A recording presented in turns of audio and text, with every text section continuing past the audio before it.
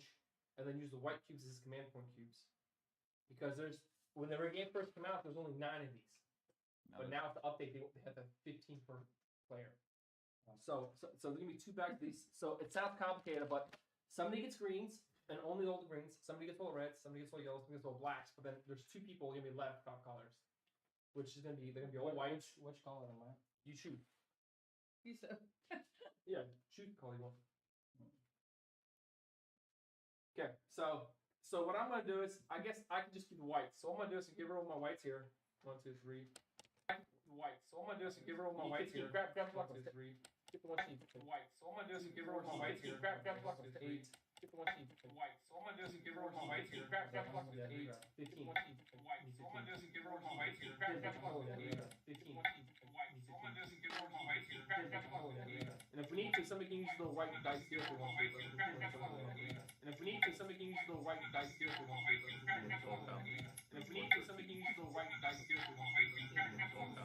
If we need to, somebody can use the white dice here if we want to. If we need to, somebody can use the white dice here. Wow, we didn't touch your back. Wow,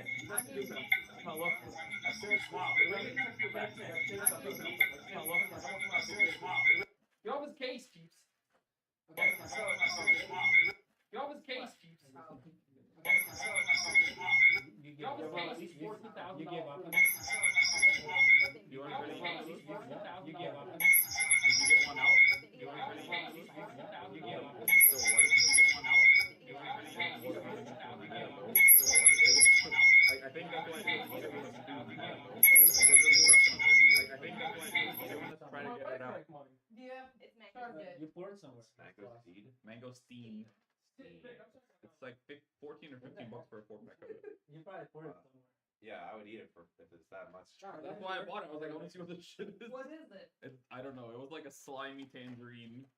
This is What the is closest it? thing I can get. I don't know. It was like a slimy tangerine. This is What the is closest it? thing I can get. I don't know. It was like a slimy tangerine. Okay.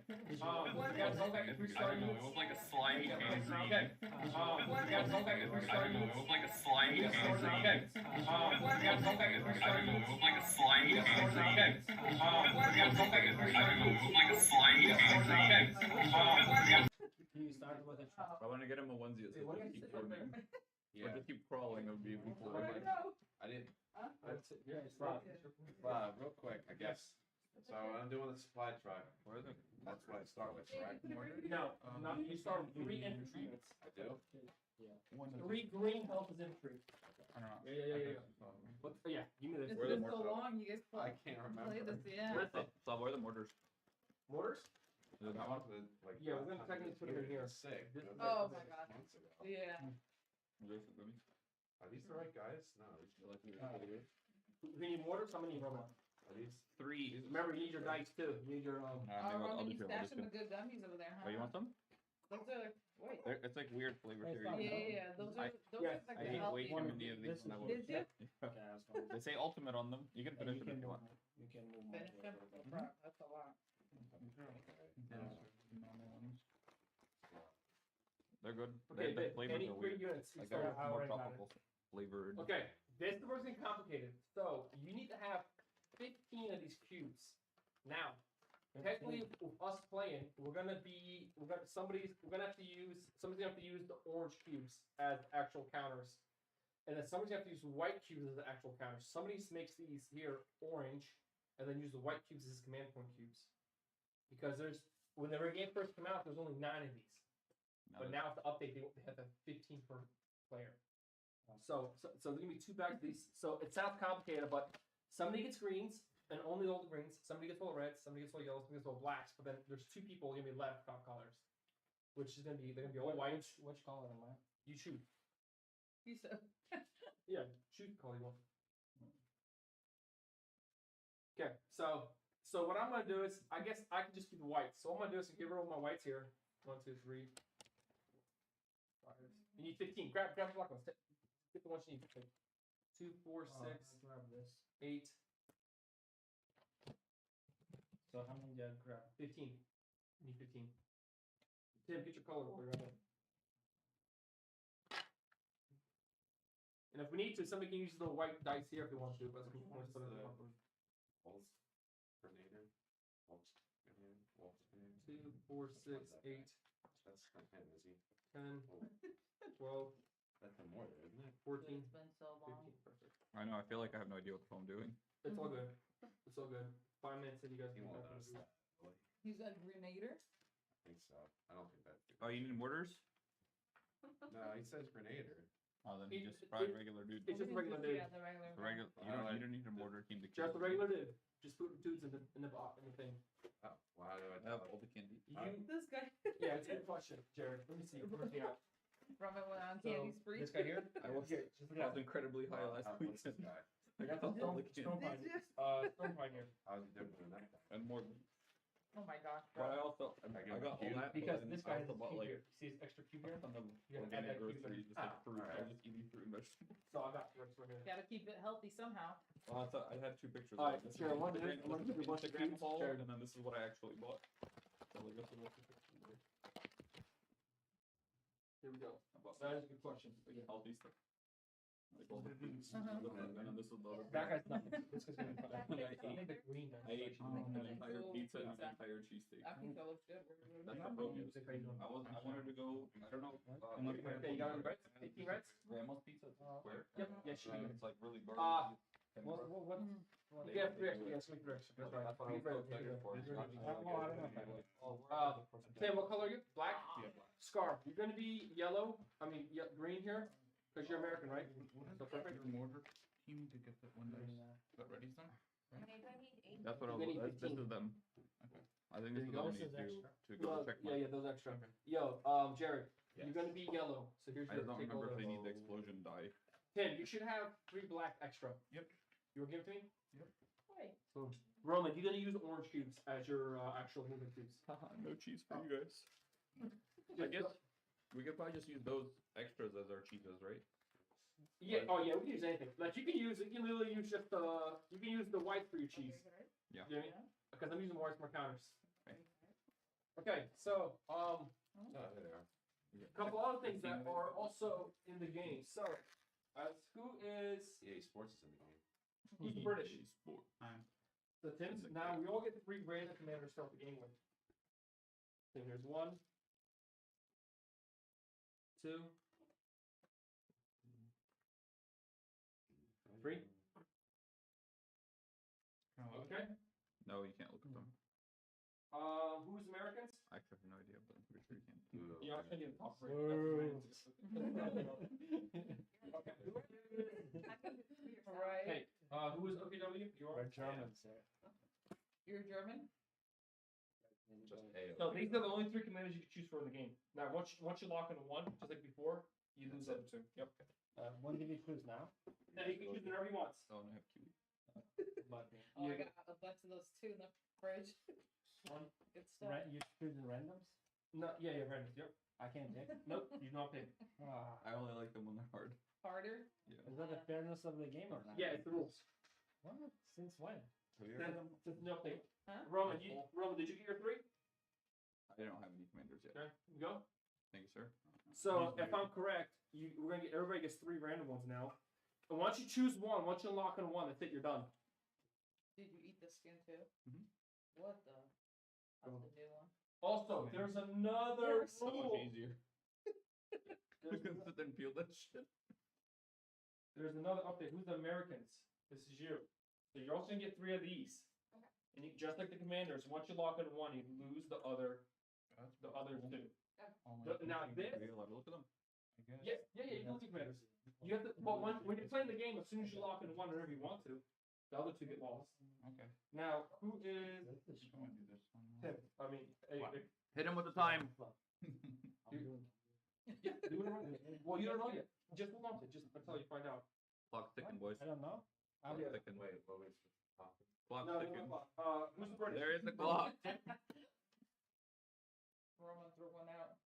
So this one on a card, on your card, there's also going to be a commander. This is a wild card commander on here. What that means is you can use them whenever you want. It doesn't have to follow the order. But once you lock into 1, you lose the other 2 as well. Which 2? The other 2. So here's your 3. So these are like extra? Yeah, these are extras. Okay. So they once you don't choose cancel one- out These. Yeah, they don't cancel out these, and you don't need to follow the order to unlock that. That doesn't follow the order. It's just an extra. Roman, you got your 3 yet? Mm-mm. Okay. So far, looking like it's moving. And What do you mean? You have to choose one of them? yeah, whenever, like, not, you don't choose it now when you're playing the game. Once you lock in one, you're good. You have it first. That's it. Okay. Also, here is where the biggest change is for the game flow. It's this deck here. It's called Operations deck.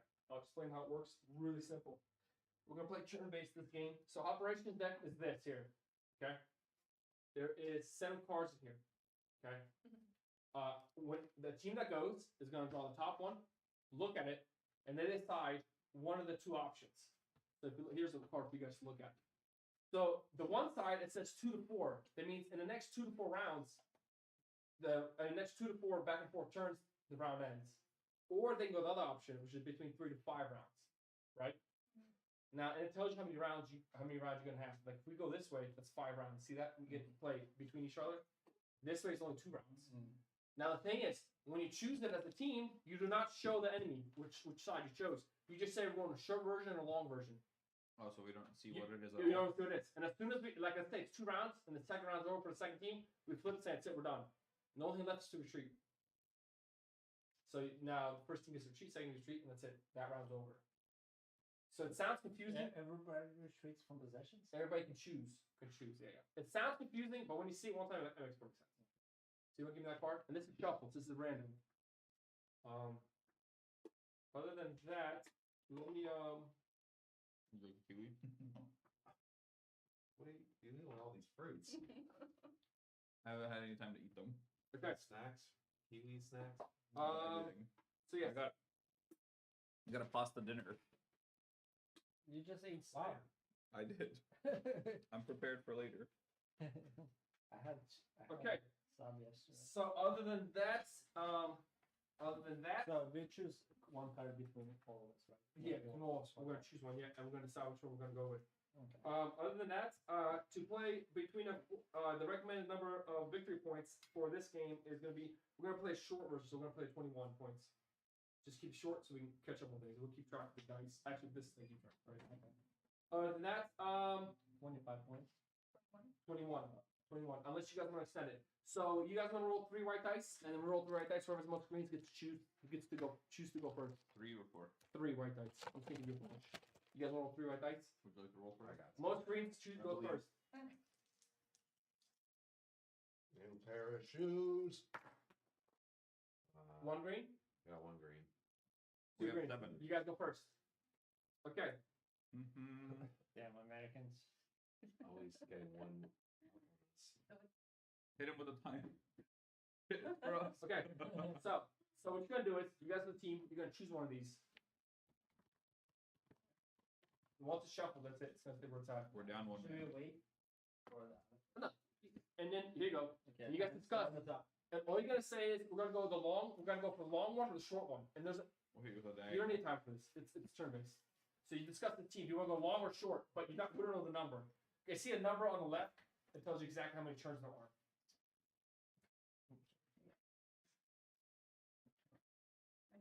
figure it Hey out. Brian, play 24. All right, Brian says. So Brian's the developer. I'm gonna Discord you in so you can just talk to us while we're playing Where's this. Brian? He's on chat, but I'm gonna ask you how to call him on Discord. If he wants to talk shit about us. Oh no, he's a great guy. Us He making played here mistakes. before? He designed this. Ah, he designed this Yeah. game. Yeah, he's actually one of the biggest update. He's the one that does all the updates for the game. We're gonna need laminated copies in the next 24 hours. Ah, he's Overnight them. designed now? He's talking to us because he knows we have a match. Well, let's see. I think he's said we're the only ones that played like a big game. Right. I could care less. I don't know. I don't remember. Going good. Let me make sure that you're not too loud on actual video chat. But other than that, you want to just speak something quick? Hey, how's it going? Perfect. You're good, man. Testing. Yeah. So let me know if I'm missing any rules, Brian. Just to make sure that nothing's getting messed up. So at the start of the game, we got our 3 infantry units to start with. We did adjust the we set up the map just like in the map. And other than that, we do have 15 command points between each faction to use. Now I'm gonna be sharing this with you. Just Am I allowed to start this far over? yeah, that's it. So okay, guys, make sure you light your troops here. What? Not now. Now. Yeah, you gotta do it now. Yeah, Vic, stop cheating. We're going this way.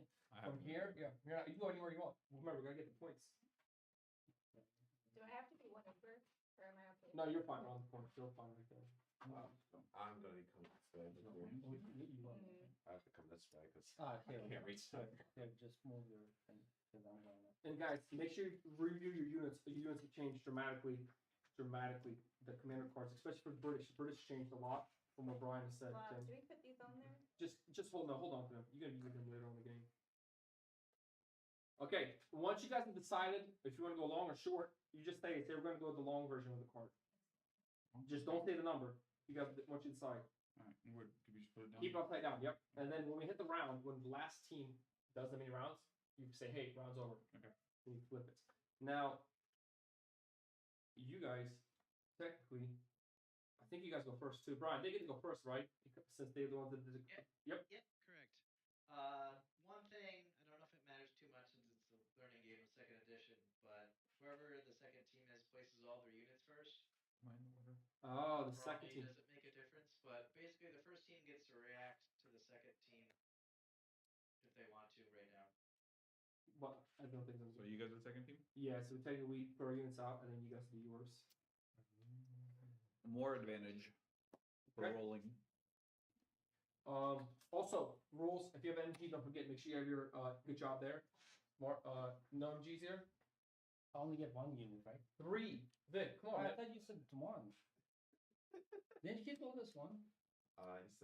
He said three. Your first unit, as in like the first off the first tier, and infantry, but three Just don't- Vic, infantry. Vic, I'm gonna use red dice for me, so we separate us. I need 2 MGs. Right? If you're setting up NG guys, and you Yeah. need the action die. You need MGs? They need these. two. Okay. They need the not ready. Whenever you need some MGs, just say I need this and I'm gonna do this to you. I think that means not ready. Yeah, that means not ready. Vic, you got the 3 guys? I can do 2 MG units, right?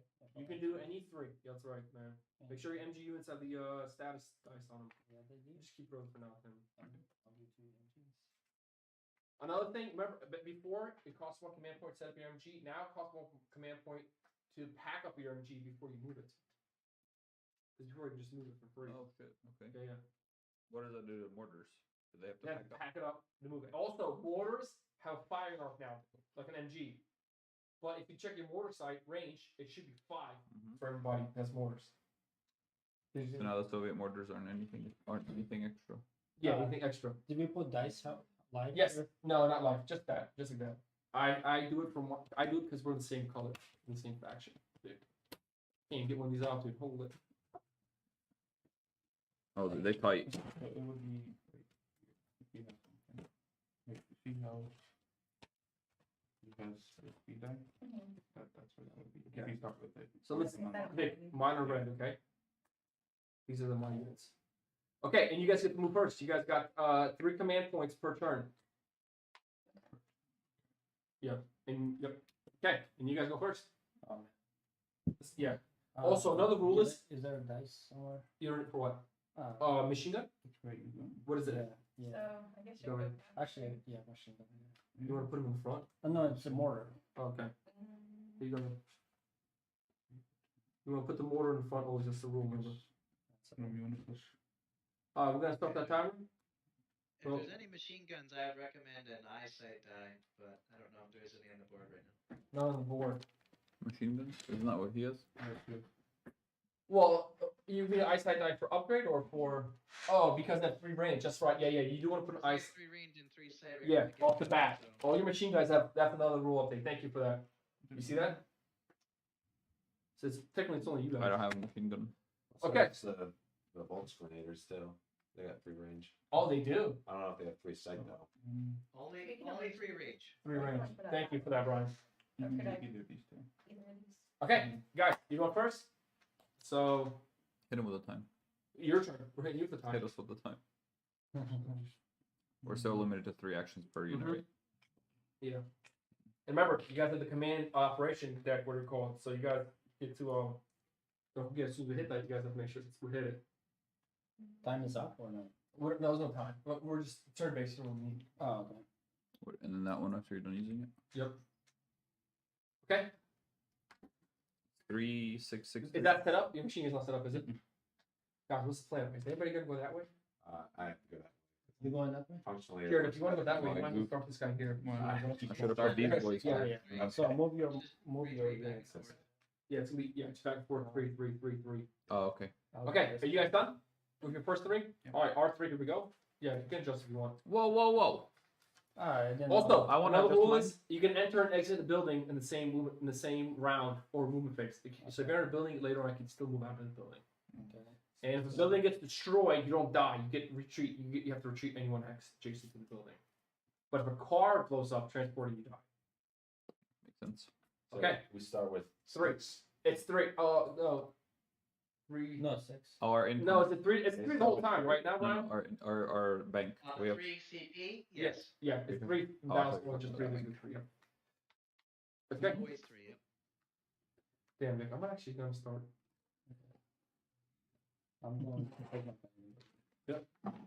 I'm like that King Bob. What's it? What's it called? The Buildings the top provide one, he's like at the also- airport. Actually, it doesn't Put your make mask sense. on after the Why? ED. There's no need to, yeah. Yeah. You can go actually 1, 2, 3. You can go inside the building, outside the building, at the same turn. And here. Yep, that's, Oh, wow. we can do that now. Yeah, great. So can I move to here then? How? Since he moved. What do you mean? Well, I put that guy over here. If I would have put him here, I would have been able to make it there. I'm pretty sure that's not a water hex. I think that's Inarada. You can have a unit on there. Really? Yeah, that's not actual. That's Then I am definitely going in here. I'll show it. Yeah, that water hex in the spawn. is Well, how can you go over there? Because I could have spawned here. And then go 1, 2, 3, 4. You He responded has from speed there. dice. He has speed dice. Yeah. His unit No, I starts could with have speed spawned here. Because I thought this was water. That's why I put him here. So Since it's not 1, 2, water. 3. 1, dice. 4. 2, 3, 4. He has got speed dice. All right. I think. Here we go. I think we're good to go. Let me get Brian's volume up. Brian, Hello, how's it going? hopefully everybody can hear us.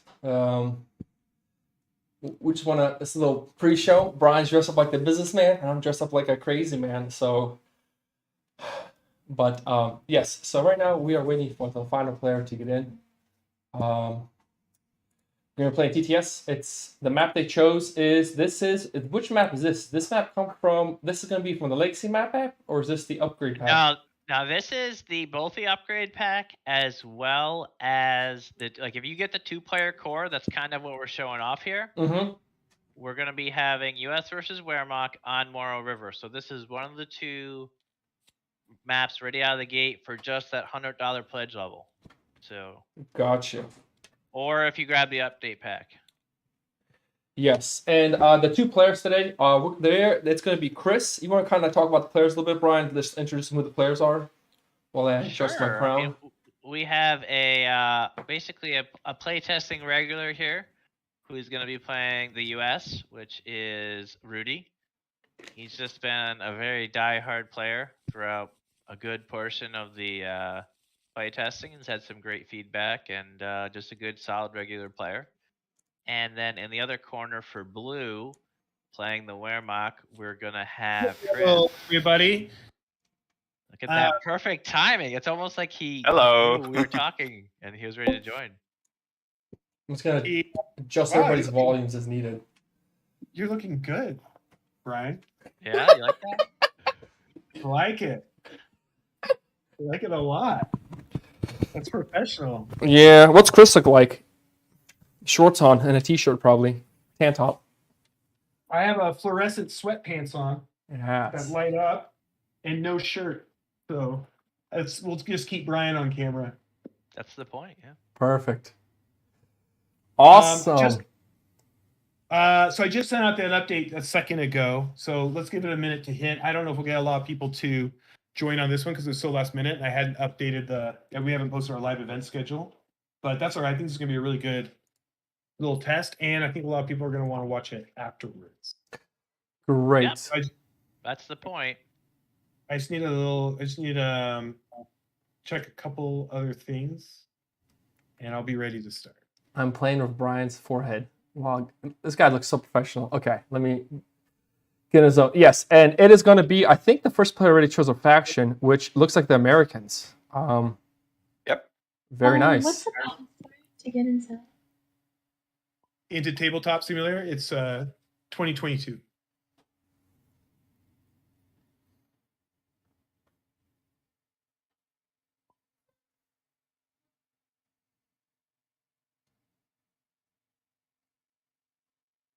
What's the rules? So Yeah, we can start going over that as people start. They already said Brian's cam is frozen.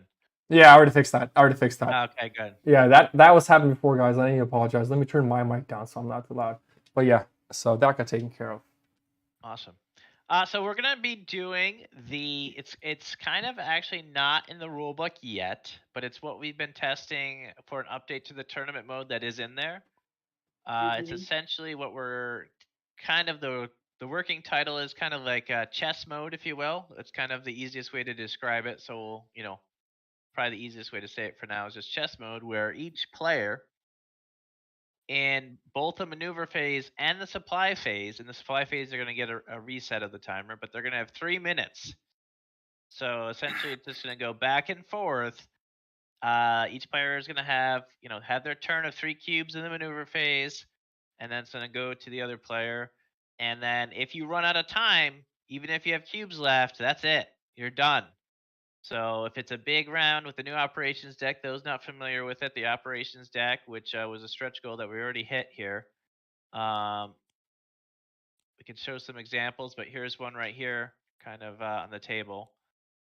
For instance, if it's 5, there's 5 turns. That is a total of 15 command points that each player is going to have available up to that amount to use. But if they run out of time before that, then yeah, they don't get to place it. So that's pretty much how it works. We're not gonna describe everything. We are gonna once we get started, we're just gonna get to the action and kind of just try to explain what's going on.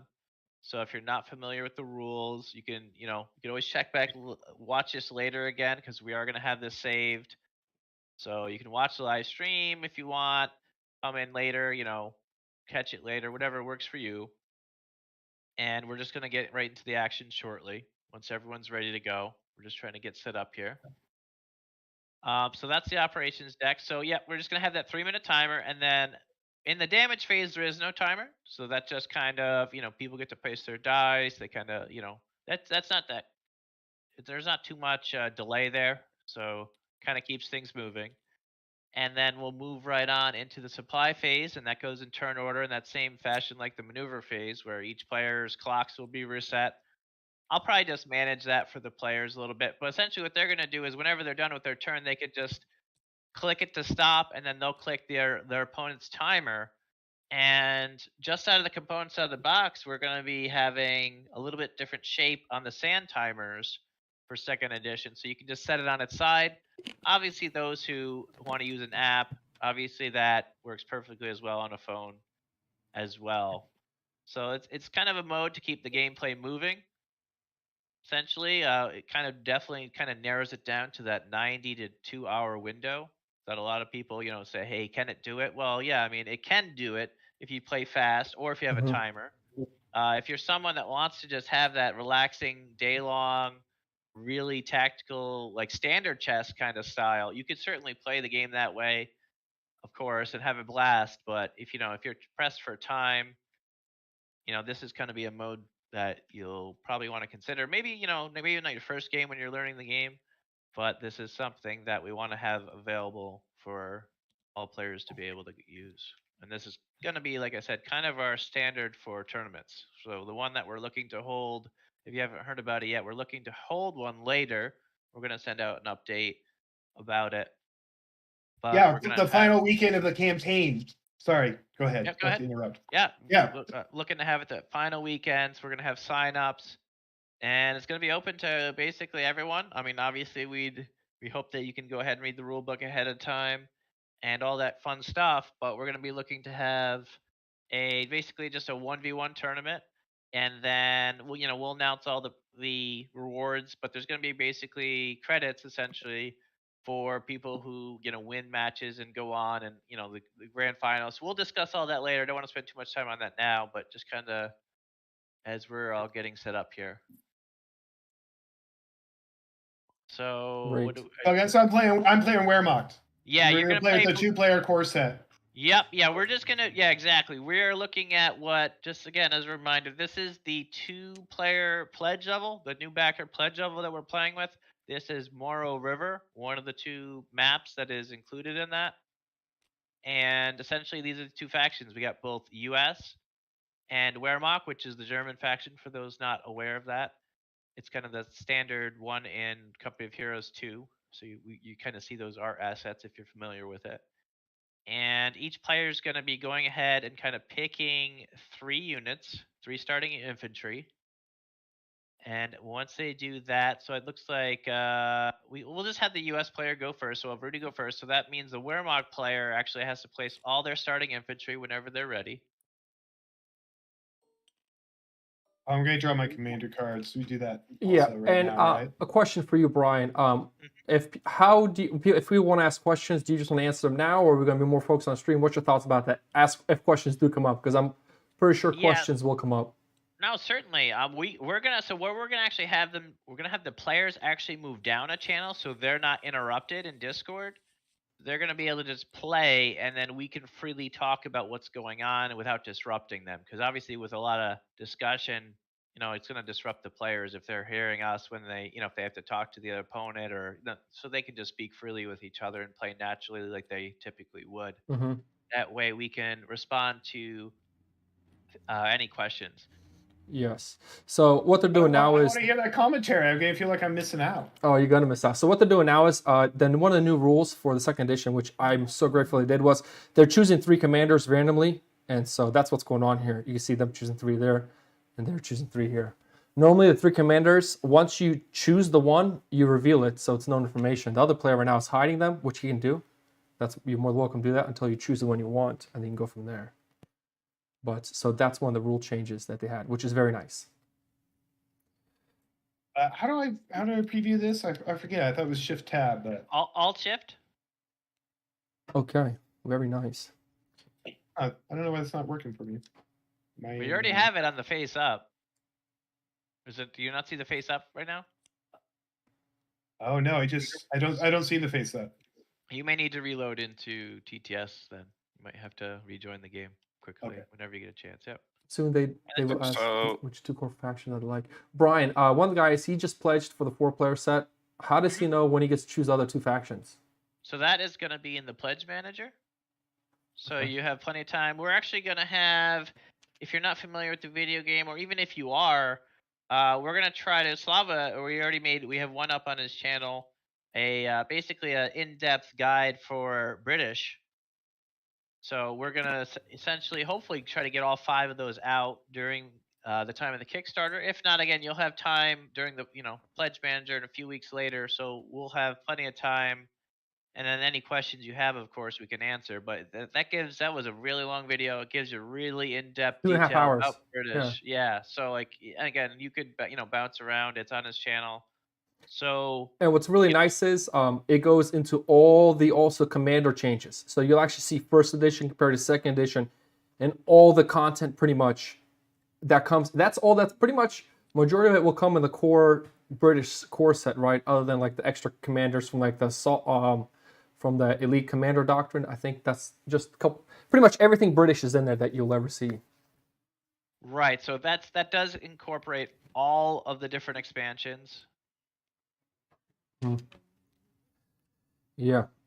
So let's see what the American player has. So these are 3 commanders, and he's going to be able to choose one anytime, paying the XP cost. The XP cost in that on the top left. Airborne Company. I like this one. Engineer Assault Company and Light Cavalry Company. Yeah, and then he's got that new stretch reward that we're aiming to get here. This M36 Jackson. This is it. This is basically how it works. We're going to have the new turret that can go on the Wolverine chassis, as it says on this card right here. And that's going to be in that Lost Brigades expansion, along with this Sherman Bulldozer that's in that 3rd tier slot. So it'd be pretty cool if we can see that one in this matchup. But he's got a lot of great choices. we kind of want them to be in a different channel, so I don't want to tell them which one to pick. You know. Right. Who's going first? So we'll have Did you US go decide first, on- but then once you guys are ready, if you see everything, you can just you two can go get started whenever you're ready. You just pop down, and then I guess one thing, Chris, before you guys pop down. Essentially, what we're gonna do is after supply phase, whenever you pass and you're done purchasing for a round, whoever went first that round can just come up and join us, and that way what we're gonna do is a little kind of interview of what your plans are in the game, what you're trying to achieve. That way, those who aren't as familiar with the game can kind of get an in-depth as to what's going on in a player's head. And then once that first player is done, they can bounce back down to the room below us with the other player, and then they'll let the other player know to come up and join us. So that way we can kind of get a little, in the heads of the players. Because while I'd like to think I know what's going on, I'm going to try my very best. I'm just the designer. What do I know? So That sounds good. But before we pop down, Yep. I kind of want to just stick in here just for a little bit because I'm so interested in what your guys' commentary is. Like, before it gets, cause especially the first rounds, like just okay, yeah, we could do the first round here. Yeah. Sounds Okay. good. All right, I'm ready Sure. to go to. So he's selecting the operations card. So. Yeah, I will select top card. Are you gonna take it easy on me, man? I only designed the first edition, so. Yeah, I try.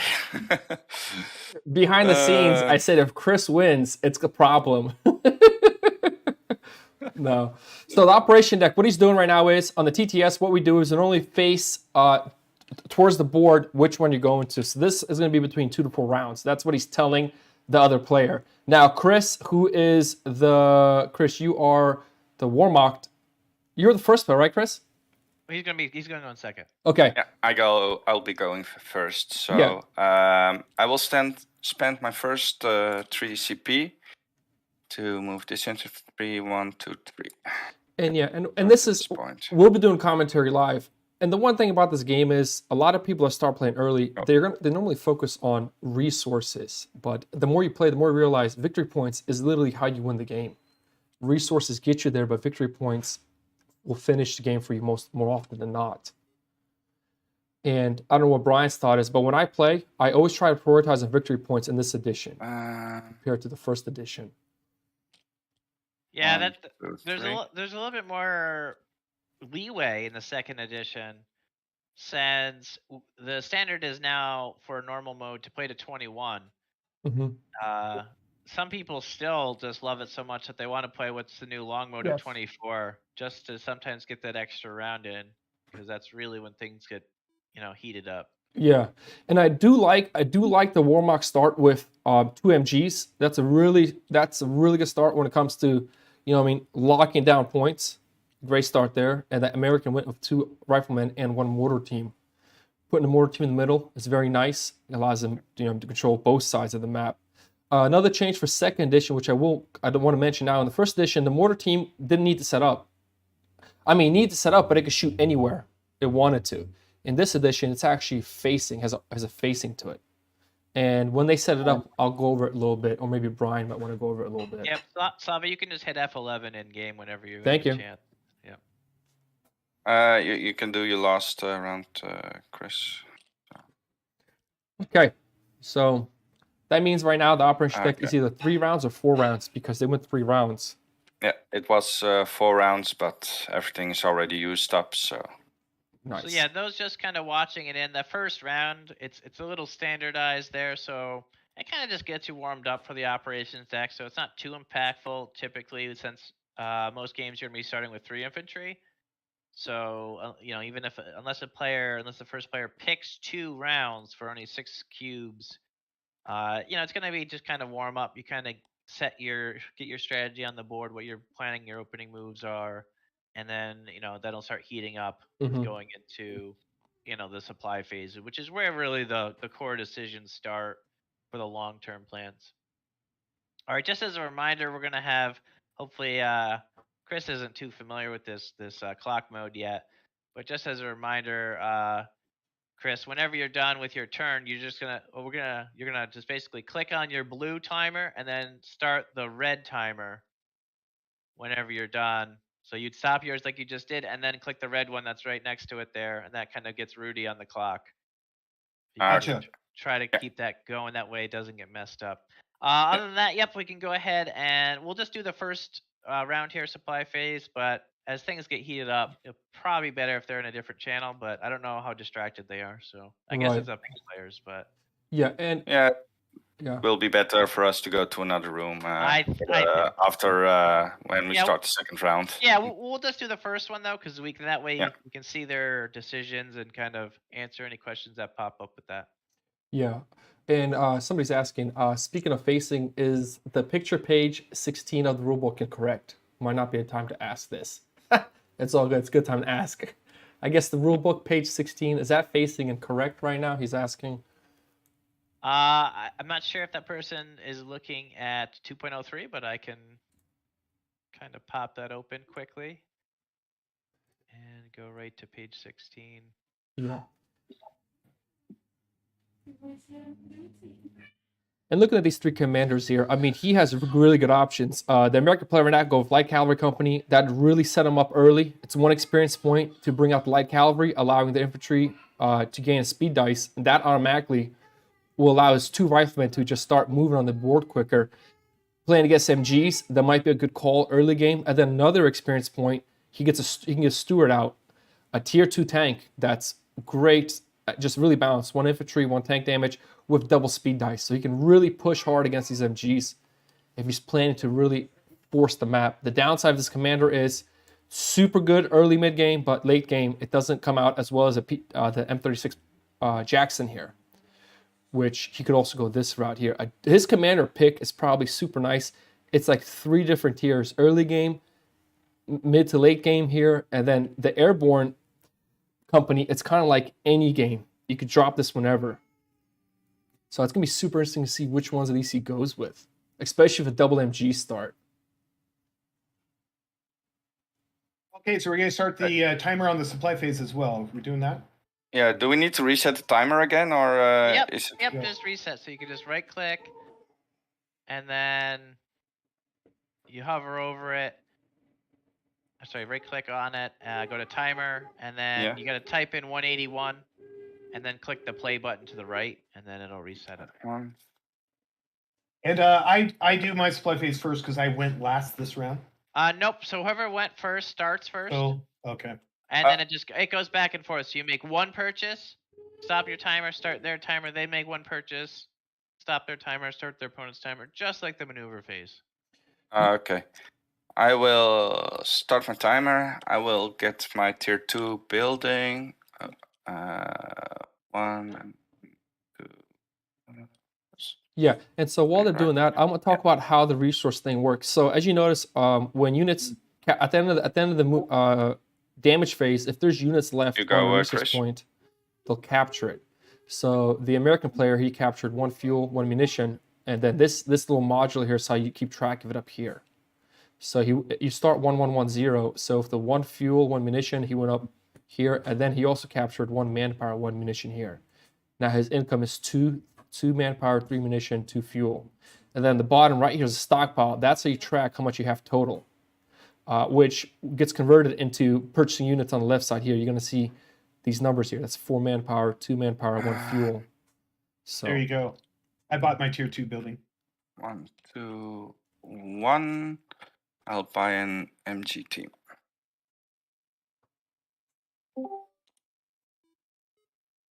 Your turn. So the American player did go. They both went to tier 2 building. So they pushing tier 2 quick out the door, or the second building. Should be a Jeep. Bring out a Jeep, which I paid cost for the Jeep, not MG team. I seen that. I wanted to say something, I was gonna not interrupt. So with that Jeep, now this support Jeep doctrine, the Engineer Assault Company, has a little bit more sway in there. Because now it's the Jeep will be able to reinforce, gain their XP upgrade for free, and then he could spawn 1 for free if he wants to go that route again. Certainly. So it's a really good play for the American player, I think. With the double MGs on the board, a Jeep's a nice counter to that. It just gets you in, gets you going. 3 for the MG team. Your turn. That's Yes, you can buy units from the building. Like when you unlock the bring out tier, one, building tier, two, you can three, actually four, buy the next units. That is 5. correct. So he Put went some tier things 2 in and he bought his grenadiers. he went tier 2 building, but he didn't have enough resources, so he went for a Jeep here. But you can unlock a building and units on the same purchase phase. That's very possible to be done, and that's really nice to do. Okay, Brian, what's the Warlock player doing? What's your thoughts on the Warlock player? I'm focusing more on the American player. Well, basically, it's kind of curious myself. Looks like they're opening up with that 2MG and actually got an extra AI upgrade kind of going out on the Warlock player's left flank over there. So heading out in this direction. Looking to probably take a defensive position over there. Maybe hop in the building. Mm-hmm. Or maybe just probably defend that outward victory point, because that's probably where that U.S. rifleman is going to go. This one out here with the manpower. Yeah. It's probably what I would expect. They do have this red line in the way, so they're kind of in a little bit of a tight spot where they're not going to be able to actually defend it this turn. So they might just instead perhaps change their plan and go center victory point. So that's kind of a tough spot for an MG on this map. This is kind of this new map was really designed Oh, it's my turn. to have a lot of different openings for players to pick from. It was kind of a departure from a lot of the older maps. So if this is trying to be both a very deep map and yet a little bit more beginner friendly, because you kind of have a couple rounds to get your bearings. So there's a lot of, this map basically had a lot of tall requirements that we were trying to do with this. This is kind of the go-to starter map for second edition. So yeah, I mean, and as we the American player, normally you bring your cubes in. He probably forgot to press the command. You bring cubes back in after the action phase. Yeah, I think the American player is playing really well. I mean, he has a lot of units to capture points. Because they don't need to set up to fire. That's super nice. He's able to be more mobile, but they might bring out the Jeep to hold back that MG or give some pressure is also a nice play. Super interesting to see also, because he did bring out MG now. I think the MG comes out to the tier 2 building. So he is pushing also for MG for map control. Yep, and new to second edition, if the US player wants, they can actually put that MG into the Jeep. So they get a lot of flexibility with where they want to put that MG on the board. And not only can they enter the transport, but they could leave the transport all in the same turn. So there's just a lot of nice little quality of life improvements to kind of give players a lot more tactical depth with how they want to control their units. Yeah, and he's talking about also another thing they did was they updated a lot of symbols. Now there's more clear symbols on the unit tray. This means here that it can transport units. And then there's also symbols here about what they cannot do. Can't deploy and transport. A lot of symbol adjustments, because in the first edition, could mortars go in buildings? This is unknown. Here, it's very clear now. Could mortars be transported? Could they deploy while they're transported? Now it's super clear on one page. Well, before there was a lot of confusions, because this anti-tank on, and then for the OKW, which aren't playing, they actually have an anti-tank on that can go inside buildings. So that's why there's confusion. All right, so if the players don't mind here, what we're going to ask is that Chris just pops down in the channel below, because we're going to have a little strategy discussion with Rudy, and then once Rudy's done, we're going to swap them out and kind of get the players' perspective, what they're trying to do. Okay. All right, if you want to go ahead, Rudy, what's your plans? What are you trying to do here with your opening? Well, I fully upgraded my MG team with extra fire, flame damage, and speed die. So I'll pop it into the Jeep, run it across the map somewhere to get in a good position, probably towards the building in the middle, to see if I can capture with these infantry this victory point. I'm try to pop the mortar team on this capture point and set it up in a direction so it can give some fire support.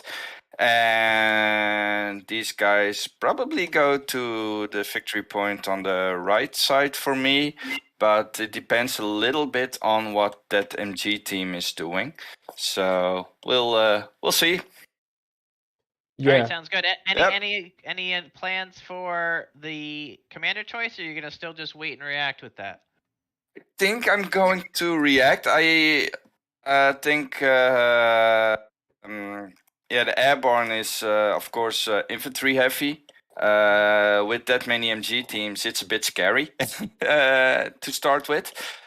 So I might maybe go for the engineers because they're a bit more all round throughout the whole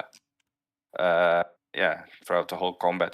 Although the airborne is really tempting for me as well. I played it a couple times before, even before when they got a bit nerfed. But I always like them to pop on like an anti-tank gun or an MG team. Just on a place where you want them, you can immediately set them up, and that's equipment. Yeah, very nice. yeah, Awesome. it's really strong. It can really make or break an assault from the opponent, I think. So we'll see how Chris plays. And awesome. Well, good luck in the next round. Yep, thank you. Boy, Chris better have a plan because this dude's gonna steamroll him. Yeah, I'm excited to hear Chris's plan. So, Chris, coming into this game, I know you've been super busy with the Kickstarter. You might be a little rusty, but what's your game plan coming into round 2 here? I'm so pleased that you assume I have a game plan. Like, that's great. Like, I'm glad it looks like I've got something going on here. I was kind of playing just instinctively, doing standard openings. It must have been pretty standard because we basically mirrored each other.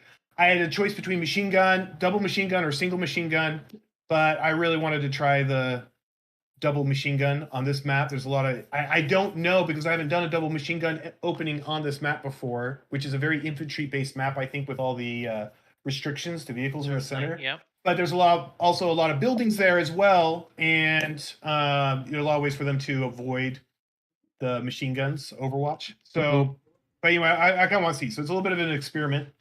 I guess the real choice, and then I was a little distracted by the commentary as you predicted because it was so entertaining. Oh, I may have made a mistake here on the manpower and munitions. You know, now that I think about it, I probably should have moved. I would have rather foregone this manpower and munitions in order to deny him this manpower and victory. So, but this is like a little bit of a trap here. Like, ooh, let me get this first turn. But really, I should have spawned a little bit to the left, captured that later in order to apply better pressure, because that's what I really wanted to do. I didn't really think this impassable terrain through completely. Sure. And then, go ahead. I was gonna say, do you have any plans for a commander yet, or are you gonna try to wait and react? And I'm going to react. I'm leaning towards this middle one that's got the mechanized doctrine. Can't see it. I don't know. It's not letting me see underneath it for some reason. Oh, are you able to Alt Tab, Slava? Is it Alt Tab? Hold on a sec. I'm sorry, Alt Shift. Sorry. Alt Shift. No, it's not letting me. Nor can I change the flag to the proper color. There we go. Okay, so they got mechanized doctrine. My advice, Chris, flip them all over so the guy doesn't know exactly what you're looking at. Okay. But the middle one you're saying, correct? Yeah. So I'm just gonna delete the old ones. There we go. I just copied them. So there we go. Fix that issue. It looks like. We're just playing face up now. Currently, the players we're not decided if we want to restrict it to be open information or concealed. Currently, kind of leaving it up to players and still getting feedback on that with the 3 commanders.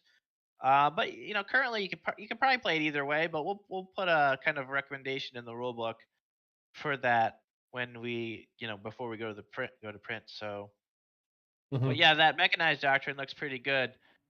All right, Chris. Anything final before? That's about it. I think about that, and that's why I went Panzer Grenadiers. Kind of an expensive choice, but I would like to get those guys. Maybe I'll be able to boss his and bully his Jeep around a little bit, and just I love those Panzer Grenadiers 5 health, so you can just kind of boss with them. Right, and that commander can get you a speed die perhaps next round at the end of next round. So all right, well, good luck and thank you. You didn't use your experience point. Is there a reason? Are you holding on to it for something? I'm guessing for the commander.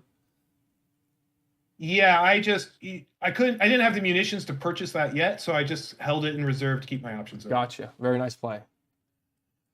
Big all right, see you guys. All right, good luck.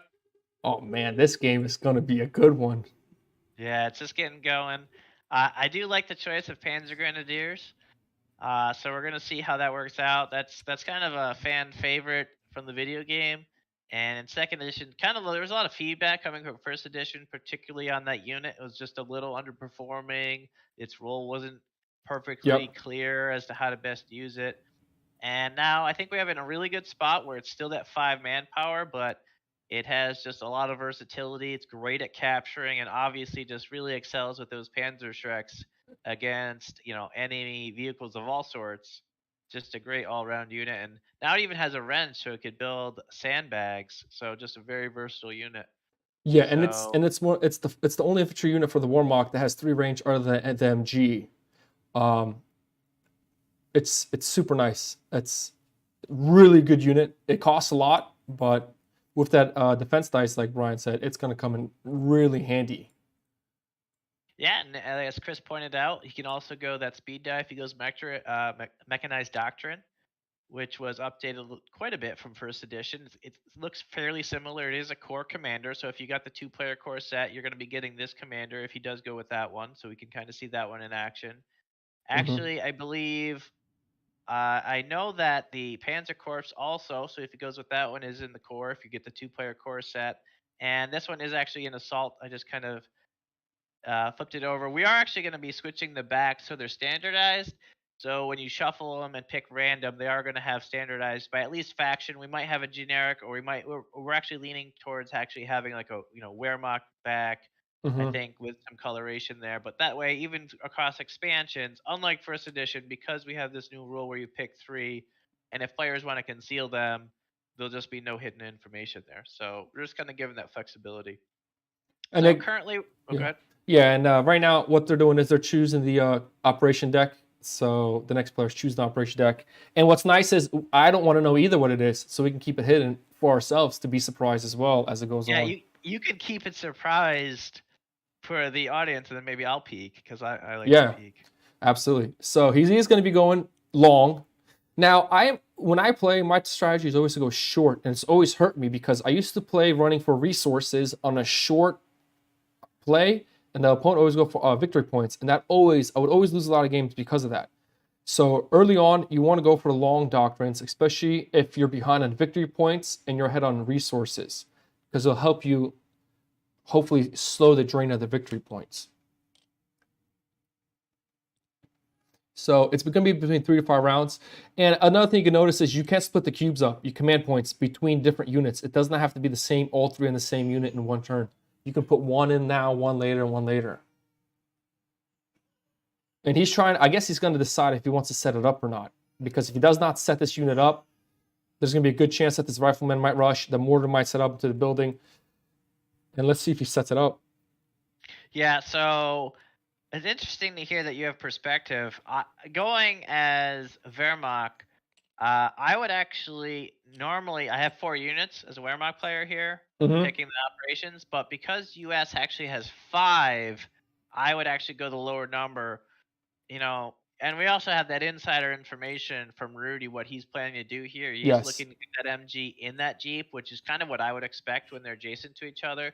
We're actually even looking to perhaps even further lessening that restriction and perhaps allowing in the final version of the rulebook of having infantry that kind of in the spawn line like Rudy did here with an infantry and a Jeep, perhaps allowing infantry to start in that Jeep to help even encourage that strategy further, just to kind of give players that option if they want to do that big investment for an infantry and a Jeep, or that any tier 1 ultralight vehicle to have that option, just get out there right into the action that first round if they're willing to commit for perhaps that 6 cubes, which we're probably going to see from Rudy. So he played his 3. He did set the MG. What that means is the MG fire arc. We'll talk about it. I'll talk about it a little bit now. It's the 1 hex in front, and it goes like this. And then it's just like the old one used to be just right from the unit across. Now you just go up 1 hex, and then it goes across like this. So what that means is right now he does have sighted this hex, this hex, this hex, this hex, and this building here, but MG cannot pin units inside of buildings.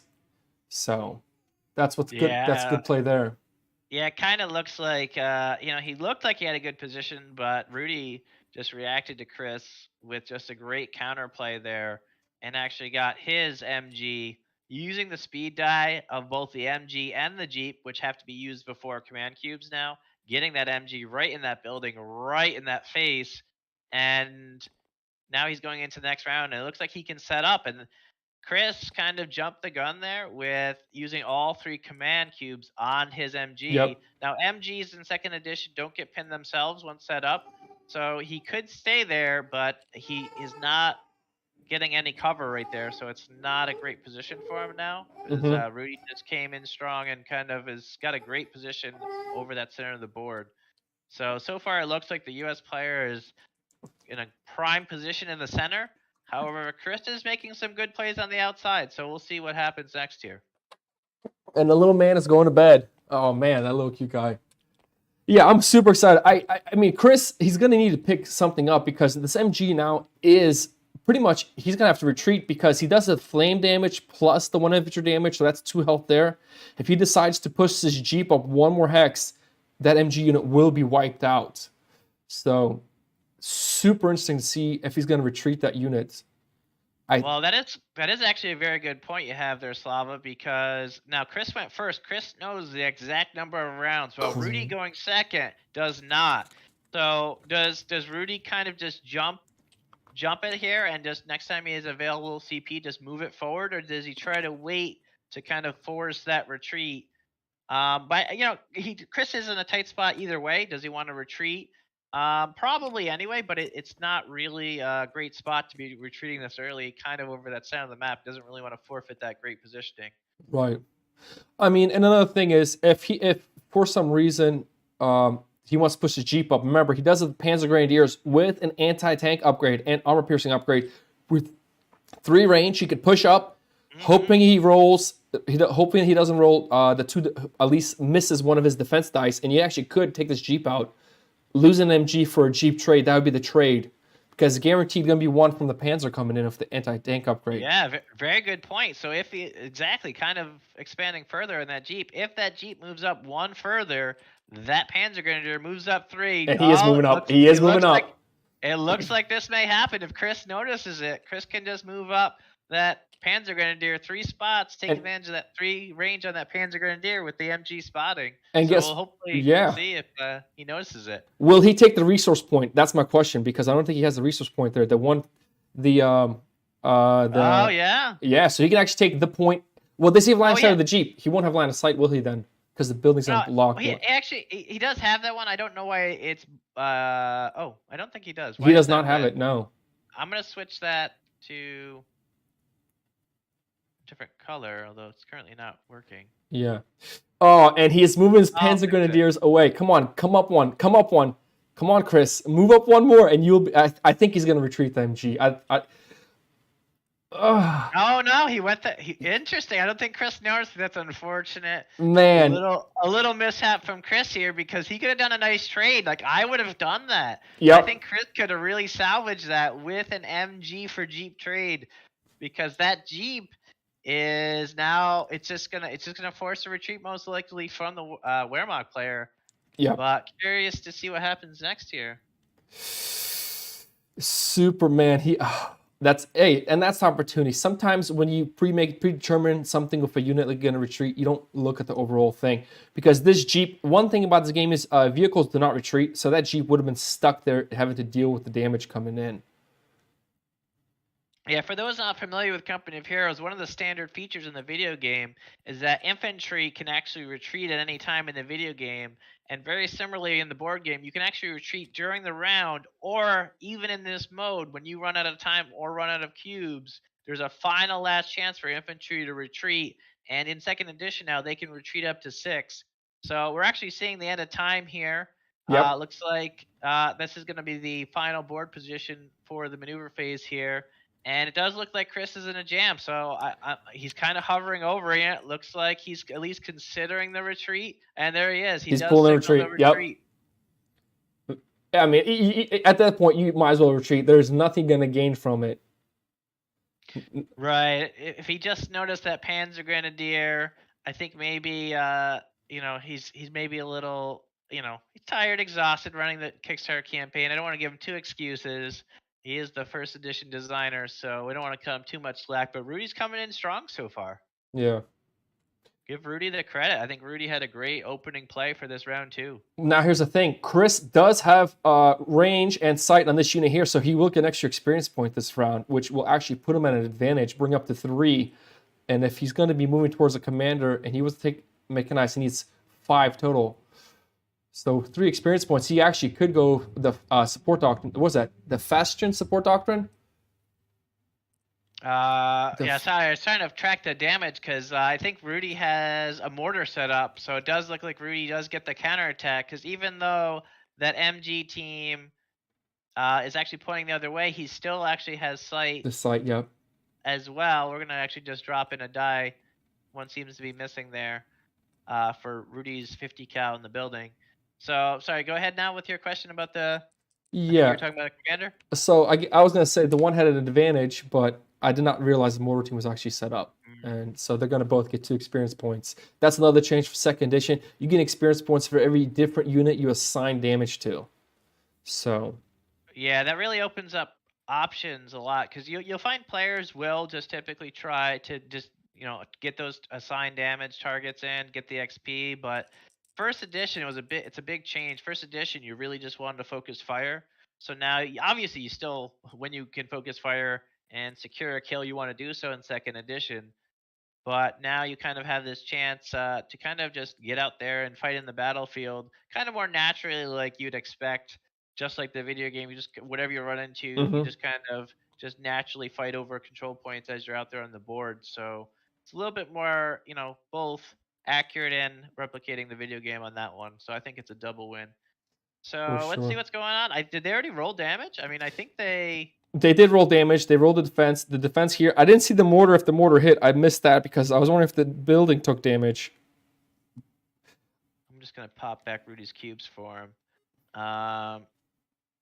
Did the mortar miss? I'm gonna ask them in chat. All right, we can come back to that in case they miss it. It's not the big deal, but the key thing to note is there's actually some building changes here with 2nd edition as well.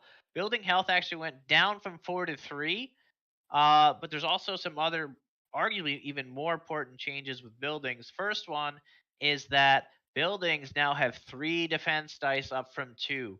So with a lot more green cover on map, with sandbags costing 1 command point down from 2 for those returning backers, it's a lot easier to get out with your core infantry units. Those sandbags push forward, secure ground, and especially with this map, as you can kind of see, this Morrow River is really designed to kind of showcase all the different red lines. So for red lines, for people that are new to the game, red lines basically are impassable terrain that helps show the water. And I guess we didn't touch on it yet. It's kind of very important for this map. Oh, yes. Touch on it is these bridges are infantry only bridges. That's kind of what this symbol represents, a tank trap.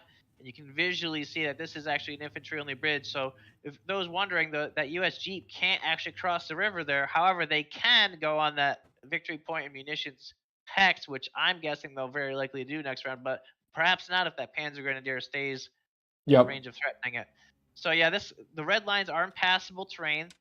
Now we have that on Morrow River, and the updated revised Trois Ponts has those red lines, so there's a lot more clarity there. Again, just a lot of quality of life improvements. We actually have in a later version that's not quite in TTS as you're seeing here. We actually have a little bit more colorblind friendliness. We're actually adding dots and dashes for those who have trouble distinguishing green and yellow dots. It's just another quality of life improvement that we're trying to get out to the backers. Just a lot of feedback we got there, And guess what else we got?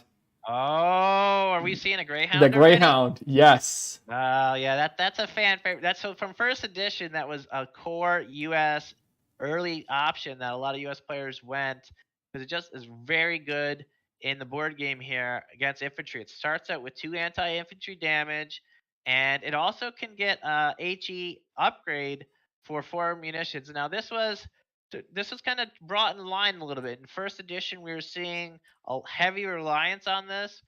And although a lot of munition costs went down across the board, Greyhound actually it was actually a fairly recent tweak because we were seeing just a lot of usage and reliance on this Greyhound. And it is arguably US's best anti-infantry vehicle, even though they get it tier 2. because of both the 2 anti-infantry and with the upgrade 1 high explosive, which is very solid against infantry. So it went up in cost in the munitions from 2 to 4. However, the defense die went from 2 XP down to 1. So even though there's more experience, there was a lot of tuning with experience upgrades across the board. So you're going to see a lot more of the damage ones went up sometimes for a lot of units, and then other ones we just tried to, a lot of balance. So of course, any questions there, let us know with the XP or upgrades if you see them. If not, of course, as always, we'll try to answer any questions you have in chat. Ooh, Warlock player. He brought out his light vehicle, the 222. Yeah, I think that's a good choice for Chris. I think he's seeing that he is going that mechanized doctrine, like he stated, and getting that armored car upgrade. So essentially, they can get both their AI and defense die upgrades on that armored car. So that's actually an ore upgrade now. That was actually another tweak to Wehrmacht. Their light vehicles, that's kind of their specialty, is we found that while their infantry was strong, it was fairly immobile. So that was kind of their balance. However, their light vehicles kind of make up for that, while both light vehicles have the option of getting that double speed die. So a lot of mobility in their light vehicles, and I really like this choice of basically the mechanized doctrine with the focus on the MG42 armored cars. It's just going to really open up a lot of counterplay for Chris if he leans on those 222s. Going out wide with it's a little curious though. I'm not sure what his plan with that is. Correct. It can't capture, so I'm curious to see what else Chris kind of opens up with, because he kind of needs to get out wide, left from his spawn over here. Essentially, you see this victory point in fuel. That's kind of what is concerning to me for Chris. So we're gonna see what happens on that front. I don't know I think they're probably rounding down on their supply phase soon here. Looks like Chris still has 2 more XP. He is spending 1 on a speed die, and he is getting that upgrade. So he is going to lean into that 222 speed. So 5 basically movement range 1, 2, on 3, that. 4, 5. Yep. That will allow him to at least stop him from capturing the point there. Right, he might open up with that, because that's one way to defend the point, even though he can't capture it, by just going on that point, unless Rudy kind of sees that coming and go ahead and take advantage of the new assault rules and can put damage on that 222. So we'll see what happens, what develops over there. Correct. But it looks like the players may be wrapping up their supply phase in round 2. Amazing plays, right? You guys are probably astounded. Oh, this man. is fantastic. Oh, Chris, I gotta point this out to you. It looked like you were setting up Rudy. I kind of had this note here. You're setting up Rudy. I thought you were baiting Rudy's Jeep to go up to the river like he did, but I think you missed it with your Panzer Grenadier. Maybe not too familiar with that recent basically buff to the Panzer Grenadier having that 3 range. I was not. Oh, because I thought you were with it. Yeah, I thought you were going to be looking to trade your MG for the Jeep, which I thought would have been a great trade to kind of salvage that early aggression with the MG. But that aside, how do you think it's looking so far right now for you? Actually, I wanted to still, regardless, I really wanted to bring that Panzer Grenadier up, but his setup machine gun just felt like it made it really difficult for me to get into the ability to fire, like for him to be able to get up there and not be pinned. You know what I mean with this setup? That is very true. That actually is very true. I think we did miss that. The MG does actually have a good line. He could put, that Panzer Grenadier couldn't really fire. That is something we missed. So even Chris caught that, even though he probably was actually out thinking us. Maybe we're too busy. Somebody mentioned it in chat, and my response was, I think the other player, if he could wipe an MG at that point, I think he would actually just try to kill the MG straight out instead of putting the Panzer Grenadiers down. That actually is a good point. What happens there, right? So it does come down to how does Rudy react to that? So moving on past that though, Chris, what are you looking to do next in this game? Now I'm just gonna with that retreat, I'm kind of on the back foot a little bit. So now I have to kind of remake a new push. So I'm shifting over to this left side that he's got pretty wide open. I don't want him to be able to just walk around up there. So I'm kind of doing a hard pivot to the to the left here because I pivoted the machine gun back into this building. Yeah. And to prevent this fuel and manpower capture. And so now this left side is really exposed, or my left side, the east side. And so now I'm actually pivoting over, I think, with this 222 and the Panzer Grenadiers, because this really why I noticed this machine gun is because that extremely terrifying flame upgrade. Yeah. Right. Like it really brought it to my attention. So now I just kind of have to work around this massive swath. He's got control of the center, even though I'm the Wehrmacht with double machine gun opener, but he's got the control of the center. Well, so I'm going to work around it for now. Right. And it looks like you're actually in a decent position on your right side over there across the river from that bridge. Looks like you're actually in a good spot to perhaps push forward over there, it looks like, if the opening presents itself. Although you are going to probably try to keep your eyes out on that Greyhound. He's doing the same thing that I'm kind of doing with the 2221. We're kind of mirroring each other quite a bit in this game. So. Right. Now, it looks like commander choice. It looks like you have a little bit better of an early to mid-game commander with kind of an interesting late-game spike if you can get there with that double spawn of the Panzer Grenadier and 222. So hopefully, you're perhaps looking to get that if maybe it's going to be your last hurrah if you aren't able to salvage this. But it looks like you have a good chance, hopefully, and good luck to you here going into round 3. See you guys. Yep. Man, Rudy, where you at? Played like a champ. Yeah, I think he's hopefully coming in here momentarily. But looking at his position, man, I'm very really excited to hear his thoughts. Rudy, welcome. Yeah, looks like you had a fantastic round 2, Rudy. How are you feeling about that? It went okay. He retreated, of course, his MG team. I was a bit surprised that MG team, that he put the other MG team, he put it in the building towards my mortars. I had hoped, to be honest, he would go to the other building on the right for me. But I just moved my mortars a bit out of range so he couldn't shoot and pin them. But I still was able, to try to take a shot at him. But unfortunately, my mortar teams are pretty new in this, so they're rookies. They missed, and they'll see what they can do later on. Hey, Rudy, question for you. I have a question for you. If he would have brought his Panzer Grenadier here and the MG, would you have killed the MG or would you have pinned the Panzer Grenadier if he would have pushed this here? What would you have done? I think I would try to pin his MG team, I guess. Oh, so you're focused on the MG team to get the kill and trade your Jeep, basically. Yeah, maybe. Okay, maybe. That is very interesting. We were hoping to see that. I was curious to see if you're gonna save that last CP on the Jeep to try to guess the last round. I don't know, or just kind of go with that early aggression to kind of guaranteed force that MG or force a trade. So it's actually just an interesting choice there. And again, as I noted to the viewers, were you kind of with that new operations deck for players coming from first edition? Were you like guessing at that being a certain number, or were you just figuring, hey, I just got to move that Jeep forward? Well, it was 3 to 5, and after the third round, I was like, okay, yeah, that's 4. My strategy was from the start already to get the MG team into the building, the first round, so I can put it on the round after, and then see. How it would go from there.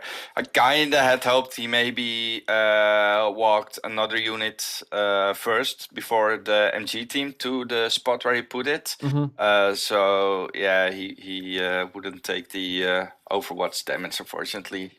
Oh, yeah. My second try would be like for the last round, because he had 5 rounds. I still had some CP left that I could use for this rifleman squad to get it onto the victory point. That might have been a good choice to do, I think. Yeah. But because of the MG team, I was a little bit worried. So I thought, go safe in this round, to be sure. So, I really like your center board positioning. Looks like you're in prime position to at least capture one of those capture points.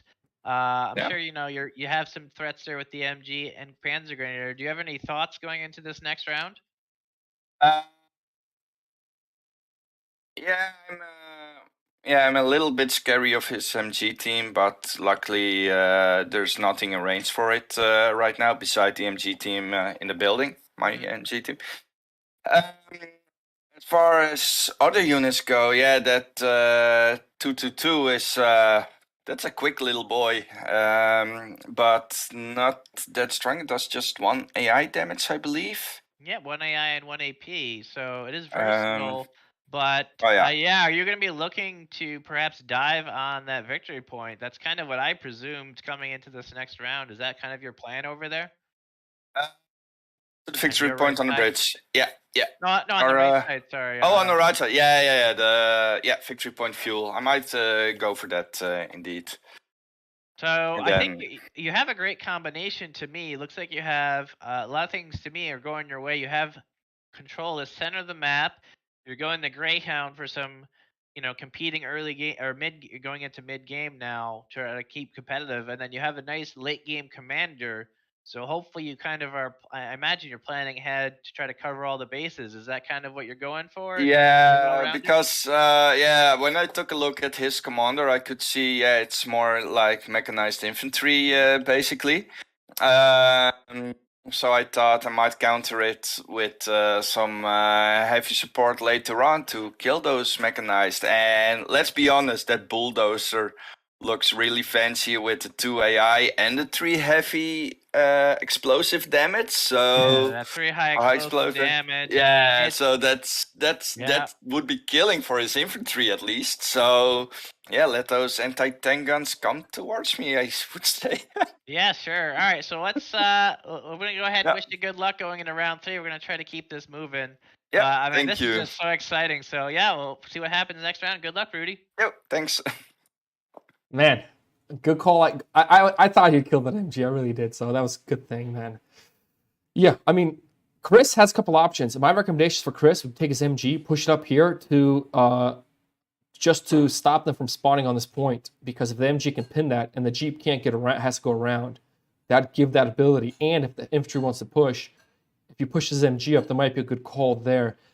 And with the fact that his 222 can move for 5, I mean, literally, that's 1, 2, 3, 4, 5. He can actually stop at this point and then still target, 3 hexes away, which is incredible as long as he has sight.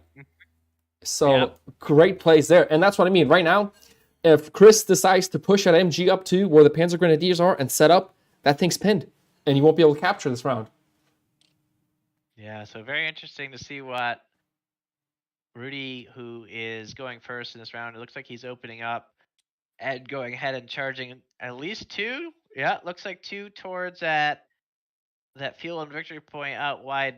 Let's see how Chris responds on his left flank. Looks like he's just going with the double speed. He's going all in. He's just jumping. Going all in. See, I would have not have done that. Oh, man. Because now he can go in the building, and now he's safe in the building. I would have just, I would have left that there, set the MG up instead. But listen, Chris, me, it doesn't matter. It's all the same thing. You know what I mean? Yep. Yeah, it looks like there's a TTS snap point issue. I think I got it fixed there for them. Okay. All right. And how is Rudy going to respond to this? He's going to the building. Yep. I would think he would. See, I guess it's a good play. I mean, to get the coverage. Yeah, I mean, he just wanted to not fall behind in victory points. Right. And that's really kind of like you focus when we started this game. That's kind of the key point here. Chris might be behind on board positioning, but if he defends those victory points, he's very much still in this game, and he can make it go late. Correct. And even though we said his commander's stronger mid-game, he has a lot of options, and getting a late-game free Panzer Grenadier and 2-2 is a lot of units on the board.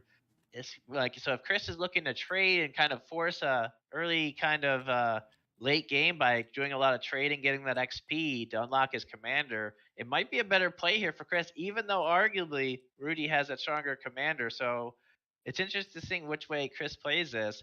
I would be inclined to try to look for a trade if I can. Perhaps. Ooh, yeah. Oh, wow. He pushed. Look at that. Yeah, Chris is going for it. I mean, I think that's a great play for Chris. And he gets the sandbag up. Because of speed dice. That's a good play. Good job on the sandbag. Yeah, that is a good play. Fantastic. Come on, set it up properly. Chris. There was one play Rudy had that would have shut Chris out of this game after doing that. If he kept his rifleman with the CP, he could have jumped in the scout call or the Jeep. Willie's Jeep Yep. and taken the manpower victory point, while also surrounding that victory point fuel with the Greyhound and the Jeep. Mm-hmm. Yeah. Wow. Yeah, joining us there for some real expertise commentary. Arguably, if he signs up for the next tournament, the favorite, in my opinion, he was probably one of the best playtesters here. Is Applesauce Hat. I just usually call him Applesauce for short, but he's probably the one player that bested me far more than I bested him. So always great commentary to have him here joining us. Yeah, very interesting positioning here on that side though. I really hope he pushes that MG and sets it up on that capture point, because this is 2 to 4 rounds and they're technically on round 1, 2. This is round 3, so this actually could be the last round. He's going to the building. That's not bad, because if this round ends, he does have coverage. He's not going to get the MG pin or the flame damage, and he will be able to target that unit. So that's not a bad play. Is it 4 rounds is the real question. That's 1, 2. Oh, he is moving up that MG, but I think he used. Yeah, he's setting up. Short. Oh, cube no, short. He's much short. So is this it? I'm curious to see. They're signaling something. I think they're kind of discussing what's going on, but interesting to see. There is some time left on the clock. I'm not sure what's going on now, but we'll see what happens, resolves out of that. But so far, that aside, I think Chris is having a fantastic round. I mean, I'm really liking. They're kind of clarifying that there is no Overwatch because he went around behind the building to get in with the Panzer Grenadier, which is kind of a play that I was hoping Chris would do. I don't know if I got a chance to say that or not. But yeah, I'm actually liking how Chris is recovering here. Yeah, and another thing, great play for him. And 3 rounds it was. Great play. MG doesn't get the pin. Great play. But he does not set up his MG, so.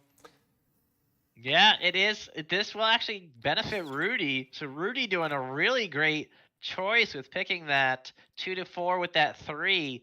Yeah, this is it, man. If you guys, coming from first edition or new here, this is the operations deck in all its glory. Seeing right here, man, this is really it. Just that bluff and Chris I think I don't want to say he made a mistake there, but he kind of did in that he really needed to get that MG up to pin that rifleman and just that one command cube short to do that. So yeah, it was having a good round there, but going second again, he didn't know it was going to be only 9 cubes. So it's very tough seeing a 2 to 4. I would kind of, on average, expect it to be a 9 there, but I think maybe Chris valued that Panzer Grenadier in that building and then was hoping for a 4 there. But we'll see what happens coming into this damage phase. Yeah. Now, smart the sandbags, because that rifleman's pretty much going to survive, even if he rolls, unless he rolls a crit and he misses both damages there. Mortar team did reposition itself to be able to attack that 2 to 2 here. That was a good play there by Rudy. But man, Chris having to be able to. I wonder if his Panzer is probably going to attack the rifleman. I mean, I don't see why he wouldn't at this point. Yeah, I mean, you take the damage, because that way that helps prevent that rifleman from pushing forward and kind of, threatening to capture some of Chris's points, especially that manpower and fuel that's just sitting there. Especially if he goes first with it, he can kind of cause a diversion and really spread Chris's MGs thin if he plans it out right, especially with, perhaps some unit purchases to help push and control that center. But, I mean, all things said, I mean, he does guaranteed capture that point because there's just not going to be enough damage to kill that rifleman. So I think Rudy's happy with this round overall. He may have not got what, basically the Wehrmacht players left side, Rudy, the US players right side. But, I mean, at least he's getting 1 for 1. And I do like his positioning center. And he does have a lot of units in good positioning overall, I'd say. Yes. So, but yeah, I mean, it's still anybody's game. It's very early on. The scores we're just getting started here, really, because this is so far a low-scoring game. Both players are playing very defensive and very, I would say, very, kind of managing. Other than Chris's kind of forced retreat on MG, so we're actually already back in play. Again, they were 4 away, something from first edition. they wouldn't be back in play this round. Correct. So yeah, I mean, getting all the way back 4 again. You wouldn't think 3 to 4 matters that much, but being able to retreat up to 6 allowed them to get back in position and almost get the pin. If Chris could have done it too. I mean, it was just a small little mistake on his part. So Yeah. we'll see what happens. I think they're done. Rolling siding HE damage. Here we go. That's a hit. Yep, a hit from that mortar team in the back row over there. So he gets to roll defense dice against HE shots and infantry damage. As long as he doesn't roll reds, he's good. He rolled 1 red, so he will take 1 damage there. I mean, Rudy, I would be happy with that. Just soften that up, because then he could then also. Riflemen are arguably, a lot of people argue that they're the strongest tier 1 infantry, core unit in the game, and a lot of ways they are, because now Rudy could threaten double bazooka. Basically, if he gets 2 XP, which he has, and 3 munitions, that 2/2 is going to have to get out of there. So Yep. So very easy if Rudy kind of goes that direction. And looks like the Rifleman doesn't take any damage in response. I think they finished rolling that, looks like.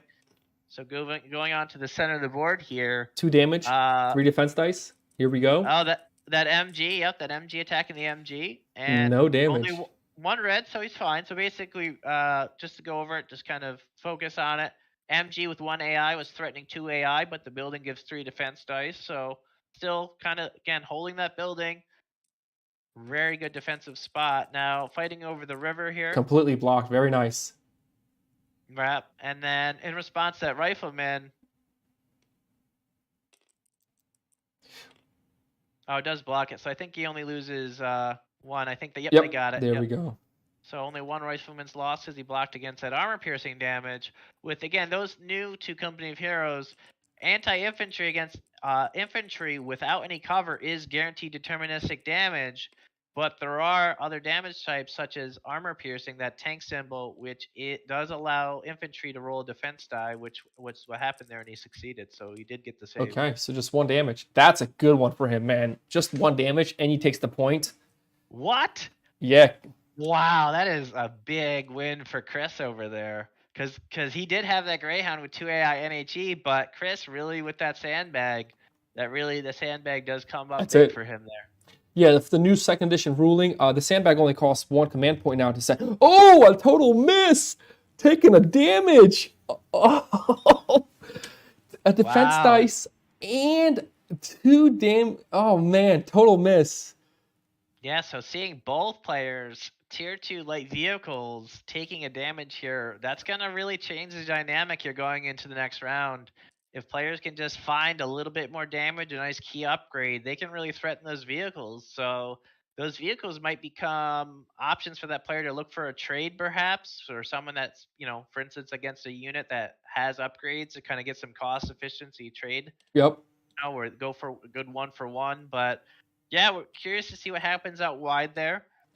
Yeah. Again, this is that new Morrow River map, and this is really this is how this map is really designed to play. Coming into it, there's just a lot of critical victory points. All 6 are nearly in play here. I mean, essentially, the only reason they're not out wide is because of the 2/2/2 and the Greyhound. If those were units that could capture, all victory points would be in play. So that's kind of the goal of these new maps in general for those coming in new. Watching this here is that more victory points. Yeah, it's a little departure from the video game, but those familiar with 1st edition notice that with 3 victory points kind of being the standard, following that video game standard, you can kind of see hopefully as what's going on here, just so many different spots on the board being contested, and this is just middle of the game here. So curious to see how this goes. Yep. And look at the experience points Chris has. 6 experience points from 1 round. That will allow him to bump up to tier 3 of his commander card if he wanted to, allowing him to spawn another free 2/2/2 that gains the AI damage upgrade. And he can get smoke on his vehicles in 1 round. What a push, man. Yeah, that's kind of funny because I know that's one of Chris's favorite abilities is that smoke. So curious to see if he can pick up that upgrade and get some good use out of it, because that can be strong when used situationally. So we'll see what happens next here. I think they're looking at what basically upgrades, and heading into the supply phase, they're going to be looking to get, as you pointed out, the XP situation for Chris looks really good. It looks like Rudy already went ahead and used his to go ahead and get the support Jeeps. Yep. Which goes ahead, and for sometimes there's an upgrade that it's just a rare upgrade. So folks here, even from first edition and new folks, you kind of see this sometimes, this star with the kind of pointed arrow above it. That is just a veterancy upgrade die, and it's used for miscellaneous upgrades such as reinforce in this scenario. So we can kind of help Rudy out here and just throw that on there on the Jeep to help note that it's got reinforced. And then Rudy's other Jeep actually just gets that also for free, because all Jeeps gain the reinforced XP upgrade for free. So that's a nice upgrade. I'd like to see if Rudy can take advantage of that. Maybe get that Jeep back forward in a good spot. Mm-hmm. If Rudy was planning this out, I don't want to, again, Rudy's playing fantastic, but he could have planned ahead and had this Jeep right behind that rifleman. Yep. And it would have already triggered it, because you got the upgrade for reinforced, and then he could have reinforced that rifleman back up to full health if he had planned it out. I mean, we're saying it, we're not playing with a timer right now, so we're kind of armchairing it, of course, for those watching, but yeah, I mean, that could have happened. Just letting you guys know. Yeah, and Chris once again put an anti-infantry attack, another upgrade on that 2-2. This will allow him actually to push if he really wanted to right into that mortar, and really start really harassing the mortar. He also went Commander Tier 2, unlocking his MG42 armored car, and he got the one spawned for free. So now that is going to allow him to really push the left side of the map. I think, and I do think that 2-2 is better. I mean, for sure it's better than the Jeep. And the question is, what anti-armor does he have on the left side? What anti-armor does Rudy have on the left side here? If that 2-2 decides to go this way. Side, yeah, I mean, riflemen are versatile and could pick up a bazooka or two for that basically armor-piercing damage, that one on the center of the board. Yep. I don't know if Rudy goes that path. He went to the one on the right, actually. He put the one on the right. Yeah, so Rudy might... he's got his new units, though, to kind of get damage out there. Although, very nice to see. One of Chris's go-to upgrades is picking up that camouflage on those Grenadiers. Those both returning and new. Some returning backers might be saying, "Oh man, Grenadiers being able to get camouflage." I remember you seeing that for the first time, Slava. You were just like amazed at that Grenadier getting that option. So now camouflage. I know it was very strong in first edition, but especially with this new operations deck, you do have to be very cautious, since especially even going first in first edition was very hard to use camouflage, and going second was just so easy. But now going second with the operations deck, I've seen a lot of people just misstep one extra cube, and then all of a sudden that camouflage isn't doing you any good if the enemy just gets adjacent to spot you. So yeah. So it's curious to see Chris go ahead with that camouflage right on the front line. So what are your thoughts on that? No, it's good because he has the MG coming out. From Rudy got the MG coming out. Now, unless Chris is going to get adjacent to that unit, that MG is not going to pin it at all. And he can actually start harassing the MG with that camouflaged unit, because he has a speed dice on there too, so the movement's pretty fast. And if I'm correct, Chris gets to choose the operation card this round. So that gives him a huge advantage there if he knows when the last turn is going to be. Yeah, it can come in. It's going to be very critical to see who mind games who with that operations deck on that side of the board, because Rudy's got the units, but that camouflage, you're right, can make a play over there. Yeah, and resource-wise, they are tied when it comes to victory points. Chris with 3, Rudy with 3. And Chris is actually bringing in one more manpower and, one more fuel, but Rudy's getting one more munitions. And I think for the Warmock, I would always try to push munitions over fuel. That was always my kind of thing. I like upgrades. I like going invisible. I like getting anti-tank damage. I like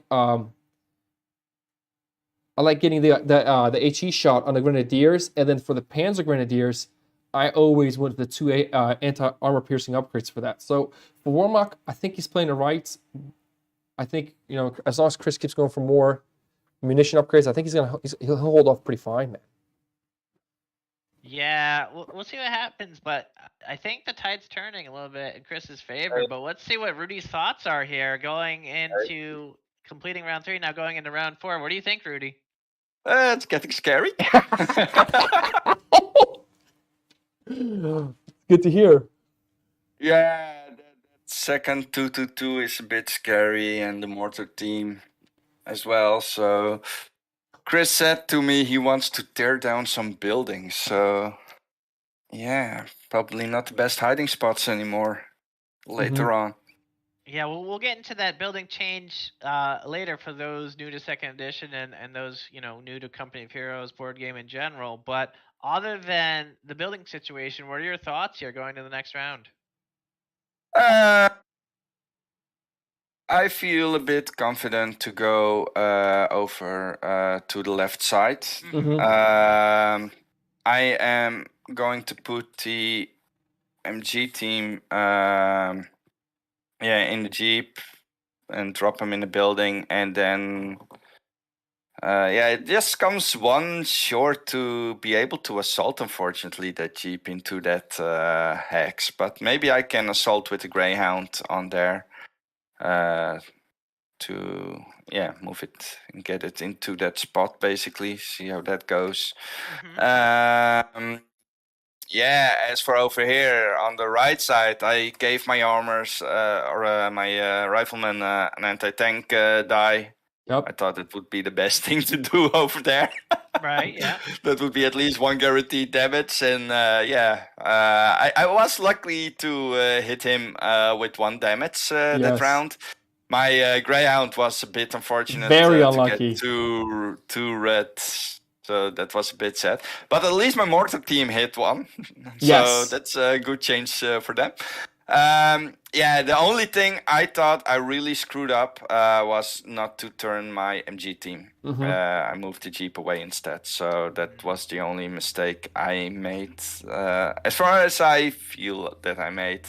Okay. I felt pretty safe with the infantry going there because I know, maybe Chris could potentially turn it. No, he wanted to turn, but he didn't do it earlier. So that's the operation guy. No.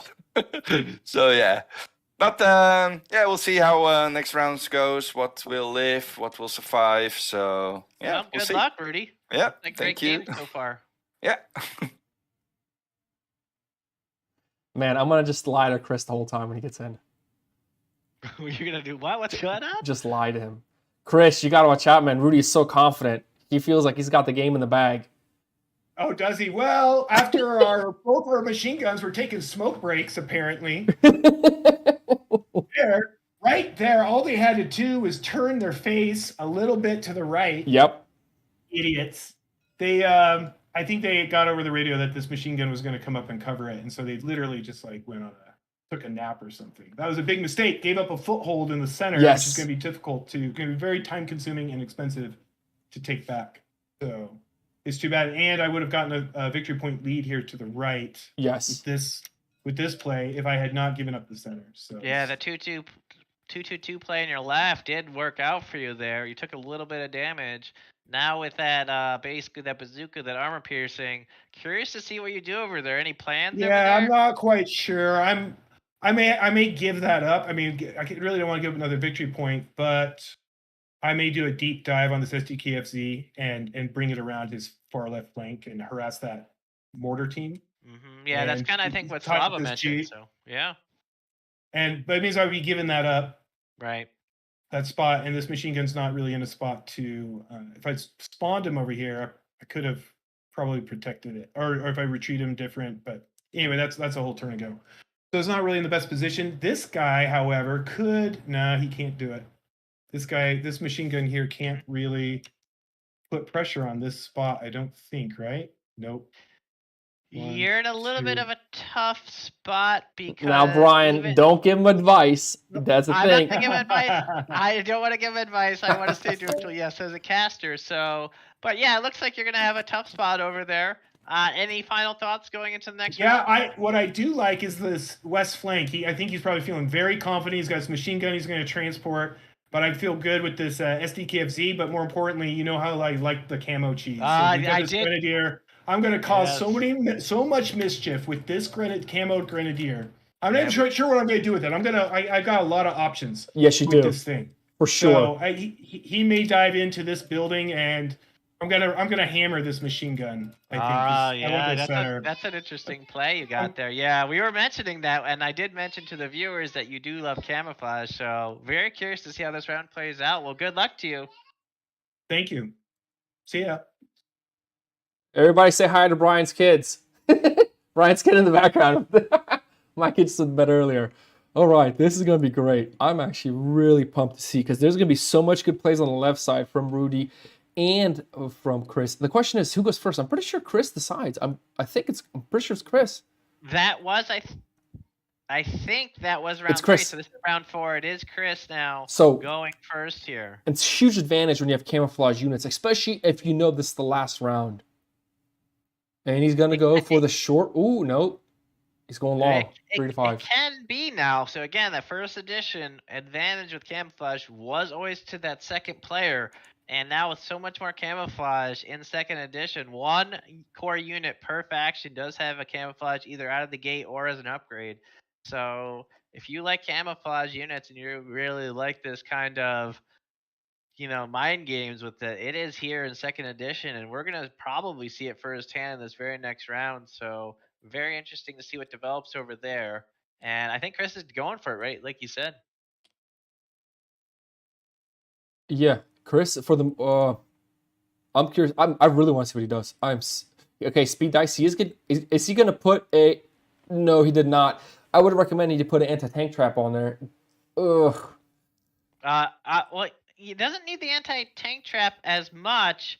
I don't think Rudy noticed it because as Rudy pointed out in his commentary, I don't know if he big brain plays this.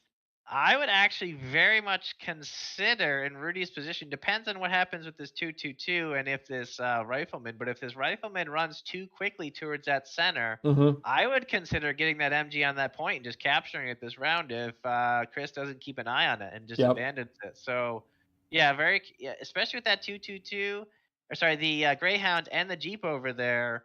There's a lot of damage over there, so Rudy can kind of bully that rifleman out of the building. Or sorry, the Grenadier out of that building if Chris stays in there. So I don't think Chris is going to stay in there. So we'll see what happens now with Chris kind of having some numbers coming down the center of the board here. It's not too good of I know it looks like Chris has got to play here, but he's going to need some bigger damage numbers, and there's not damage numbers, even though it looks like a lot of units. But he doesn't have the damage to kind of push or gain any positioning here. So we'll see what happens there. And Rudy just plays defensive, and I think that's a good play. Just play. Yep. Perhaps let's see if he put down. Nope, he just leaves it. I wanted to see if he puts down a barbed wire, but he did not. Yeah. So barbed wire would have prevented those Panzer Grenadiers from easily going on it. Rudy maybe jump. We'll see if Rudy's jumping the gun here because it looks like Rudy. He did set up this way, yes. Yeah, he set this way, so very, very aggressive. I wonder if Chris notices that perhaps he could just take the Overwatch and dive on the victory point. I would almost go ahead and do that, but still actually thinking because he has that speed die, he can still spend 2 more CP and react. So it actually is a pretty good, it's aggressive play from Rudy, but still has 2 commands to, react to that if he wants to. Yeah, and remember, this 2-2-2 still has 1 more movement cube left of the 2 speed dice. So he can actually push in and push that Greyhound out if he wanted to, because the 3 range on this 2-2-2 here. Yeah, you're right. Very, very true with that. But the Greyhound does have a defense die, and the 2-2-2 only has 1 armor piercing damage. So I would be fairly confident with that Greyhound staying alive this round. So we'll see how that develops. I think Chris just had a disconnect issue, but is back in the game. So really not too much of a stoppage of play. I think Chris is just grabbing his bearings, and Rudy's just showing what moves are made. Yep. So again, not too much of a delay here. Nice with Tabletop Simulator just coming through for us, keeping the game going. Of course, and yeah, going into this next turn, I'm very curious. Chris is kind of spreading his cubes around, playing safe, kind of just pushing the board a little bit, trying to stay in this because I actually still favor Rudy's position. I'm not sure who you'd rather be right now. I mean, we're in mid game. What do you think, Slava? Who's kind of the favorite? I'd rather be Chris. Mid game. Really? Yeah, because Chris can bring that MG in the second building down to pin that mortar team if we really wanted to, and then push hard with that 2-2-2. And then if he actually pushes 5, if he actually sets himself up down here, that I don't even know if the infantry unit, if they'd want to run back to try to save their mortar team. Yeah, I see your point there, but the counterpoint is that 2-2-2 could threaten the mortar team who retreats, but again, that 2-2-2 can't capture. Correct. Which really, yeah, it might clear that support mortar team, but what does it do for Chris?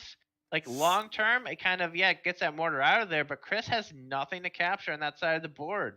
So yeah, I'm not really sure what that gains for him. I think Chris kind of had a lost opportunity with not picking up either a Jeep or just something to kind of go grab points on that side, especially as we enter late game. I'm curious to see how maybe he gets something over there, hopefully next round. I think it's a little bit of a misstep, in my opinion, because Chris is going to want to pull ahead somewhere. So that's why I still personally favor Rudy's position, because he has unit second capture spread pretty well. Right. So we'll see. I mean, Rudy's left side, Chris is basically this side over here with the Greyhound. Rudy is in a tight spot over there, but he does have units over there. So he does have that rifleman kind of edging over there, does have that MG, does have a Jeep. So again, folks, coming into this game, I mean, if you're not familiar with the video game, you really do need to capture victory points. And I want to point it out now, especially those new to second edition, we have a new rule that whoever has whenever someone gets to the end game trigger, which is it's an end game trigger now, and you don't automatically win. So at 21 victory points, that triggers the end of the game. Who controls the most victory points gets a bonus 3. So that's a huge comeback potential. So it's not really just about trading units and chaos like it sometimes was in first edition, where it was a little bit more easy to determine who was going to win. It really does come down to just like the video game of who controls those capture points. So I would argue I still favor Rudy a little bit, but I think Chris has some big brain plays, but I want to see where he could, that Grenadier, I don't really see it right now. I think I like Rudy's position over there. That Grenadier is in a tight spot, in my opinion. Yeah, I mean, Chris did set up the mortar team just now to allow to hit both sides here. I see what you're saying. But man, I mean, he's got options. Like, he is so set right now. If he really wanted to, he could have everybody target this building here. That's 2 infantry, 3 infantry from the Panzer Grenadiers there. 1 AP and a mortar shot to clear this out. He could still push in here for 5. 1, 2, 3. Okay, now I think that was a big mistake made there for that Jeep. Really? Yeah, because now his 2-2-2 can just take that Jeep out. Because you got to remember, the Panzer Grenadiers have range 3. So well, the Panzer Grenadier can. So I think that's where the mistake is. I don't even think he needs to react with the 2-2-2. The Panzer Grenadier has that 3 range, doesn't need to move, and that MG spots it. Yep. So I don't know if Rudy noticed that. Maybe he's expecting those Panzer Grenadiers to move. Maybe it's like offering a trade kind of and trying to bait Chris into going for that victory point, because Chris could jump on it and force an MG rotation. But that's curious to see what happens there, because that is maybe Rudy's just in a spot where, hey, I don't really have a play with that Jeep, so maybe he's just trying to see if he can force some action over there, perhaps. So we'll see what happens there. I mean, obviously he wants to capture that point that he has in all game. Yep. Not getting that manpower and fuel, it does add up. So we'll see what happens here. The 2-2-2, like you predicted, does advance that mortar team. I think Rudy's goal right now is to use the flame damage on this building. That's guaranteed 1 damage with the Jeep and the mortar team. I think he's going to try to wipe this MG team out. That was what his plan was, it seems like. But the question is now is his Jeep can't retreat. Is he going to retreat his mortar team? I don't think he will. Yeah, I mean, he could try to go for a trade. You're right. Like with the MG flame upgrade, Flame the upgrade, yep. G1 AI, and the mortar, who actually with the firing arc again, second edition mortars have that firing arc. It is in the firing arc of that mortar. So if he just kind of stays there, the 222 does not have a guaranteed kill on that mortar team. Does not, yeah. This is so interesting. And that's what makes this game so fun. It's you don't like the action. It's like, where do I go? What do I do? And this is 2 players, and you're looking at both sides of the board, and it's just pressure the whole time, which is wonderful. Because now Rudy's stuck with, is he going to push down? He's going to capture a point. I think that was a mistake. I get it. You're going to get a victory point. I do, because I get it. You get a victory point, but now you just lost all chances of killing the 222. And that 222 is a high chance of not killing the mortar team or the Jeep. So that's a trade for trade victory point there. And if he really wanted to be really pushing it, Chris could move that MG 1 building over, set it up, pin the mortar team, and do 2 AI damage to it if he doesn't move it off. And that's it right there. The whole right side is going to be shut down for him. So interesting. Well, we heard a timer, so I'm going to step away briefly as they're setting up for the damage phase. I'll be right back. So you got it. Yeah, that was a timer went off. And I'll kind of explain a little bit what's going on with the timer. So there's a rule set. It's called it's timer mode. Each team, it's like chess timer with blitz mode, I think it's called. Each team gets a timer. And once your timer is out, you can't do any more turns. It's designed to do 2 things. 1, reduce people overthinking. And 2, to really speed up the game. The only reason why this game is going so long is because we were bringing in the players and talking to them between every single round, just seeing what's going on. Okay, and that was 4 rounds. That was it. So, and like I said, I think Chris is in a great spot. Just beautiful spot.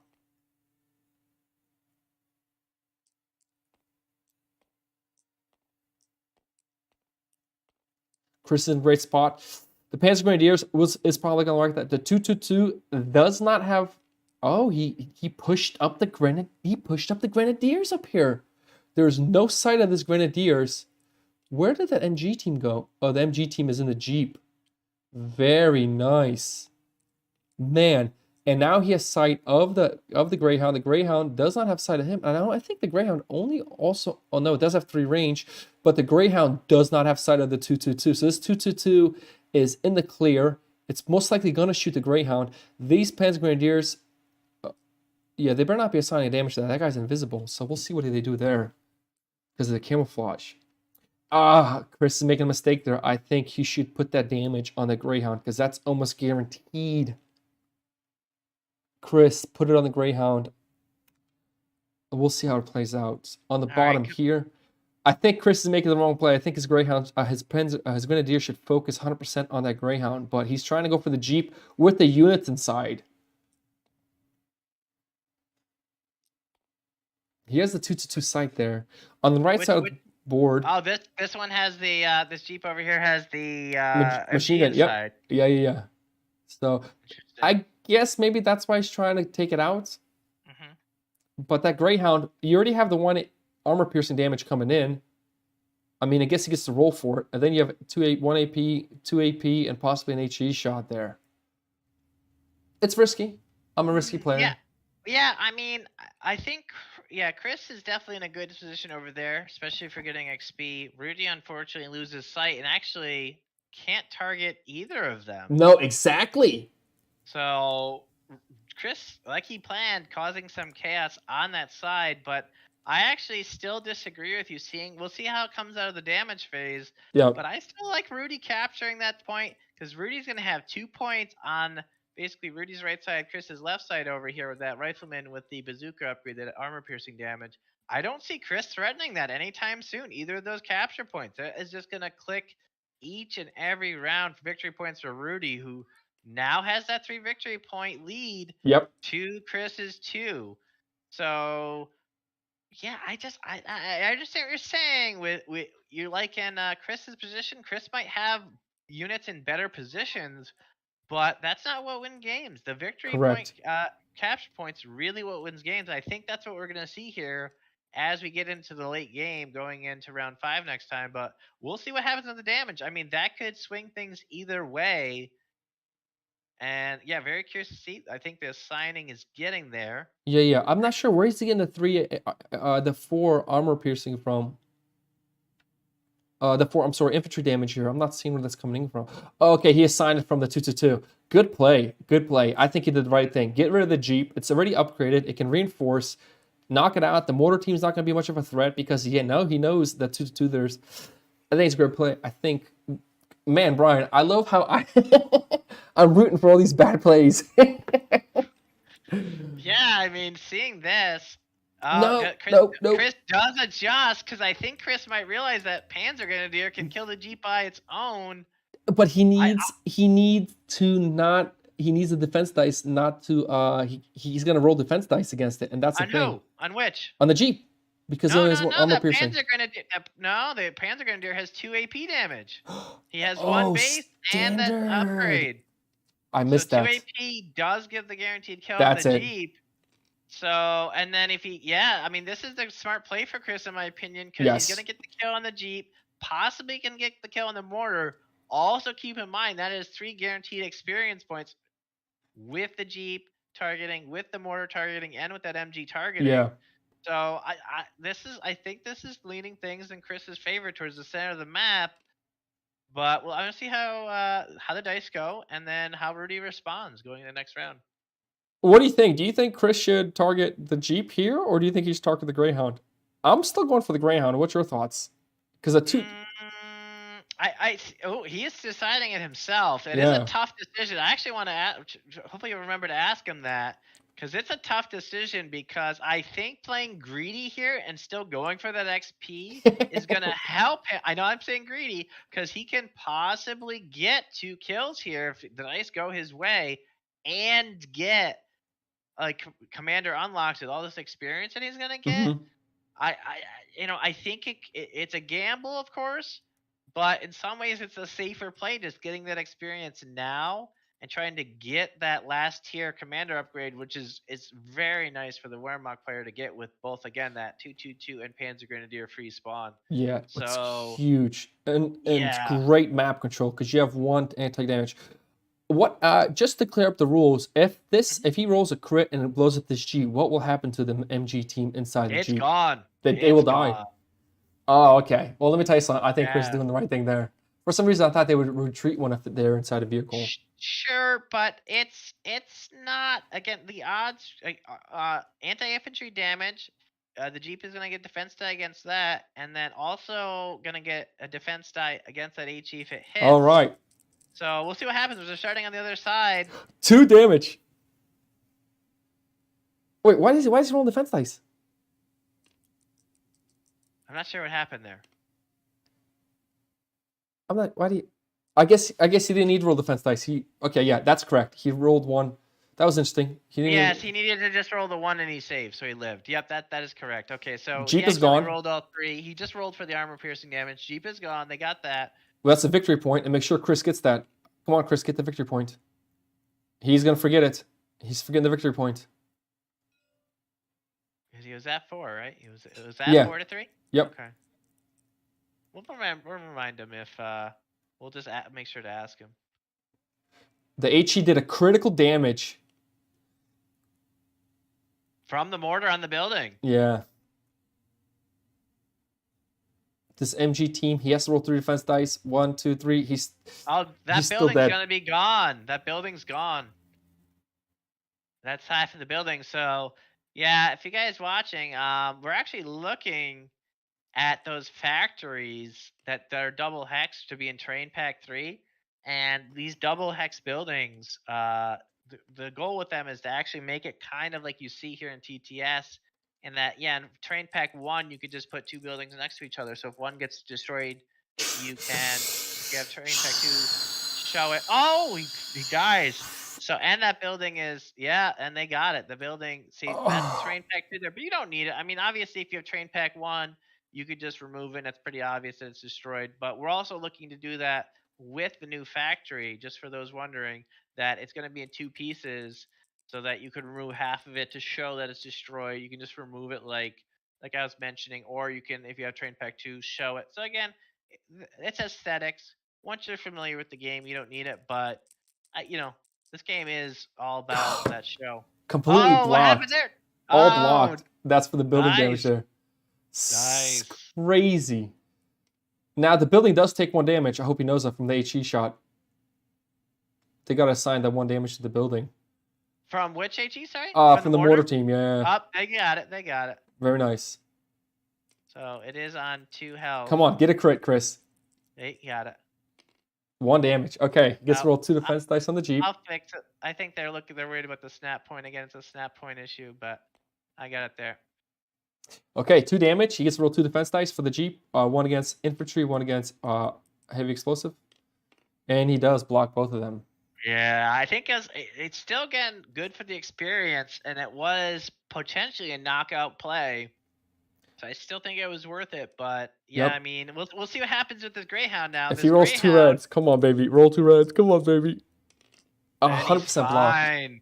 Nice. See, I'm liking Rudy now. I told you, if Rudy can just, if key spots, Rudy gets the capture here on Rudy's right side, Chris's left side, that outside fuel and victory point. It's gonna be a very nice pickup for Rudy. And I don't know, Rudy has lost a lot of units now, though, so it is kind of concerning on that front. But with all these experience, getting hopefully a nice commander unlocked, he does. Does he have tier 3 unlocked? He does. Yes. So folks, we might be seeing that new this is assault commander, that new Lost Brigades. We may be seeing the Sherman Bulldozer very shortly. I would strongly consider it in this game. It is not one sponsor free, and it is very expensive, but it is, like Rudy pointed out, 2 AI and 3 HE. And it's just very hard to take down with 6 health and a defense die. So it's a really nice option for US to go, especially when there's this many Wehrmacht infantry on the board. Not really any armor-piercing threat from the Wehrmacht player other than the Panzer Grenadier. So it's probably going to survive the rest of the game, most likely, going into the late game here. Yeah, he won't be able to get it, though, because he still needs to go tier 3. He needs to stand, unless he... Oh, he didn't have it flipped, my bad. No, he did not have it flipped, but he still can't get it if he wanted to. What's going on here is, I mean, he has enough experience. He needs, what, 5, 6, 7 experience points. 1, 2, 3, 4, 5, 6, 7. He's got it. He's got to go tier 4, Chris. Go tier 4. Put another vehicle up here. 2 vehicle push here. That's it. And man, I like the Panzer Grenadier over there personally. I would argue getting a Jeep and a Panzer Grenadier, or getting the Panzer Grenadier and giving it a speed die. But speed die is still not enough if he wants to put capture pressure on that this round. He's gonna need a Jeep because it is 5 hexes away from spawn. So I want to see if Chris notices that. I'm not going to try to give him any hints, but I kind of want to see what his plan is with this. It does look like he is going for it. I'm sure he's excited, though. Yes. Getting this, I'm sure he's feeling really good about himself. I want to hear what he says. I know he didn't get that Greyhound, but getting what looks to be that tier 4 commander upgrade completed before the US player, I'm sure he's happy about that. So we'll see what other purchases are made, but definitely want to hear his thoughts about that. And I want to hear Rudy's, because I would still, I know you disagree, but I still like Rudy's positioning with the victory point situation. So I think it's anybody's game at this point, and just very curious to see what choices they make. And again, folks, this is it. This is where second edition shines. Yeah. You're getting into this late game. This is a close game. This Moro River, I'm hoping you're enjoying this. I really hope when you guys, you back this and get your hands on this. This is what I spent a lot of time in trying to make this the best map, to try to get these very interesting, dynamic games with so many critical choices. Yeah. So, and I think this is just showing it right here, in my opinion. So we'll see. What happens here. I think Chris should go, obviously, tier 4 of his commander and unlock the third tier building, because that's going to open up for him to start actually having some real anti-tank damage. Because he's getting, how much he getting? He's getting three munitions a round. So next round, he'll actually can have a Panzer IV out, and a Panzer IV is just going to be a beautiful vehicle. That's my thought of what Chris should go with. Get the 4th commander unlocked. the 4th tier of the commander, get those 2 units, and that's it. Go tier 3 building. Next round, bring out the Panzer IV, and now you're gonna have real push presence, you know, in the map. Because the question then is, yes, Rudy can go with the Sherman bulldozer, but it's not gonna do anything against tanks. He has to pretty much go tier 4 for the Jackson, which is gonna be a beautiful tank to see on the board. Oh, Yeah. oof. Yeah, yeah, getting the free Jackson is certainly going to be nice. I would still go the Jackson and Dozer combo because I think it's going to really help. I actually hope. I'm curious to see. I actually want to ask Rudy his thoughts on what operations deck option he's going to go, because even though he's got not the greatest board position, I really think he wants to delay this next round, and he's going to have first player choice the operations deck. Yep. I actually think he should go the lower number, because Chris is just going to have so many units on the board. I would just get that lower number, try to prevent them from getting into play. Just delay him, or delay him around if possible, because he's hurting here. So it's tough. In the unit count, I mean, it's 5 units. It looks 6 units with the mortar team against 1, 2, 3, 4, 5, 6, 7, 8 right now. Yep. It's a pretty big difference. So we'll see what happens with. I think Rudy's already spent his resources. What is he purchasing now? He did get the Dozer unlock, and he did get tier 3 upgrade, but he can't Purchase it, correct? Yeah. So I mean, it's still good, like you said, because I think he's obviously looking to get that Jackson next round, which should be very likely with this many units on the board. And he also can have a choice next round with what other vehicle he goes. I mean, he doesn't have to go the Dozer. He can also go, there's just a lot of choices there, depending on which way he wants to go. Yeah, and I don't know, because he can't get the Dozer or the Jackson. He should just took the experience points and either ramp these guys up for another anti-tank damage, use experience points on that, or did he already use one? Oh, he did. No, he didn't use one yet. Yeah, he should just put another one on there, man. And now this thing can just go hunting for the 2/2/2, because you can't get it. It's not like that's gonna help him. I mean, he unlocked it, but he can't get it because there's the resources for it. And that was a massive amount. That was 2 experience points there, so 3 total. Yeah, I think he's just playing it safe. I want to hear his thoughts on that. But I'm so curious, yeah. I think he's playing it safe because he wants to get that Jackson. I think he's a little bit concerned. He wants to get this 2/2. All these 2/2/2s, Jackson is just going to blow those up, guaranteed, with no response. Those Jacksons are both quick and deadly. They are very frail. They're basically, if you played COH2, they were kind of that tank destroyer core unit for Company of Heroes 2, the video game. So now we're adding that to 2nd edition here, and we are getting the very close. We're not quite there. The unit's going to be in the game. It can be done without the turret if we don't get the turret unlocked, but hopefully we can get that. We are getting that hopefully soon. We're approaching in terms of the stretch goal reward to get the actual turret for it to just slide again in that Wolverine chassis.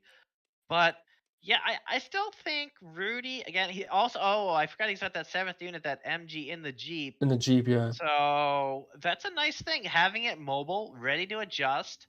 I still like that 2nd MG. I think he could just push it forward kind of where his rifleman, get in that double building somewhere. And that's just a great spot to kind of keep infantry out of that area of the map. Again, that Panzer Grenadier, having a double MG kind of in that center spot. Yeah, with double flame, which is crazy.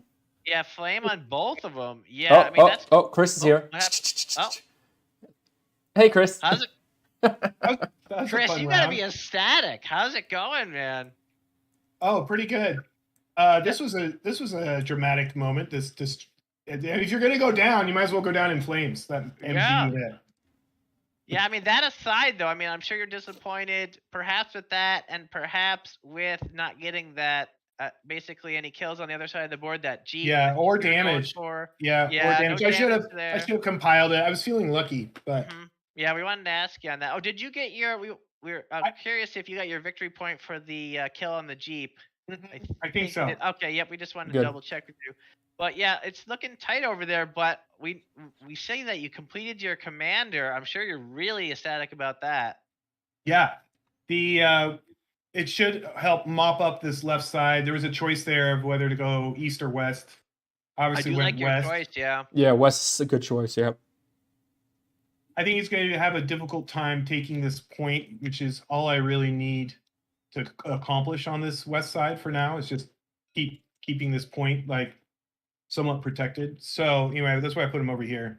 These 2 points can win me the game. So that's why I put him on the west side. I do think that determines who wins, in my opinion. So curious to see if you're able to pull it off. You do have a lot of units to move. What are your thoughts? It's true. With I think you have the unit advantage, I feel right now, but I feel like Rudy does currently have that victory point, but you are looking to counter it. So I'm behind because of this victory point right. What is your confidence coming in a late game though? 50-50. 50-50. Okay, fair enough. We'll see. I'm worried about when this Jackson comes out Mm-hmm. and just starts destroying whatever I field. But that's next round. That's future Chris's problem. Future Chris. I mean, pulling him from the future. And what here's vehicle? the thing, Chris. Are you looking to pick up a vehicle? Go ahead. Yes. So that's going to be a really fun choice. I'm kind of thinking the Sturmpanzer. Nice. The Sturmpanzer. Just because I think it's going to be able to survive. Maybe it's like his Jackson isn't going to be able to one shot it. Mm-hmm. And like he will, like a lot of the other, some of this other stuff. Yeah, he's going to one shot everything else if he gets positioned. So I'm thinking the Sturmpanzer, and I kind of want to clear out all these buildings. This center. If I'm going to do have a chance at taking it back this center, I need to clear out all the buildings on the other side. I think so. That's what I'm thinking. Plus, it'll be fun, and the model looks cool, which is why we field stuff, right? To have it look cool. It's not about winning. It's about being cool when you lose. That's right. Yeah, exactly. So and leaving a sexy corpse. All right. What was your point that you're trying to? Well, I don't want to say because it's going to be a strategy point. I'll bring it up to you later. Don't give him any. I don't give him anything. Yeah, we'll talk about afterwards. All right. Any final points going into kind of entering this end game here as we're approaching? I know we're low on victory points, but the board is really heating up. So any thoughts you have going into the next round? Final thoughts? Yeah. You know what? This is my prediction. I'm gonna take this center star this round. Oh wow, that's a bold prediction. Me do it. Watch me do it. All right, good luck. Have fun and good luck with that, Chris. Thank you. I'm not sure he's gonna do it. I'm not sure he's gonna do it, but we'll see. I'm curious now to see. Yeah, I don't think Chris realizes that if unless he captures a fuel, Rudy won't be able to get the tank out for another 2 turns. He doesn't have the fuel for it. He's only gonna get 3 this. Hey, Rudy. I'm back. Hey. How's it going, Rudy? What's going on, man? How are you feeling right now? Yeah, mixed feelings. Of course, 50-50? Yeah. At least, I killed a unit of his and destroyed the whole building with it, apparently. So that's always nice to see. Mm-hmm. Yeah, certainly that was quite the explosion you had there with the nice combination of both flame. Like I said. Yeah, it's like I said, my mortar team, they just needed to be warmed up a little bit, Yep. So, they did their thing, and they work really well under pressure with 2-2 shooting at them. Overall, I was a bit surprised. I didn't see the Grenadiers had a camo. Ooh. So, I was like, oh yeah, let's chunk all my dice at them, and I was like, oh wait, they have camo. Yeah, I seen you putting down on them. I saw you laying down. Yeah. That was Chris's plan, and he did pull it off. So what are your thoughts going into? I would say I know the victory points are kind of anybody's game still, but you do have the edge there. What is your plan, and then what are you trying to look to do? I mean, going into this end game here, last few rounds. For now, on the left, I go with the Jeep to the victory point, move the Greyhound 1 up, move the Jeep onto the victory point, and then use the remaining speed die of the MG team to get them into the building. Good play over there. All right. Yeah. On the middle, as you could see, I gave my rifleman anti-tank against the 2-2. Just to be sure, see what it's going to do, or else I can go just hop in the other building, move them in range of the 2-2. The MG team is in a nice position at the moment still, even though they had the mortar firing at them, so the building took a little bit of damage. But the MG team is going to tear down into the Panzer Grenadiers next round.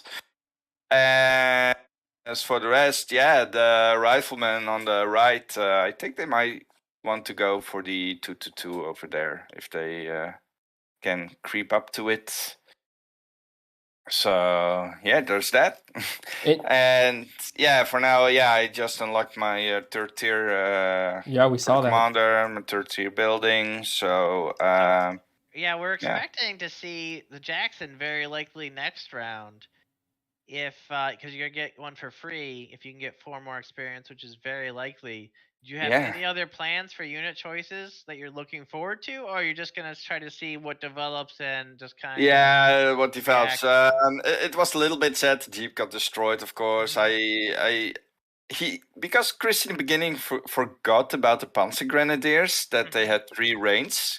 And then he was like, oh, hey, they can fire. And I just had hoped a little bit he would see over it, and focus on the MG team being like a bigger threat.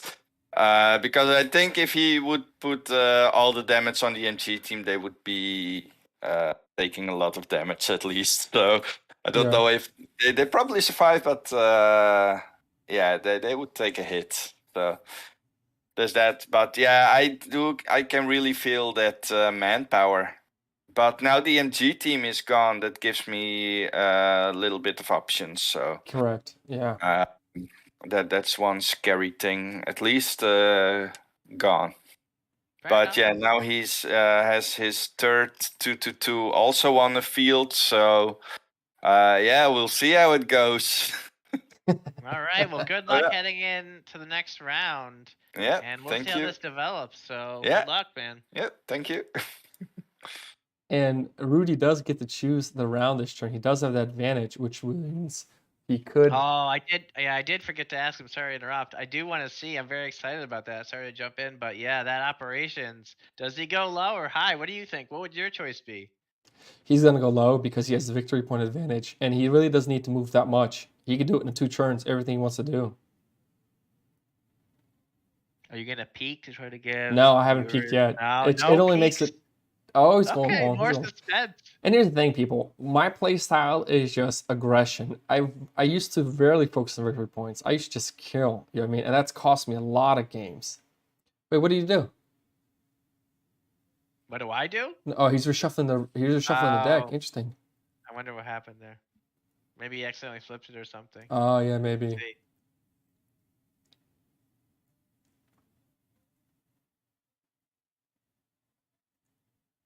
Yeah, I mean, kind of need to take a breather here because this is, I mean, there's action everywhere on the board. I mean, that solo rifleman, like you said, he's gonna chase down that 2-2. That's kind of what you wanted him to do last round. Yeah. I like the decision capturing that victory point. I do think he's gonna run into trouble now because I think Chris is gonna start heading out that Panzer Grenadier down towards that, but he's not going to be able to. He's 5 hexes away, and with the speed die, he's only 4. So Rudy's going to have it at least guaranteed for 1 more round because Chris just does nothing that can actually capture it. So, but again, kind of like we just mentioned, how many CPs and does Chris know that if it's low, that he needs to move those Panzer Grenadiers? Correct. It is very, there's a lot of things going on the board, and going second, you don't know how many cubes you're going to get. And there it is. Rudy goes for it. I like this play from Rudy because, again, how many CPs does Chris have to react? Again, what is Chris going to do? There's just so many things Chris needs to move right now. And I do like this play from Rudy. Yeah, it is. And that's the thing. He also went short on the operation deck 2-4, like I was hoping he would, because he has the victory point advantage. There's no point of dragging it out, especially when Chris has more units on the board that he has to move around. I'm thinking it's 2 rounds. I really do. I'm thinking that's what's going on. I think he's going to forget about his mortar team. He's just going to let it go. And he's going to just hope that Chris thinks it's 3 rounds. And if Chris thinks it's 3 rounds, he's going to lose also his Grenadier squad here if he doesn't move it out of the way. So it's perfect play by him. He's going to... mean, they can always be retreated, of course, but Yeah, but I don't know if he will. right, Chris isn't gonna. He's got a speed die there too. So yeah, I mean, it's worth it to just kind of use that speed die and try to make sure you kind of keep that camo. But does Chris notice it?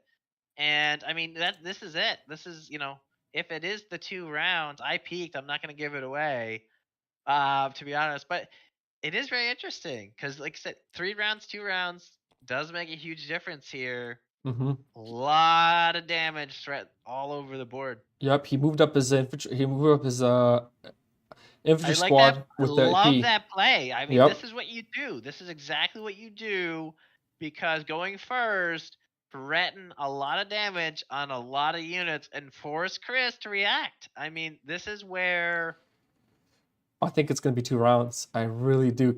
I think it's 2 rounds. What he's going to do with the other 2 cubes? He spent 1 here. Where's the other 2 cubes going? I think it's 2 rounds. okay. I mean, yeah, it's gonna speed die. I don't really know what that gains. I almost think That's not helping him at all.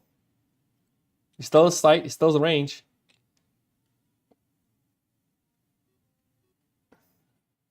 he moved. I'm curious what. I don't know how this happened. Where was that mortar team? Right here. Speed die for 1. Well, I mean, was pack it up set for or 1. not? Speed Uh-huh. for speed die 1 2. Oh, but he shouldn't be set up right now, I don't think. No, I don't think he's set up, and that's a good question there. Because he was set up here. Speed die 1 2. The 2-2-2 is moving up, but the 2-2-2 doesn't have range. So this is round 2. I think it's a 2-rounder. Chris gets away. I think this actually is fine for Chris. He's gonna capture that manpower away from Rudy, which is gonna hurt. But again, Rudy, if that Jeep lives, then Rudy's capturing. He's at least neutralizing. Yep. He's at least neutralizing that point, and very likely has a very good chance of capturing it. I mean, I think Chris is missing the AI damage on that. I think that should be an AI. I'll just fix that for him. So it is 2 AI and 1 AP. Mm-hmm. So it's nearly, I don't say quite a 50-50, but it's very close, as if that Jeep survives or not. But again, neutralize guaranteed, a new 2nd edition rule. If a unit that can capture is on an enemy capture point and there's no pin on an infantry, on your infantry, or there's no active assault, you're going to neutralize. So Yep. I think it's worth the Jeep regardless on that, because Chris is probably not going to recapture that anytime soon. And I really hope Chris assaults. Chris, assault this. I really hope you. What did you want? Because if the mortar retreats, he'll be able to hit the guys in the building if he was to assault this.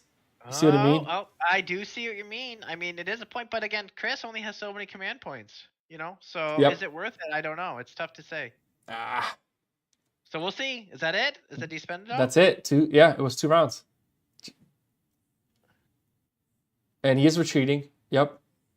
Well, yeah, I mean, that was expected. I mean, there's not Does he really retreat any those right? reason- Does he retreat those riflemen there? That's the big question. It's a He's got retreat of the- 6. 1, 2, 3, 4, 5, 6. He's gonna get hit with them. Yeah, he does get hit. I mean, is he gone though? I mean, it's 3 AI. Plus close. 2 AP. Plus 2 Three- armor piercing. Because 3. Oh yeah, that's a speed die. So 2 armor piercing. Yeah, I mean, and he gets the 1 cover. I don't know. I mean, it would have been great if he just hopped in the building there, which is unfortunate that he couldn't spend his CP over there. But I think he's fine. I mean, it's arguably worth staying there. I wouldn't retreat because he's not going to get back over there. this, yeah.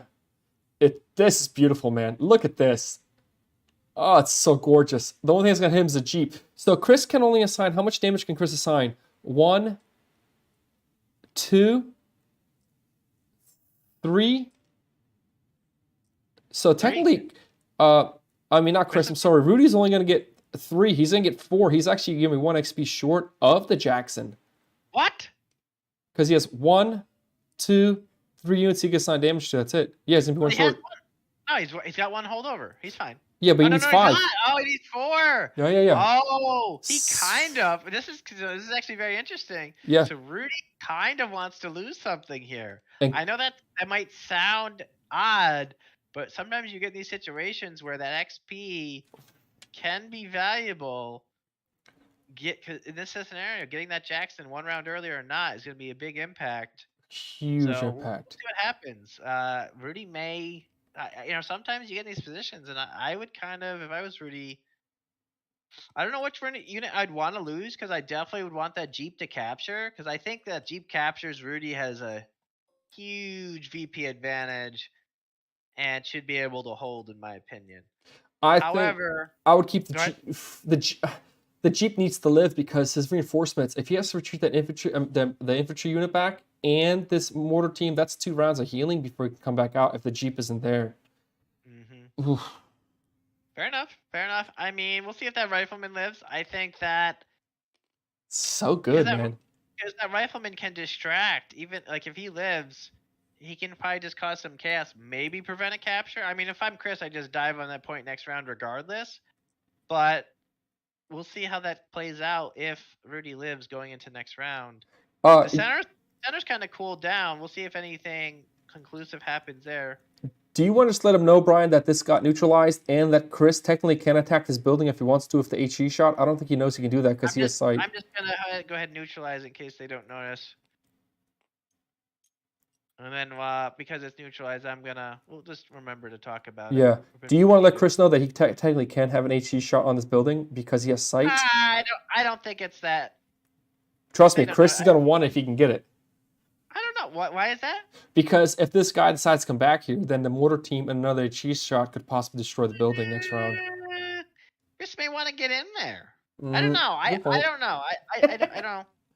I don't want to give him any strategy hints, like we said, Yeah, I guess. I don't know if that is a big brain play from Slava. I mean, I would be scratching my head. Like, I always, like, when you do plays, man, I always love to watch you play, because you have these big brain plays like that where I'm just like, what is he planning now? Because then I'm like, should I be going into that building? If I was Rudy, I'm like, should I have been there? Should I be going there next round? Right. It kind of raised that question. I mean, like I think I mentioned that before. That double building, I thought would be valuable with an MG in it. And he said, of course, with the capture spot out wide, and then gotten that outside building, which I think is not bad either. But yeah, I mean, he lost sight of that Grenadier. Oh, what happened? Did we lose the? He lost Did they roll yet? He lost it. Yeah, I think he rolled. Well, does he know he gets the 1 extra yellow defense dice?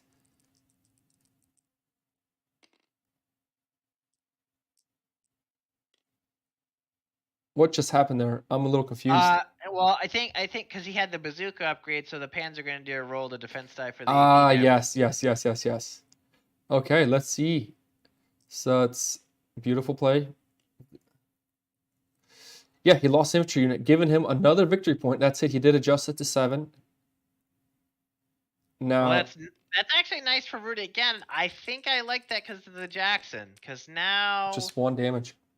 Rudy, if I was Rudy, I would probably get an infantry on that side. Okay. With probably a bazooka and then the Jackson, and just push down that right side for Rudy. Because I really like Rudy's positioning. Because if he can just hold one of those 2 victory points on that side, going into the end game, Rudy's got the 3, and Chris is not. Chris wanted to get that center one. Remember, he said that. Yep. It didn't happen. Yep. So I am very favoring Rudy. Every block, man, that's unreal. Well, I mean, that's where you got to really make the choice. Where do you focus your damage? Where do you make your plays? They're just not really focusing middle, which is fine. But I mean, that's what the buildings are for. Yes. Come on, Chris. I'm rooting for you, man. So 1 damage to the Jeep, and he gets to roll 2 defense dice. Come on. 1 red. Yo! The Jeep wipe. Another victory point. Bring up to 8. I'm sure Rudy's not happy about that, but he at least got the neutralize. Yes. What hit the MG? I think he fixed it. Okay. So I mean, look at this map. Yeah. He's got control here now. He can take that back. The mortar team is weak. He can push again just to wipe the mortar team if he really wanted to. Yeah. I mean, there's definitely Chris is kind of in the driver's seat on what happens on the board, But I think it comes down to Rudy just trying to defend these victory points and holding out for the victory. It's a little bit of a long road to try to do this, but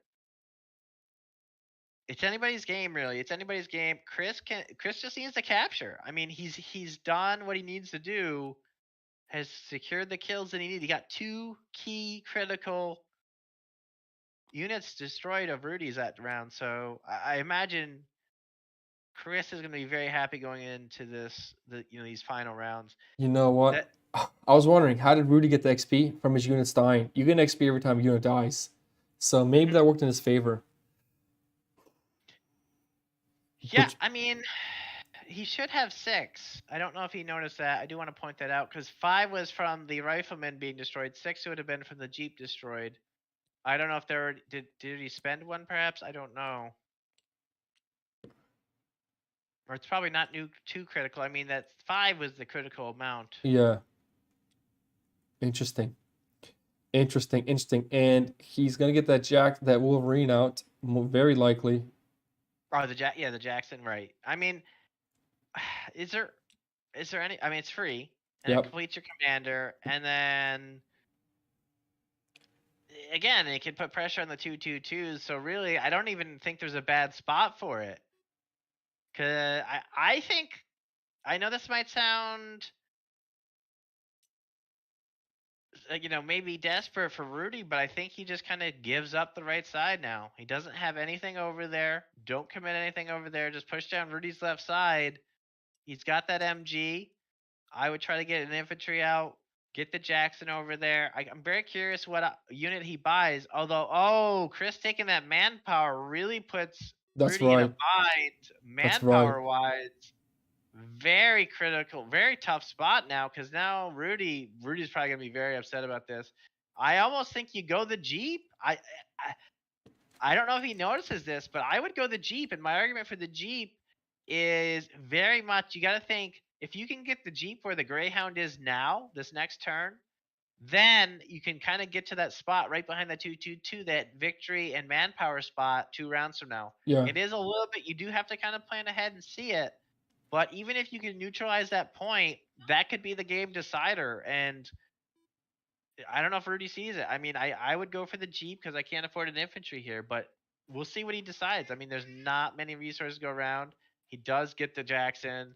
I mean, this is just a Wolverine model, but I mean, we're hoping to get that turret unlock again with the stretch scroll. But so you can see it with the basically there's enough AP dice. You can always do AP dice, of course, in this scenario because the Wolverine can only go up to 3. Yeah. So it's not that big of a deal. We could always update, indicate that in the FAQ for those commanders for that unit. So, I mean, I know I'm cheering on Rudy. I mean, are you still thinking Chris has got it? I still think Chris has. The victory points are back to be neutralized, and they're tied.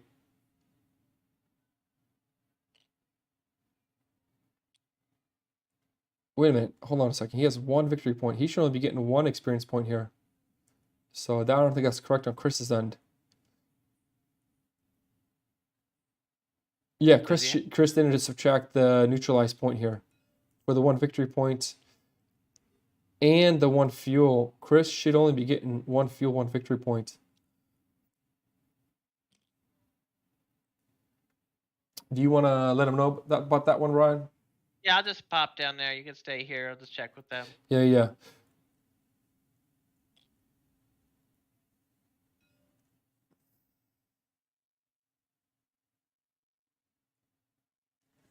Man, this is getting so intense. The Wolverine here, I mean, it's a great play. I would bring it out also. I think the biggest thing Chris has going for him is if I was Chris, I would put I mean, he does get to go first, so he can make the last decision. This machine gun team is going to be done. He's going to have to need to balance that machine gun team out of there. So because the 1 health on the building, so the machine gun team is going to move off, very likely. He doesn't have to, though. Again, so those who don't know are those from First Edition. First Edition, if the building was destroyed, the unit is destroyed. where there was a lot of feedback on the buildings, and everyone, thematically, just like the video game, wanted it when the building was destroyed. You lost the unit, but it kind of became this tough balancing position where you could rarely use the buildings because of the threat of just flat out losing the unit, and not actually, you wouldn't lose the unit normally, but if you lost the building, you'd lose the unit. So in here, it's just a retreat 1 now. Oh, wow. So again, he doesn't lose the unit. I would just keep it in there, very likely. I mean, you get the 3 defense dice, and then if you're chased out, retreat 1, you're still fine, most likely. I don't see that much damage there. Does he use the Brumbar on it? Possibly. Chris did mention that was his plan. He got it out. Plan, sir. He did get it out, and there it is. It is opposite side of the Jackson. So the Jackson, very curious choice, going a Jackson, and he does pull out a Sherman because he only had 2 manpower. I like that play. I do like the Sherman. I do like the Sherman because it's very versatile. He So, wants to know here's if- Chris. Yeah, hi there. He wants to know if this uses the Wolverine chassis means that he can buy the Wolverine upgrades. Nope.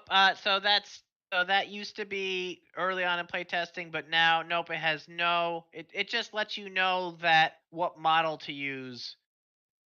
Oh, right. That's all, because it uses the. If we unlock the, just for the folks again, just as a reminder, if we unlock the Jackson turret, you'll slide the Jackson turret onto the Wolverine chassis. It just is a reminder on the card for that to happen. But no longer does the Jackson get access to any of the Wolverine upgrade. It is a standalone unit. It does note that in the FAQ for the commanders, just so everyone knows. But sorry, Rudy. Also, Have we another unlocked thing. the Jackson turret? It's close. We're getting there.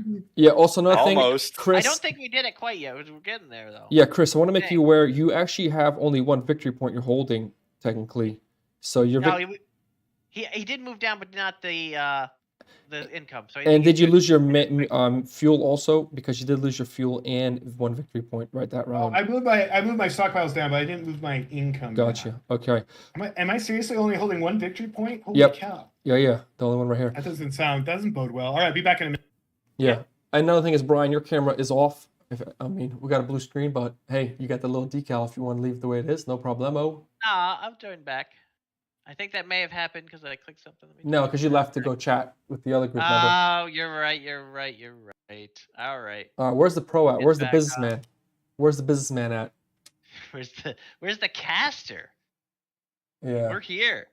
We're It's here to showcase this. This is such and people watching, normally games don't go as long because we're bouncing in and out and talking to each person between rounds. It really drags it, but more importantly, it's also because real life games, as silly as it sounds, will always go faster in TTS because you're always fixing stuff in TS. In real life, you're just kind of moving things really quick. It's just like do. I felt like TTS, you always got to fix dice here and there. Yeah, I don't know if you have to do. I did turn my camera back, and I don't know if you have to do anything on your end or if there's just a delay. Oh, wait, got it. Look at that. Awesome. Professional. He's back. It was my end. My bad. Okay, Professional. yeah, You'll be back. I mean, first half was my end. I mean, I left the channel to go give them the. I think the broom bar smart, especially on this side. He's got 2 infantry units and a Greyhound, and the broom bar can do light vehicle damage. Great play there. Yep. He does have the question I'm going to try to figure out is I wonder if he's going to push his grenadiers down, try just snipe that mortar team out because they're camouflaged. I'm not sure. Well, again, keep in mind with the new rules, even if you're on the retreat line, you can retreat to any hex in 2nd edition in your spawn point. So that was a very popular thing in 1st edition. We kind of changed this to kind of prevent this because in the video game you kind of have a base. So you kind of have these defenses where your units would retreat behind. So we didn't really want this kind of hunting the spawn line, this campy, if you will, behavior. So that's kind of why we went in this direction. So, I mean, it can happen if he spreads out his Grenadier and 2-2-2 to kind of threaten the whole line. But that's a huge investment where I think you could do a lot more valuable things, like get that MG out of that center building, like also capture one of those victory points, perhaps. I mean, I would very strongly consider, I'm not sure who's going last, but throwing that Grenadier with the camo on that victory point next to the MG with only 3 CP. I think maybe that's what Chris wanted to do last round, next to the on that bridge there. Yep, I think he's going to. I think he was possibly considering it last round. I don't think he got a chance, but I think that's a very high concern if I'm Rudy to try to keep my eye on that, because that even though it's adjacent, it's got cam, you see it, but the MG's not pointing that way. Yeah. So yeah, I mean the Sherman could help defend that for sure.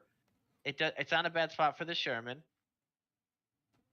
Does he just grab the speed die? I know he can't because that's an XP. He's out of XP. So yeah, I still think are they just yeah, Chris is on the clock. His clock's running down. I think he's deciding his last experience point. Yeah. I do like I guess I don't really have anything against the Sturmpanzer, the Brumbar there for Chris, but I kind of would have liked to see. I'm going to argue a Panzer IV would have been better there, for the fact that there is a Greyhound that's still alive. You know. Yeah, but he does have the range upgrade. Oh, he's just bringing a flak. He is. Yeah. I mean, that's that's no bueno. I would not have done that. Really interesting. Yeah, I would like that Panzer play. Well, I don't think he had the fuel for it. Man, he should just waited. He has so much good infantry control between the units here, because he has to deal now with a Sherman and a Jackson. It's like this. Yeah, it's super interesting. We'll see how it plays out. I do like the Brumbar with the plus on range. So he has technically 4 range on it, and he does have the splash up. No, he doesn't. Oh, he did not get the splash upgrade. Okay, that's fine. That's fine. But even if he moves up 1 hex, 1, 2, 3, well, he has to move 2 hexes. So 1, 2, 3, 4. He can actually, and I think it is actually frontal only. Yep. Yes. Yeah, so he's gonna have to pick his arc. Slow has changed now in 2nd edition. It is a much simpler. You just get to move only 2. You only get to place 2 command points on the unit. But it can, again, it was kind of a heavy thing in 1st edition. Now you just place 2 command points. You can rotate just as normal heavy vehicles would. And here's Rudy joining us. So Rudy, what are your thoughts here? You get your vehicles, but are you happy with where you're at? No. No, I was really unlucky with the Jeep. That was that hurt. That hurt. Yeah, I thought. I thought the best outcome was losing the Rifleman so that you get the 5 XP. I don't know if you noticed you should have had 6 XP there. I don't know if you spent one quickly, because when I looked down, you only had 5 because you had 4. I had 5. You had 4 before losing any units, and you lost a Rifleman would have been 5, and the Jeep would have been 6. I don't know if you noticed that or what was spent, but that aside. Oh, you did miss that? We're just gonna I think I mean. Yeah. All right, we'll just flag that down. If Chris asks, we'll clear it up for him. But now going in, obviously losing that Jeep hurts. Yeah. But I mean, what's your plan going into what might be? Yeah, this is interesting. I mean, this is kind of arguably 2 rounds out, maybe 3 from the finale. What is your plans here? Yeah, move the Jackson a little bit up, of course, to take care of the his vehicles. The Sherman goes, I think, up north a bit. See what he can do there. Yeah, he probably won't be in range for any combats next turn, but maybe the turn after he will. Depends a bit on what he does with his grenadiers as well.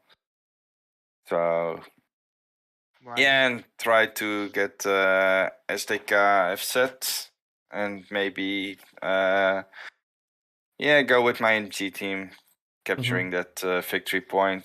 That looks like a safe thing to do for now. Even Because with that 2-2-2 there, interesting. Yeah, he didn't upgrade it that much. I can do at least a guaranteed 1 damage on it with MG team, and I have the Greyhound as well still. So he can see if we can destroy that. I'm not too scared yet of the Brumbar. Since he can move up like 2, I believe. Right. Yeah, he has 4 range, so he could get in range of the MG team, but we'll see how that will go, because it's still 1 HP on the building. So next round it probably big chance it will be destroyed anyway. So then the MG team would move out, and then I can see. Yeah, well, we'll see what happens next. But so far they are holding up pretty good. They did some damage against the Panzer Grenadiers, and yeah, we'll see if the mortar team can get some action again. I think moving that into the middle, and then shoot at the Panzer Grenadiers, I think. Well, sounds like you got a So, plan. Well, good luck heading yeah. in to the end of the game here. Yeah. Best of luck to you. We'll see. We try. Bye-bye. Not a big fan of moving the mortar up because now, I mean, he can still actually retreat.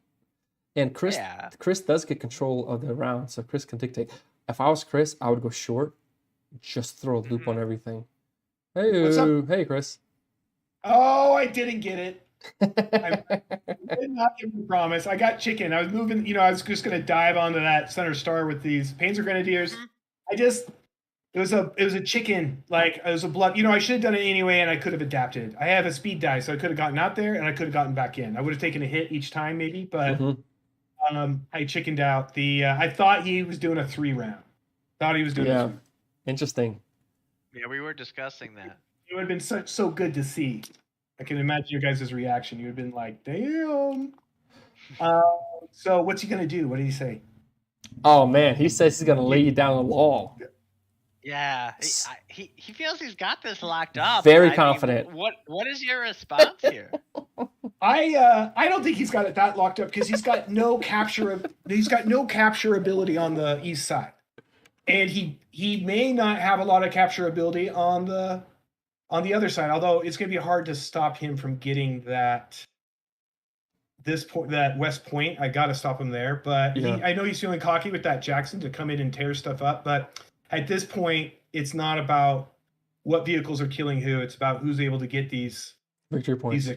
Exactly. So, that's what I mean. Talk. Like he does not have a lot of capture ability going on right now. Exactly. He's got nuts. I mean, he's got these infantry, but they're machine guns and mortars. So he's no jeeps.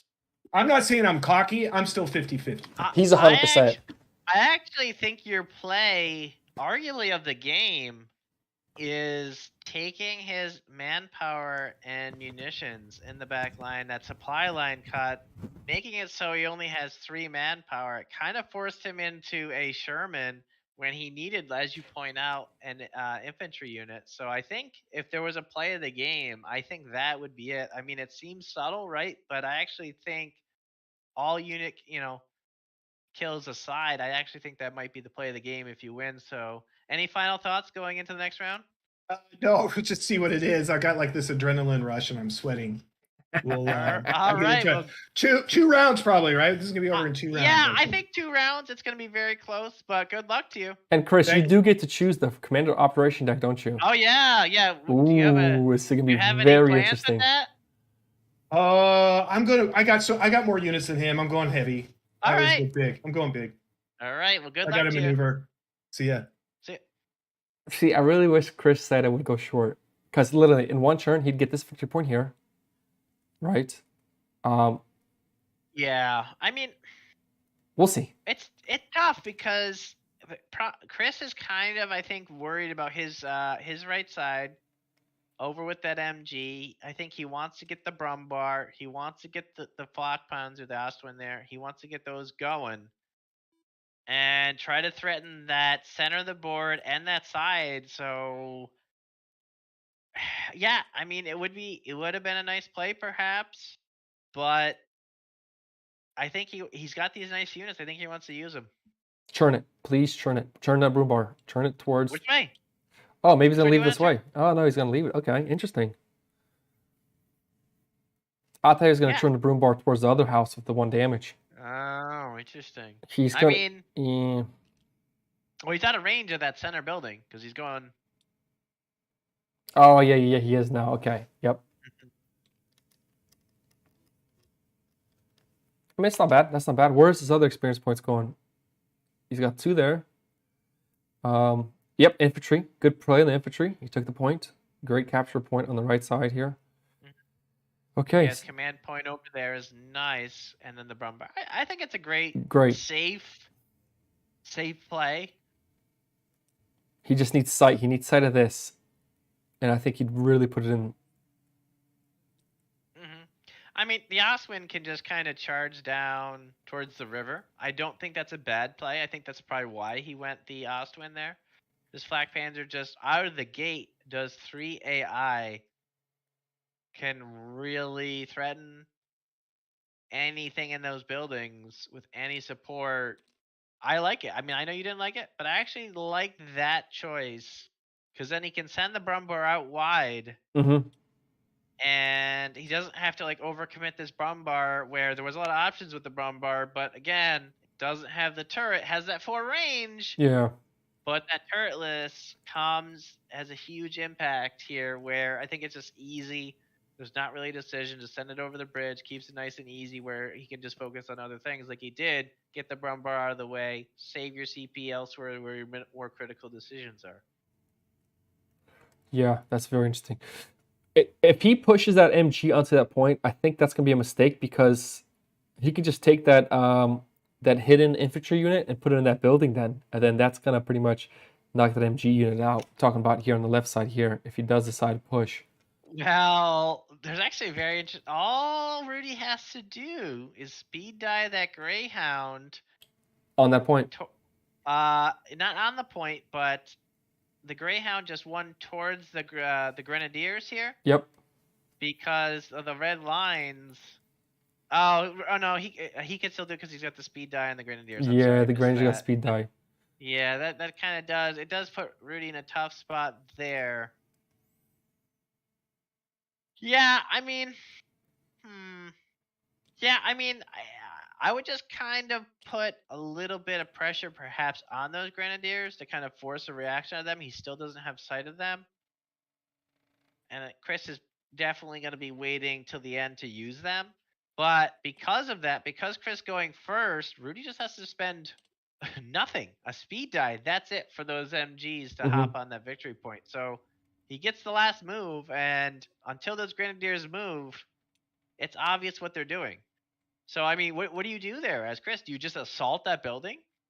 You know, I almost think, do you assault the building? I mean, it sounds outlandish, right? But I actually think that's the play with the Grenadiers here. Yeah, because you can roll HE shot, most like possibly wiping them out.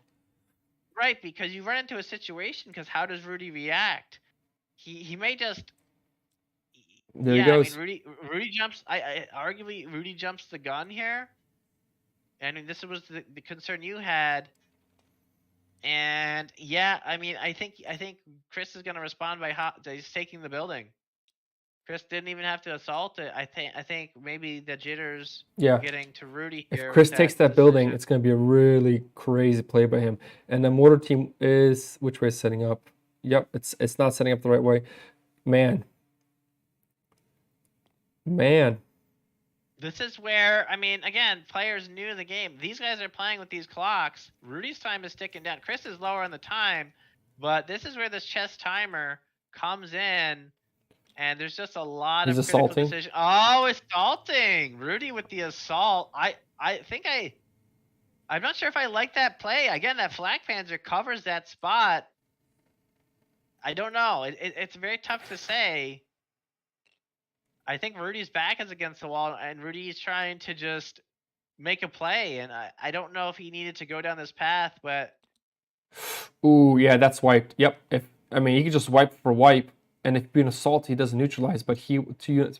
But the Panzer Grenadier wipe there, man. I think that's why he did it. Yeah, I missed that. He did the assault to prevent the neutralize, but does he have the damage? I don't know. I don't think he does. No. I mean, the MG's not there. I mean, it basically comes down to the rifleman having 1 AI, 1 AP, and the mortar against 3 HP. I mean, it can. Oh, but he gets the Sherman.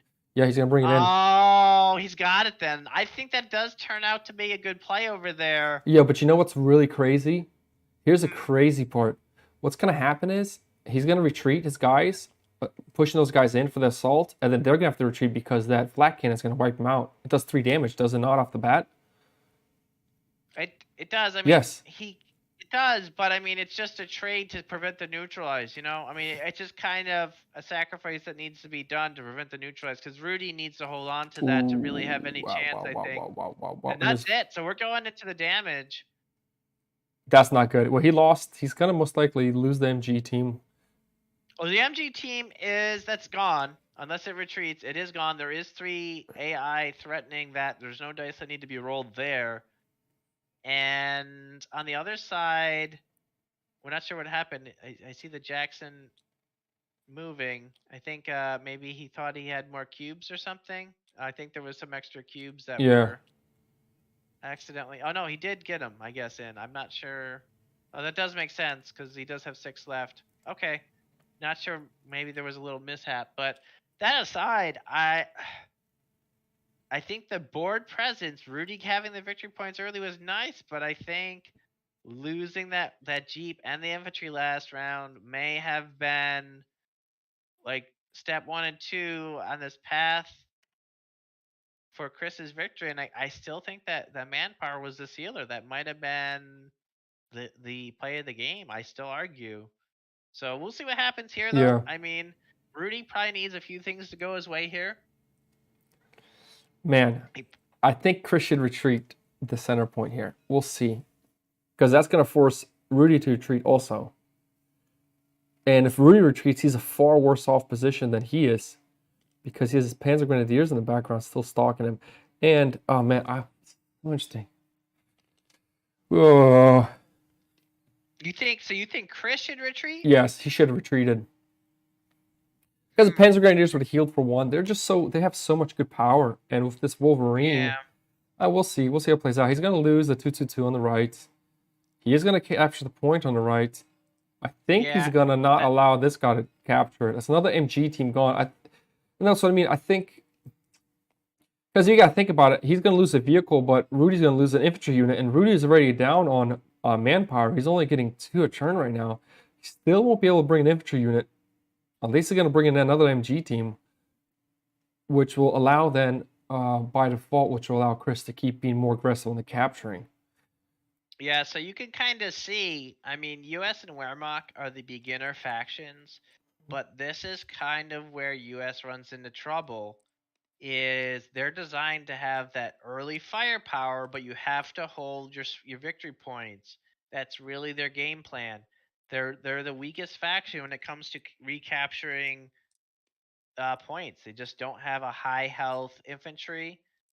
They're the only faction that out of the core, doesn't get that 5 health infantry. Instead, their infantry is the most offensive. Mm-hmm. So this is kind of where US struggles, and you have to plan ahead and you have to keep things secure. And I think Chris just kind of spread them thin and wore them down. And I think that's gonna we'll see, but I think this may be the deciding round. Look at this play. Amazing. MG does absolutely nothing. Gorgeous by Chris. You know what I mean? Yeah, Rudy, I think just didn't have, even though Chris went high, it was only a 3. So Rudy just didn't have, he just had too many things to move in a critical position. So is Chris going to use the Panzer Grenadier to attack the mortar team, or is he going to use it to attack the Sherman? That's interesting, because because this mortar team is going to be firing on that. So curious to see what his Panzer Grenadiers do actually here, if they're actually going to go for the tank. I mean, there's a couple choices. Does he want the XP? Does he want to try to secure any kills? The Flak Panzer alone, like you said, defeats the rifleman instantly. Yeah. So, I mean, the Sherman's gonna get 2 frontal defense dice against the 2 AP. It's not very likely to damage it. It does look like he's going for it. I mean, I don't think it's a bad play going against the MG in the building. I don't really think that necessarily does anything. He looks like he has an HE from his mortar in the back line to tag that for the experience. Yep. So overall, I think Chris is looking pretty good here. Oh, okay, here we go. It's just gone. 2's gone. Roll 2 defense dice for frontal, but that's fine. He only needs 1. He blocks it just fine. Okay, they're going to do the HE shot on the building. This mortar team that hasn't been doing the best so far. Let's see. Another mess. Oh, man, that's just disgusting. That's just... Yeah, I mean, it's not really... I don't think it does... It's too impactful at this point. I mean, I can understand some disappointment there, but it wasn't upgraded. Exactly. It was getting its XP worth each and every round. Dude! Ooh, the 2 damage on the Sherman. That is insane. That. Ooh. I mean, that is high impact, of course, because now the Panzer Grenadier can just chase down that Sherman, but I don't know if that just seals the game, but I don't know if, you know, I'm not sure what else you can do with that Sherman at that spot. I mean, it's not going to. I think you just probably trade it next round, but we'll see what happens. A lot of dice being rolled Blocks here. 3, takes 3. He's dead. Oh no, he blocks 3, takes 2. Oh, he's alive. Is he alive? Yeah. Oh no 1 2. He blocks 1 2 3. No, he'll still take 3. Just because he gets the 1 extra from. He gets total 6 damage and he blocks 3 of it. So no, he's dead. Am I correct? I'm assuming this. Yeah, he's dead because So it's 3 AP. Yep. And he rolled 5 from 6 incoming damage. That's dead. Yep, it's gone. That should be dead. Oof. Yeah, I mean, I think It's expected. It was expected to die. I'd be shocked if it lived. Yeah, I mean, it was expected, but I mean, I still think it was a play Rudy had to, make with his back against the wall. Yep. I guess somebody should tell him in the chat, hey, it's dead. They're still talking about it. That's fine.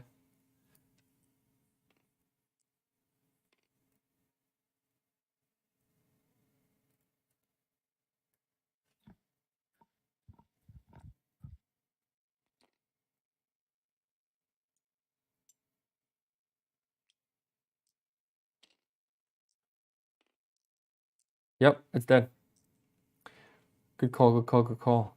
Okay, now let's see what's going to happen. That and the Panzer Grenadiers are also dead.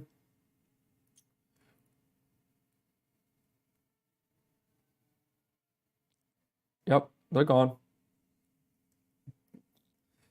Whew. These guys.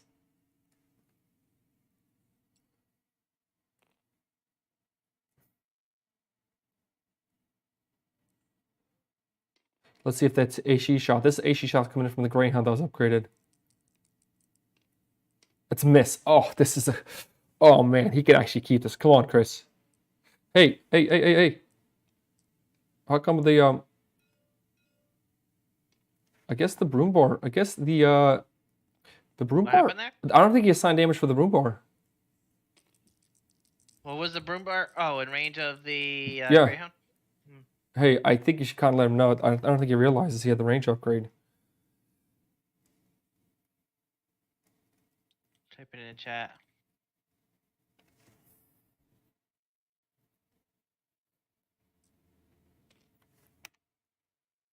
I mean, Chris is probably gonna be ecstatic to hear that, and Rudy's gonna be pissed because he did get the range upgrade, so he has a range of 4. 1, 2, 3, 4, allowing him to do that. Then that's gonna be the broom bar does 2 HE shots. So, not saying it's gonna kill it, but it'll do something. It's gonna get more experience points.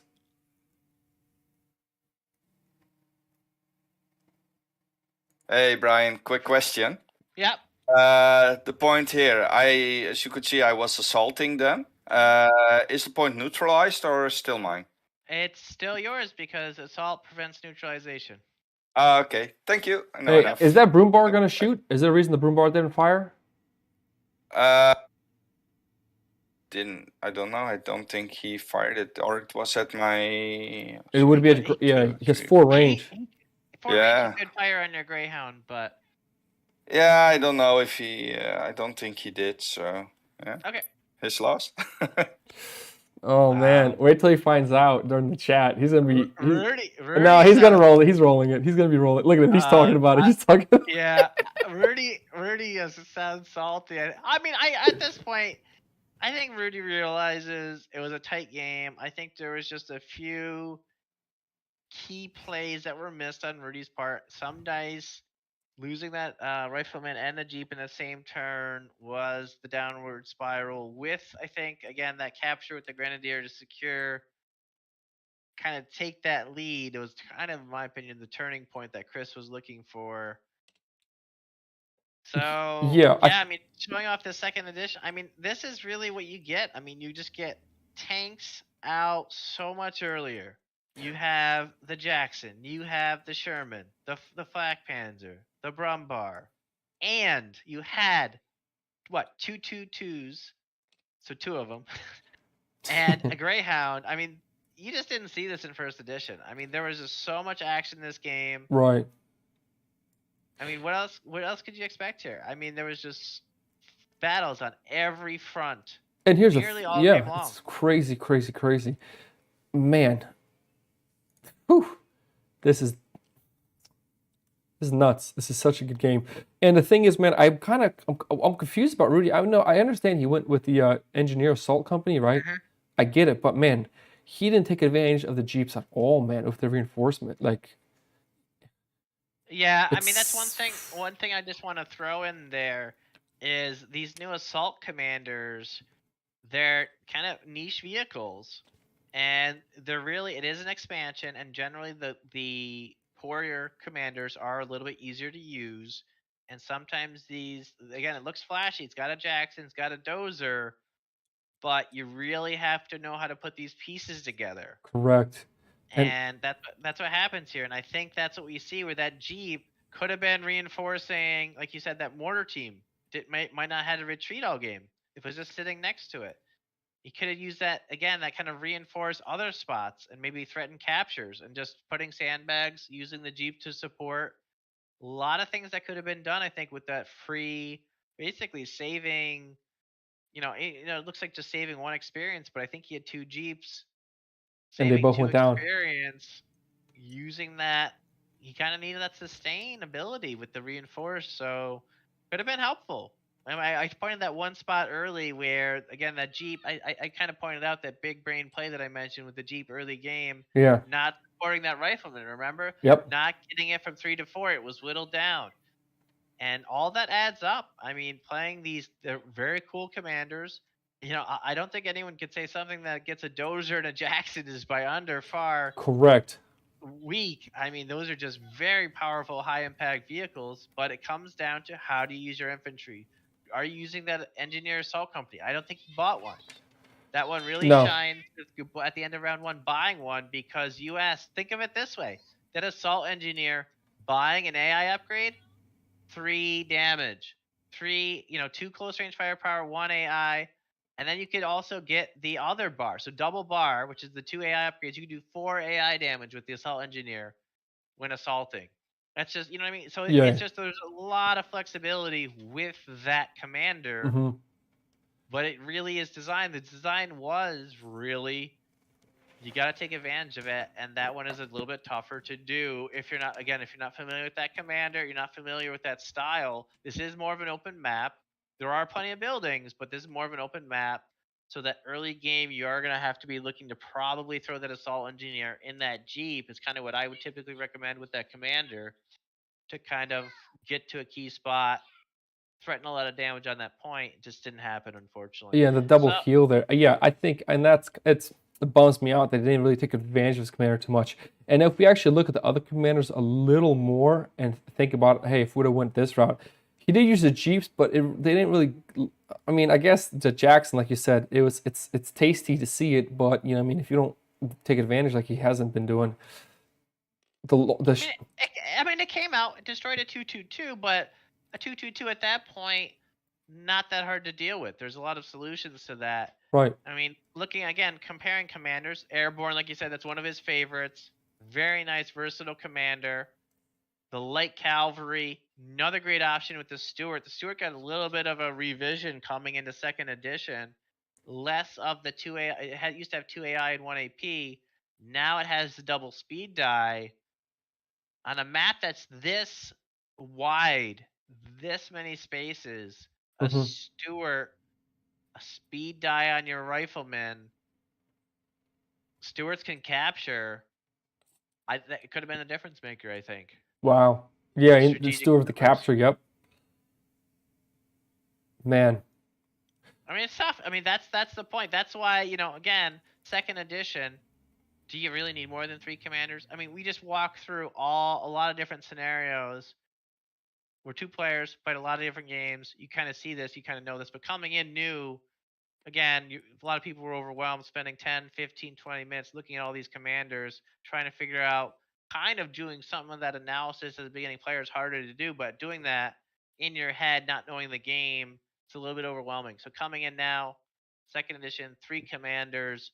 As you play more games, you kind of see these things develop. Hey, do I want the Stewart? Do I want that Dozer? Do I want that Jackson? Yeah. 3 And that commanders, so totally different styles. yes. And I'm a big fan of area control. That piece 47 anti-tank rocket strike, that's my jam. I love those things. I know that's your favorite, man. They're cool. They're cool if you can get them in the right spot, and that could have helped in this game, perhaps, especially against that Brumbar. You could have softened it up if you kind of do certain things, or maybe you put it in a spot and force like one of those 2/2/2s to move. A lot of different choices there. But yeah, I mean, we'll see what happens here. I think they're just playing out this final round. We didn't really need to chat about it, so it is kind of at that point where we probably just wanted to wrap it up. Are they playing to 18? I think 21 is the point, but I mean, we'll see what happens this round.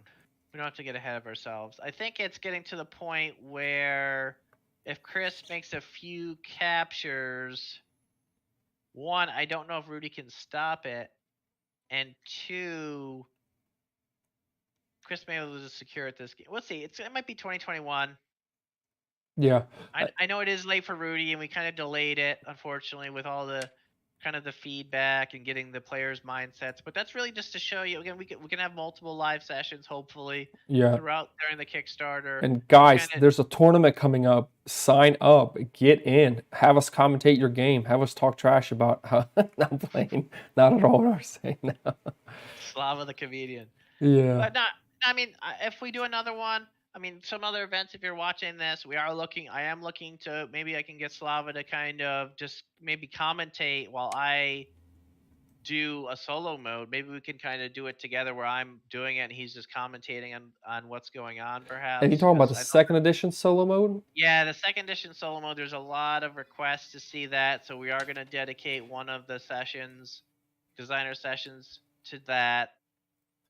Just a lot of people want to see that, and there's just so many changes there that it's just worthy to showcase. I mean, first edition backers had a 1 faction solo. Now the solo system, the AI plays for victory points. We can either have someone else play. I don't know if you tried it yet. I know you typically like. I have not tried it. I'm so excited to see what it's like.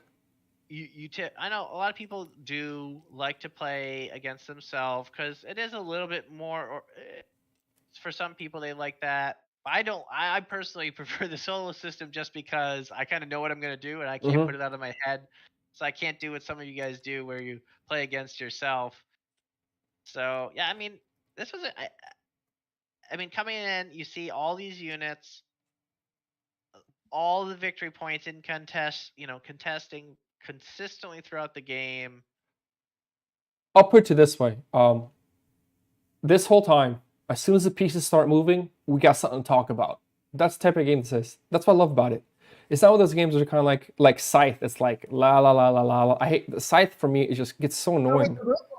Whoa, yeah. Hey, Chris, good to see you here. Dude, did you not take the shot? I didn't take the shot.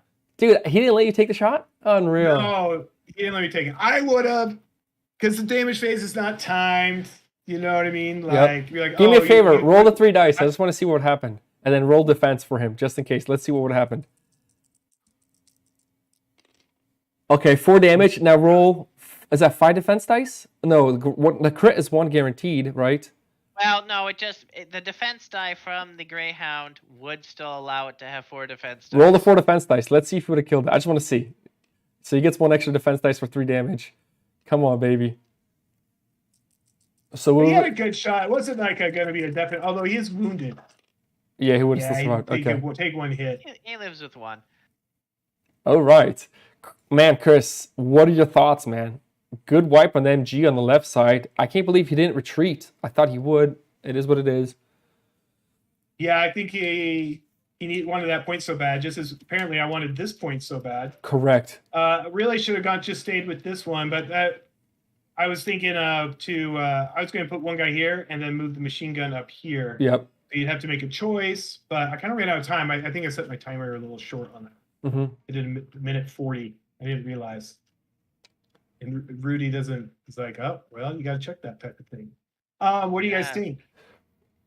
Oh, I mean, were you guys looking to call it here, or? I think you got a little greedy in the middle, but that's fine. I mean, you're because if he assaults, you don't get the neutralize. So I was hoping you were going to run back, but you didn't, and that's fine.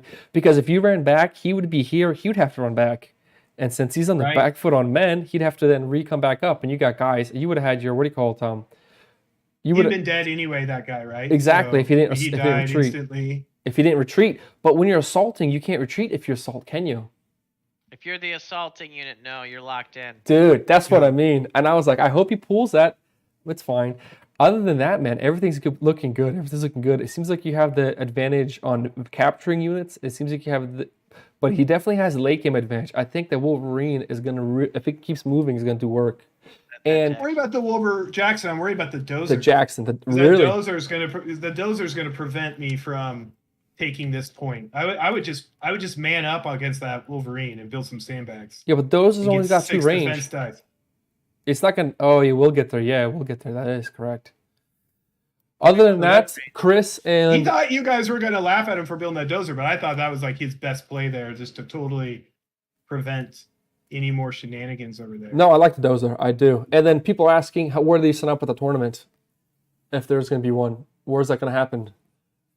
They can sign up at on the website. We'll update the graphic for the dates, but they can sign up. There's a link on the website. There's like a little form on the front page of the website. ComedyHeroesBG.com. Do we need a new one there? Yeah, I need to update that graphic, and then we'll also put it in the update for tomorrow. I don't think we're out yet. I think we're doing another round. I hope so. Exhausted? I hope so. I mean, I want to see what happens. For Rudy, I think maybe he's getting tired. Maybe that he is getting tired. That's why I got Blitzless. I can't let him start over fresh tomorrow. Exactly. He's starting to make mistakes. It's wearing on him. All right, see you guys. All right. Dude, I see. This is why I was going for Chris from the get-go. This guy's enthusiastic, and his play is my play. Let's just kill units and worry about the victory points later. You know what I mean? I think Chris... In the beginning, Chris made a couple mistakes, but my enthusiasm held me through, knowing that I think he's going to come through at the end. Yeah, it's tough. How's it going, Rudy? Okay. 3:30 in the morning. How you doing? Hanging in there so far. I mean, I can understand a few unit losses. Maybe have you set on the back foot here, and you're kind of in desperate need of some infantry to capture some points. A lot of tough decisions. You know, kind of your thoughts. I just wanted to touch on your thoughts. I kind of touched on as we were commentating that this commander looks flashy. It's got these high impact vehicles, but you have to hold out for him. Do you think maybe that was perhaps a struggle you ran into? Was your mid game? Unlucky rolls. Yeah. Fair enough. I mean, fair enough. That definitely. Yeah. Fair enough. I mean, that definitely had an impact. Yeah. And sure, I made some mistakes on some plays. I made like not retreat. With this turn, I forgot to set up the MG and the mortars and things like that. So, and there was a bit of confusion in the third round because Chris's timer was already dry, you know, it wasn't 0, and I still had like a minute left. So I did my third turn, and he didn't say it was third turn, so I wanted to do a 4th turn, and then he was like, "Yeah, no, but it was 3 turns." I was like, "Yeah, but you didn't say that," you know. So yeah, there was a little bit confusion, but it was okay. It wasn't too bad. So yeah, well, it was too bad for me, of course, or else I could have done some more stuff, but. Nah, it's interesting at least. So I got Bulldozer out. I just wanted to see it in action. Never seen it before on the field, so kind of curious on if he can do something and see what with the damage output he has, what kind of damage he can do against his infantry. We've been telling Chris nonstop that you're 100% confident you're going to win every round, and that just put fear in him. When Chris watches the replay, you'll see it. Poor Chris, he thinks you're winning mentally. Okay.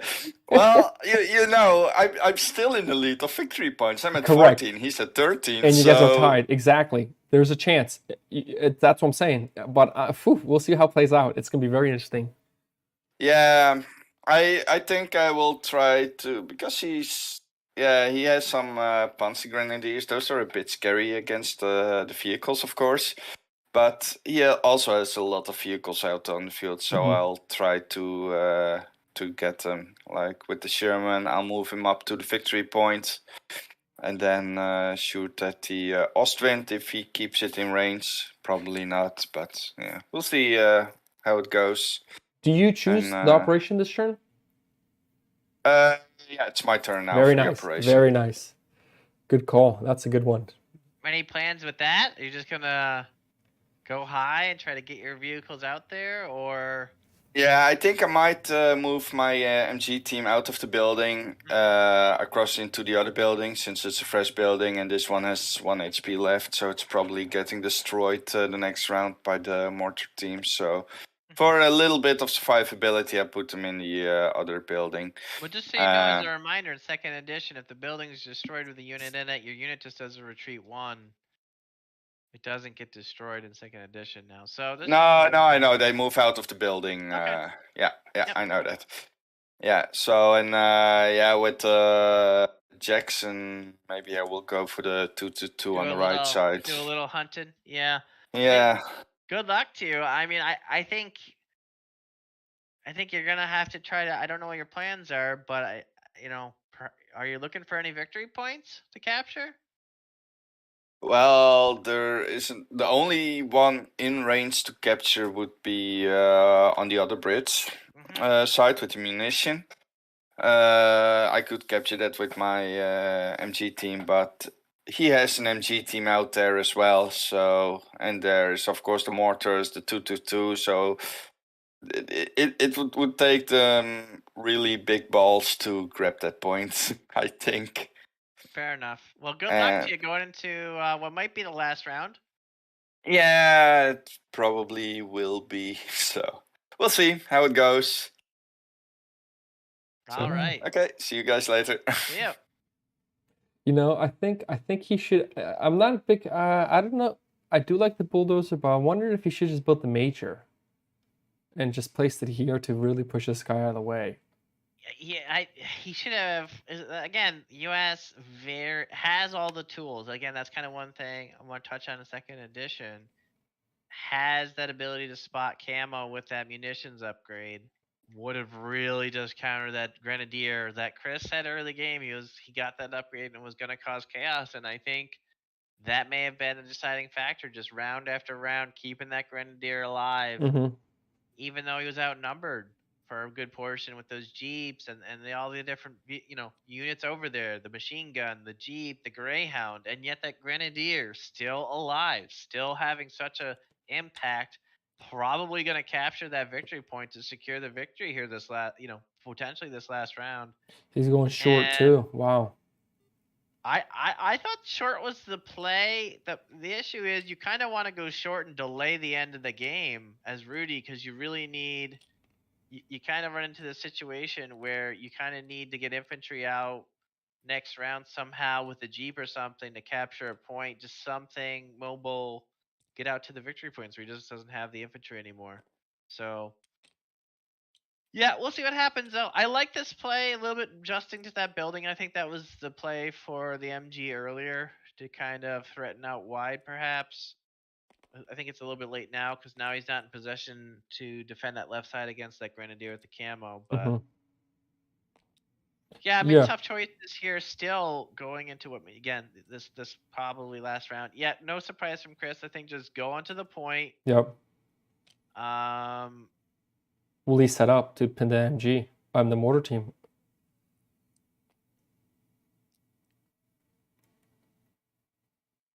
Well, the Sherman does. That was a good play. That was a good play there. I like this. Plus, the MG can be set up right now to cover that point. I do like this push. Yeah, the Sherman can cover. I think that was his plan here. Sherman can spot and cover. Very likely live. There's not any I guess the Panzer Grenadier is what Rudy's scared of, like you mentioned. Does he just charge up? Possibly. Maybe he saves a few command points there. We had the 222s out wide. I think getting the 222s that was that commander, and I think Chris really did what 222s need to do. Yeah. What's nice about the And- Sherman is the Sherman can actually just, if people don't want to wear tanks. I'll show you guys a picture.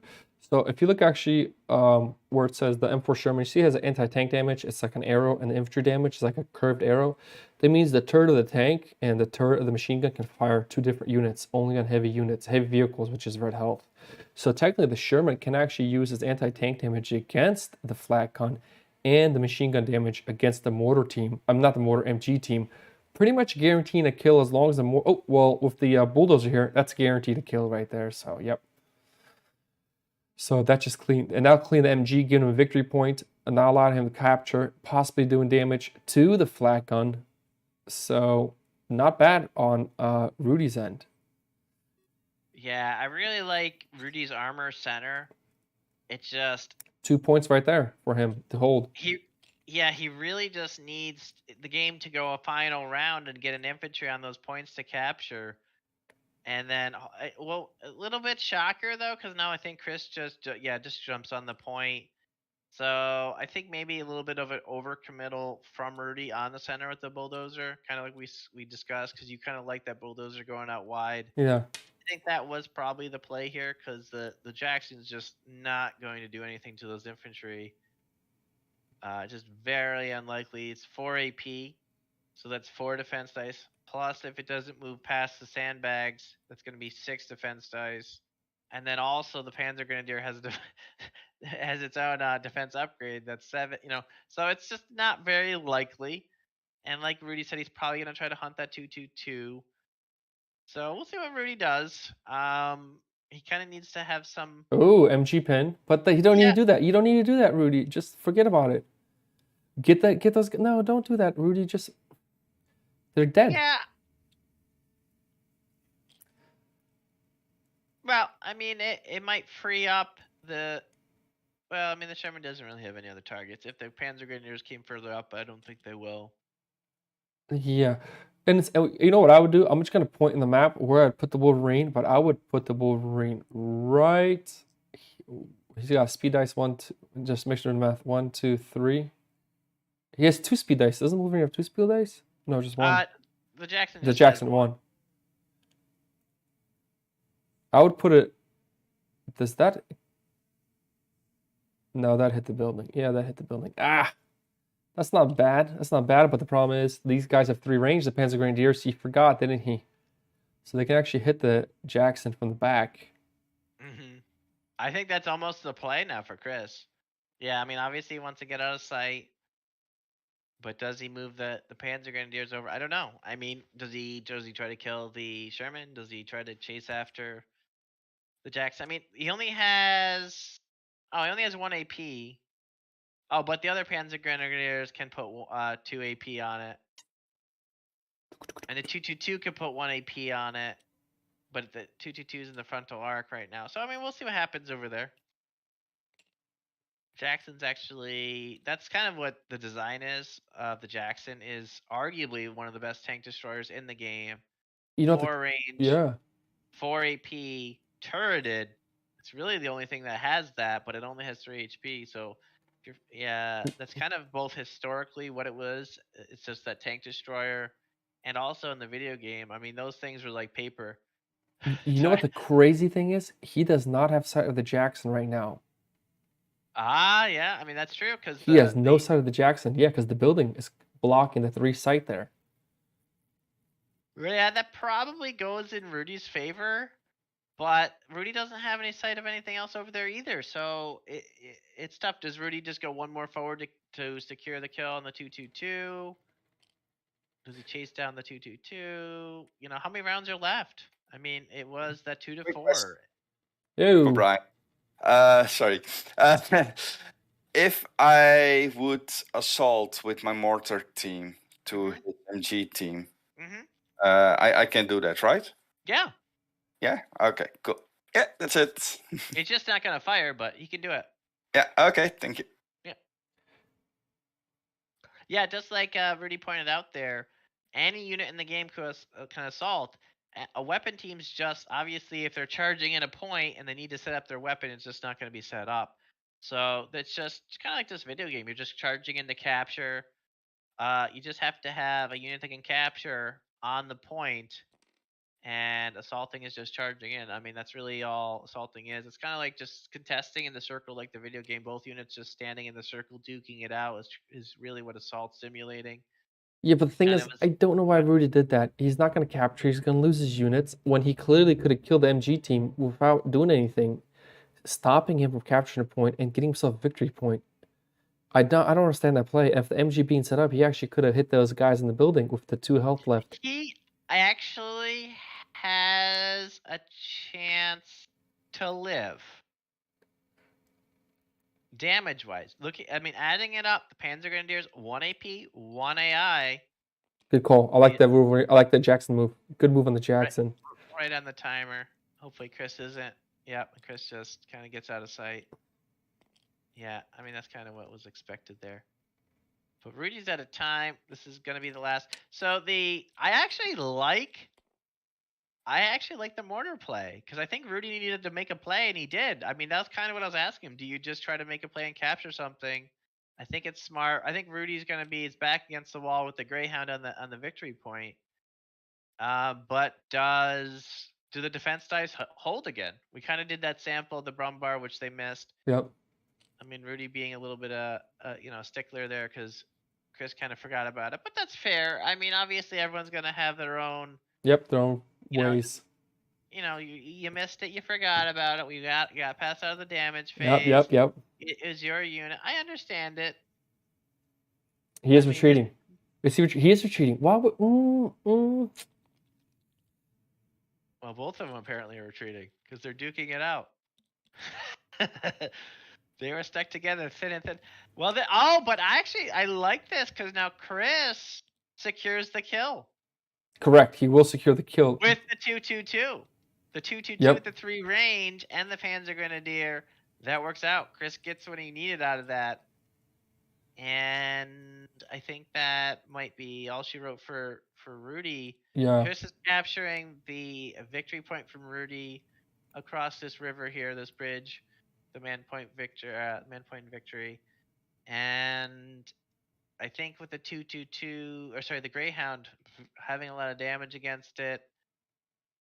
I mean, I just don't know what Rudy has left. So this. Well, Rudy, there's a chance he can kill these guys in the building. He does have the flame and the AI from the machine gun team, and then his Sherman. All the firepower focuses on that building. He probably might be able to squeeze off a kill. Because the bulldozer's doing 3 HE damage. Well, no, the bulldozer and only 2 infantry. Bulldozer only has 2 range. Oh no way! It's a short range little howitzer. I mean, it's a big howitzer. Don't get me wrong; it's a 105mm, but it's really about the bang. The vehicle still moves. Doesn't have slow. Yep. Got 6 health. I mean, it's just got so much going for it. Yeah. So, I don't think the Americans are gonna be able to come back after this one. With the extra victory point secured in the bottom, him losing a unit, another infantry unit. I mean, hoping kind of those who do watch us can kind of see, though. I mean, it made it this far. You saw how many times we pointed out things didn't go Rudy's way. Tough choices Rudy had to make. Tough commander to play. He needed infantry. He needed a Jeep or something. He had the Jeeps. He just needed to keep them alive. Keep them alive. Like yep. You said early game. You said he threw away that Jeep. He lost that other Jeep on kind of that roll didn't go his way on that capture point. He had those 2 Jeeps, lost them. So it was just kind of thing after just some decisions, some bad rolls, but it wasn't just 1 or 2 things. It was just a lot of things adding up. Mm-hmm. Chris making no credit away from Chris. Chris made great plays everywhere on the board, really. Yeah. Just not too many mistakes. Rudy having to make some tough decisions with the unit choices.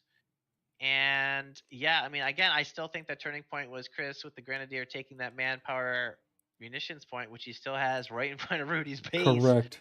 Even you play the video game, that's a supply line cut. If you're fans of the video game, that can be devastating, and I think it was here too. Yeah, and man, and when Chris's abuse, I wouldn't say abuse, but use of the mechanized doctrine, getting that 5th experience point to get them both out the following round, nice, man. When he spawned them up here, that really allowed him to put the pressure back here. So these guys, so the infantrymen, a good play by Chris on that part. Yeah, I think people looking back, we were worried about Chris early game. I wasn't worried about Chris early game. Hold on a I second. was. Yeah, Maybe yeah. you were. I was.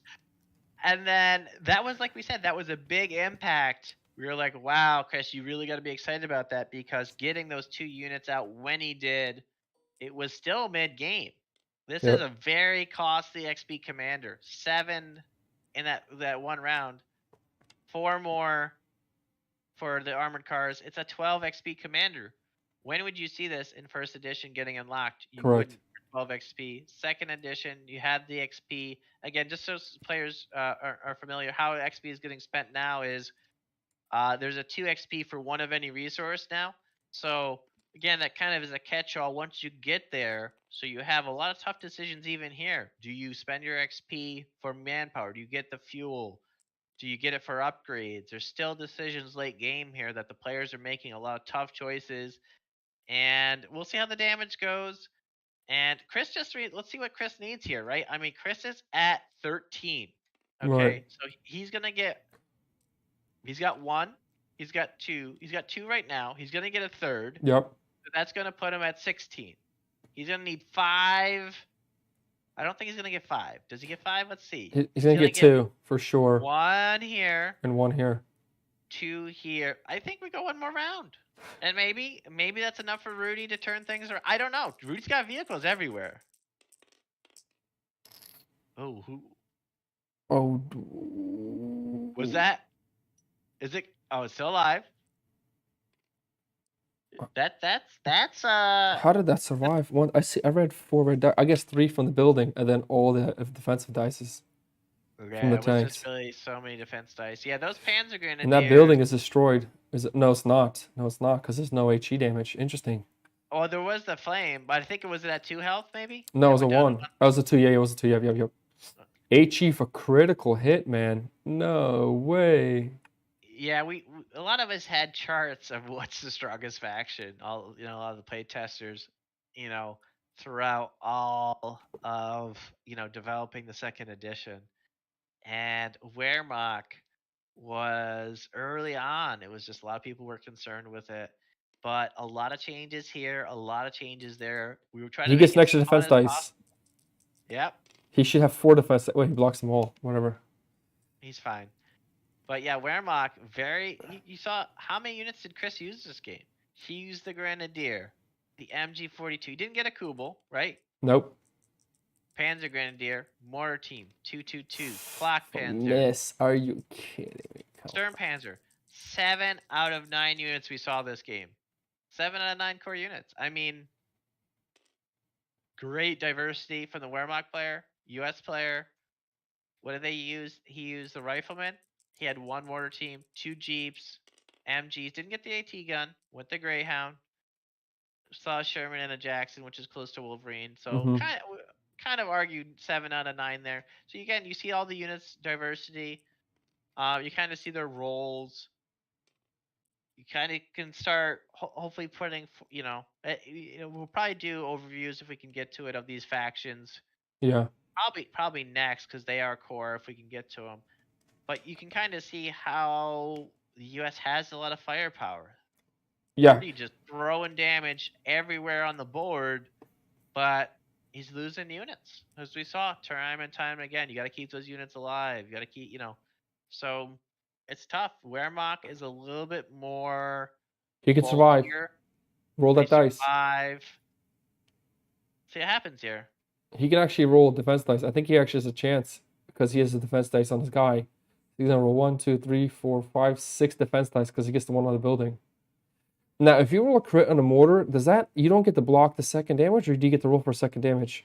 So you're talking about against a vehicle. Yeah. So what happens versus a vehicle is now in second edition, it counts as 2 HE hits, and it only triggers 1 defense die. Okay. But it's not like flame. It's a little bit different. Where if you have a defense die, or you're getting one from some other source, usually a defense die in this case, right? you could still block that damage with that defense die. So we'll see what happens here. Does he need to get them all? Oh, and he does. It is He does. ridiculous. So I mean,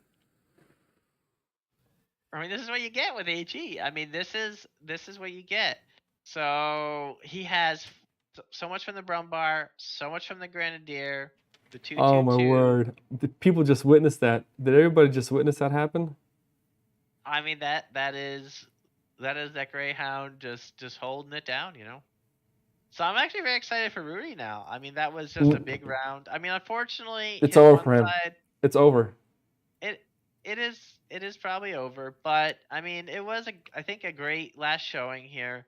I think him losing his right side, losing that infantry if he just threw him into the building.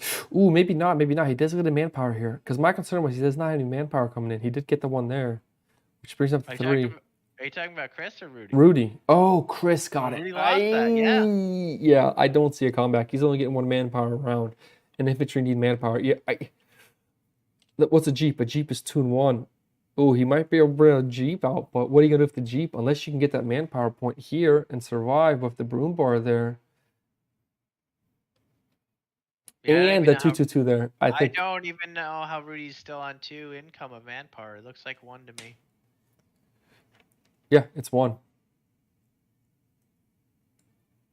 Well, because he didn't subtract that yet. Oh, yeah, I don't think he subtracted it yet. I think there's still. Yep, there it is.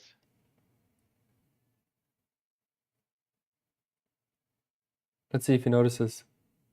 The If you hold it there line. long enough, I think if you hold it there long enough, they have to. Yeah, I mean, if this doesn't get you excited, first edition backers, you played this game. What was the common feedback? Where's the vehicles, right? Right. Where's the end game? Where's the action? Yeah, and this is a Where's the short game choices? also. Where's the commanders? You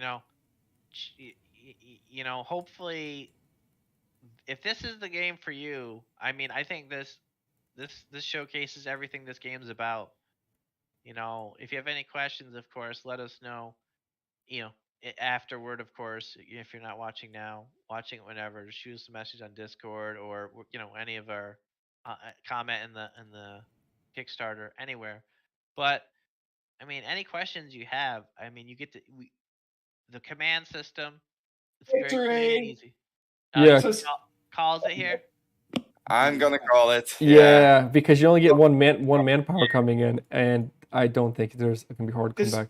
Despite that miraculous save of that Greyhound, that Greyhound would have triggered the victory right then and there, right? Because that would have been 18 victory points, and then that triggers the end game. Well, if you're playing that, yeah, the short game is 18. I didn't know, we didn't clarify if we're playing 18 or 21. 18 is the short game. But that really shows it off. I think as we were trying to show to everyone. I mean, any thoughts from you guys, from the players here, now that you're all together? And that was good. What a fun game. That was tense. It really felt neck and neck until the very end.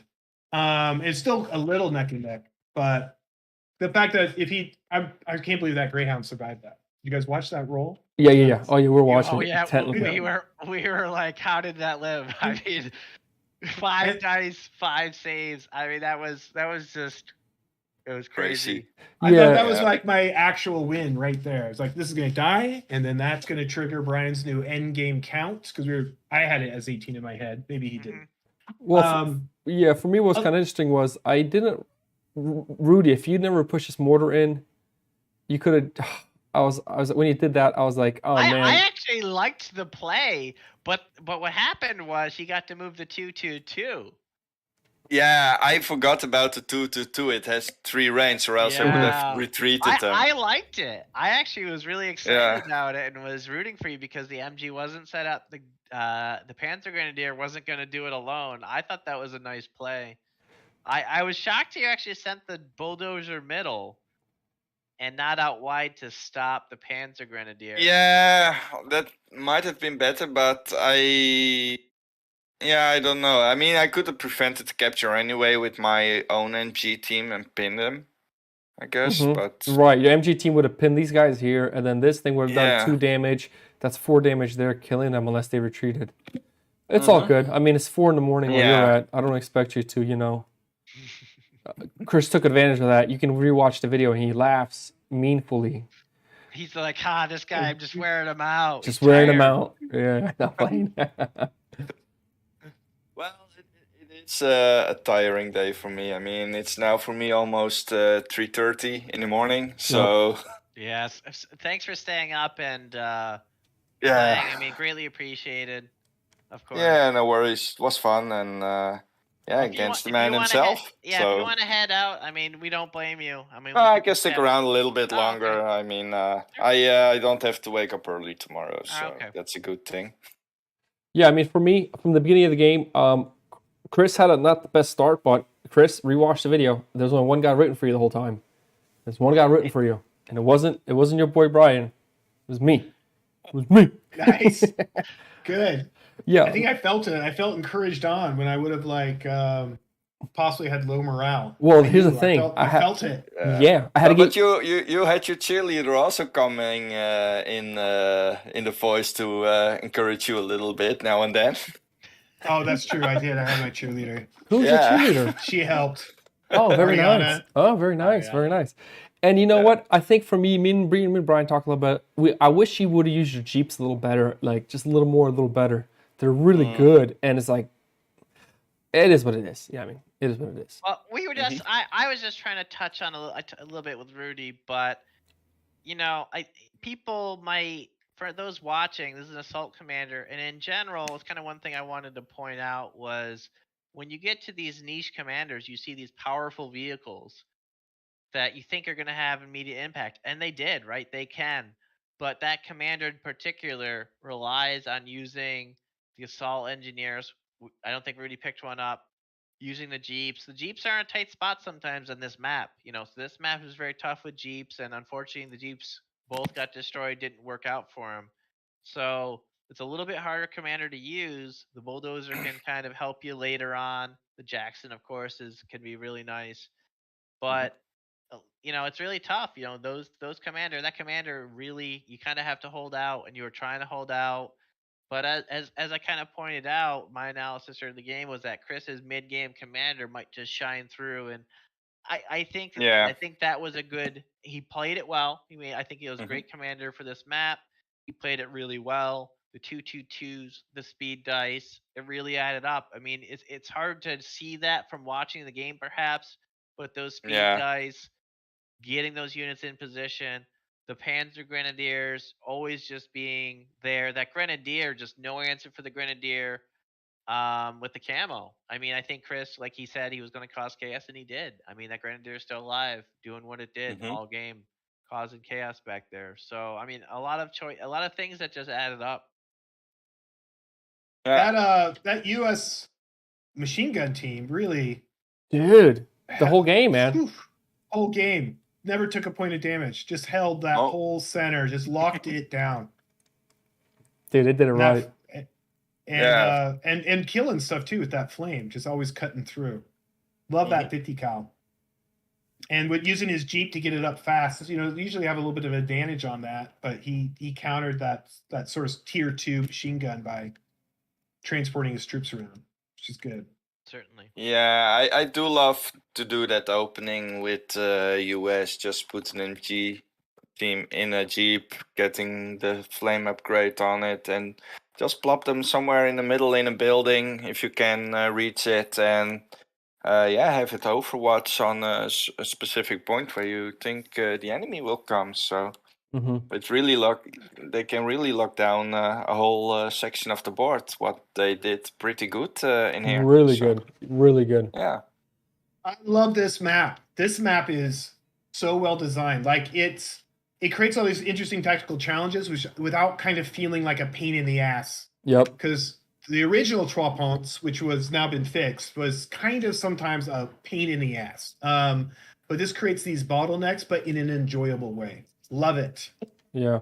Love this map. It's really fun, really dynamic. So different than all of the other maps out there. And this is just one combination, too, of this map. There's 3 really solid setups where you play vertical, and then you also switch these around. That was a delightful game. It's fun. Tense. Yeah. What was the worst mistake? My worst mistake was not turning this machine gunner, I think, right. I don't even care about the broom bar. I don't even care about the broom bar sleeping. It was this machine gun. Yeah, the broom bar not taking a shot. Although maybe him allowing this capture lulled Rudy into a false sense of confidence. So I don't know. Yeah. It barely worked out in the end. So how did you guys feel the time pressure for those watching the kind of new whatever chess mode? Yeah, comments from playing it. We talked a bit about it as well during our games. For me, it felt like the timer for Chris went really fast at times. Right. Like it was like, oh wait, that many seconds? I was like, yeah. But yeah, for me personally, it's okay. I could come up. I only had it like in the third round, I believe, when I was like, oh, it's a time already. You know, when the beeper went off. So you're saying in general, it didn't feel too restrictive for you? No, it Only was that okay. Okay. I mean, you have to plan ahead. You're constantly thinking about what you want to do, what units you want to move, and you can do a whole lot of planning beforehand in your opponent's turn by watching him what he does. And if you have a kind of a plan in your head beforehand, and then maybe a plan B if for certain things happen, then yeah, I think you can react pretty quick with the timer. So. And it was it was a little clunkier because Tabletop Simulator is clunkier. And by the way, I think this game ran 50% longer than it would have on tabletop. Just because TTS is clunky, there's all these extra clicks, and you got to fix this, and something flips, and you're not seeing the whole board in one go, in front of you. So I don't know what our final time was on that, or when we started. When did we start? You started about 6 Eastern. 3.5 hours ago, probably. Yeah. Yeah. And I think this is a 2.5 hour game, if not a little. Well, we were also bouncing. We were bouncing. I think this would have been this is a 2 hour game. I think on the table. We had the commentary. I mean, we pulled you guys in to try to get that player mindset to kind of show that focus. That I mean, we could do a variety of formats in the future of other live plays. We can have it without that to kind of. I loved it. I thought it was fun. I thought it was fun too to show that. To hope, especially those backers who are trying to really get a sense of what's going on in the game, not only from the casting perspective, but from the player perspective. Hopefully that helped out.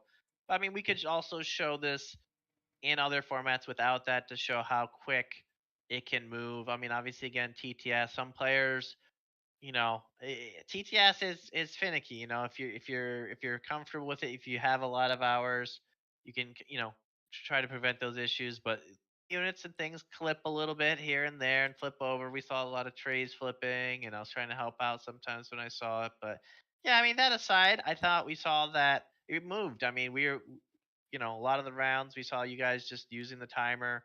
It was running low and running out. We heard a lot of beeps.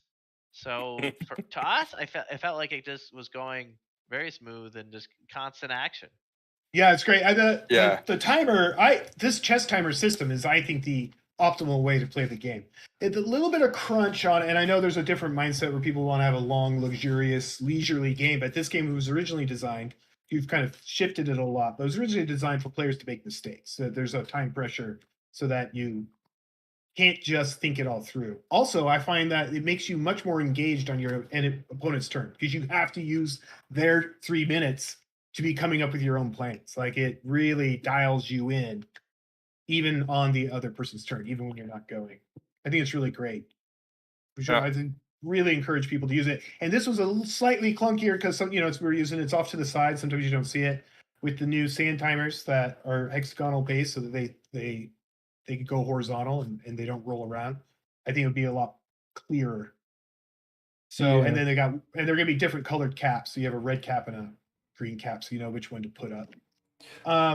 Also, love that timer. Love the timer system. Yeah, the miniatures look way better in real life. I'm looking at the miniatures close up for the people. These are so bad looking on TTS. I mean, as good as they get, but the miniatures in real life is so much better detailed. Not that this TTS isn't it's fantastic. Great. Yeah, it's great. So great. Really well done. But I mean, there is a few limitations on it, but not as limiting as us all having to fly out together and meet something. So. Yeah. No, thanks so much for allowing us to host. I really appreciate it, Brian. Thanks for letting me sit in and you know what I mean Thanks for doing it. root for Chris. Really You know what I mean? I was Chris, rewatch the video. I was from turn 3 after the MG came back. I was thinking maybe, but I really jumped ship on turn 3. And one thing you thought I had a chance since turn 3. for sure. Yeah, and the thing was, what was interesting was, Chris, you locked down your commander first, so you went to mechanized doctrine first, and so that's why when Rudy, when you went with the assaults, the engineer assault company, I was like, man, maybe the Stuart might have been a good option, but I didn't want to say too much because it can go back and back with the 2/2/2s, giving you speed dice for your rifleman, and it can capture points, which his 2/2/2s Yeah, let's be honest, all 3 were good options. Yeah, basically. they were. So they were all 3 really strong. I mean, if I would have gotten the airborne, I could just pop in weapon teams because I had a really good munition income. So I could pop in a lot of paradrops, I think. Yes. Especially weapon teams, and just deploy them where they need it. So that would have been another good option to lock down specific areas, etc. It might have been. He didn't have that commander. It might have been even the best option, I think, against this commander, because his infantry was mostly like a couple MG teams or the Panzer Grenadiers, but I think especially with the anti-tank teams, etc., just popping them on randomly on the board wherever they are in visual range, that could be really damaging to all his 2/2/2s. I think we should, he would have hold them on more in his own line, I think. So. Yeah, well, thank you guys so much. I mean, let's get more saves, please. If you got more saves. And hosting. Yeah, thank you so much. I feel bad for the Dutch. I feel bad for you, Rudy. You got it's like 3-4. What a champion! It's okay. I mean, I'm used to it playing games with Brian, so it's nothing new for me. Gotcha. He does work second schedule. He should mention that, to be fair. Yeah. I work a shift, and this week I have the late shift, so I work till I had to work till 11 o'clock in the evening my time.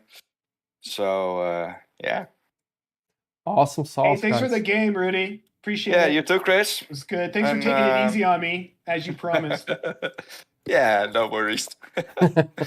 And we'll never know what they said in their chat. Thank you guys chat. all as well for the whole setup like this, and thank you, Chris, again for playing with me and bringing this whole game to the world. So and if you want this Rudy, version, thank Brian. Yeah, for this version, Brian, indeed, as well. And you're most certainly welcome. And if you want to hear the trash talking going on about both of you guys, just rewatch this video. I'm going to. I think we're gonna watch it now. As crazy as that sounds, after just playing it for 3.5 hours. Because you'll see what we're thinking. Because we have no idea what you guys are thinking or doing. We're just guessing like what the goals are. We were pretty close, Brian. A lot of calls you made are really good, really close to what we were expecting was going to happen. Yeah. Thank you guys so much. Have a wonderful, wonderful night, and have a good morning to you, Rudy. Yeah, thank you. See you guys next time. Bye-bye. Bye-bye. Bye.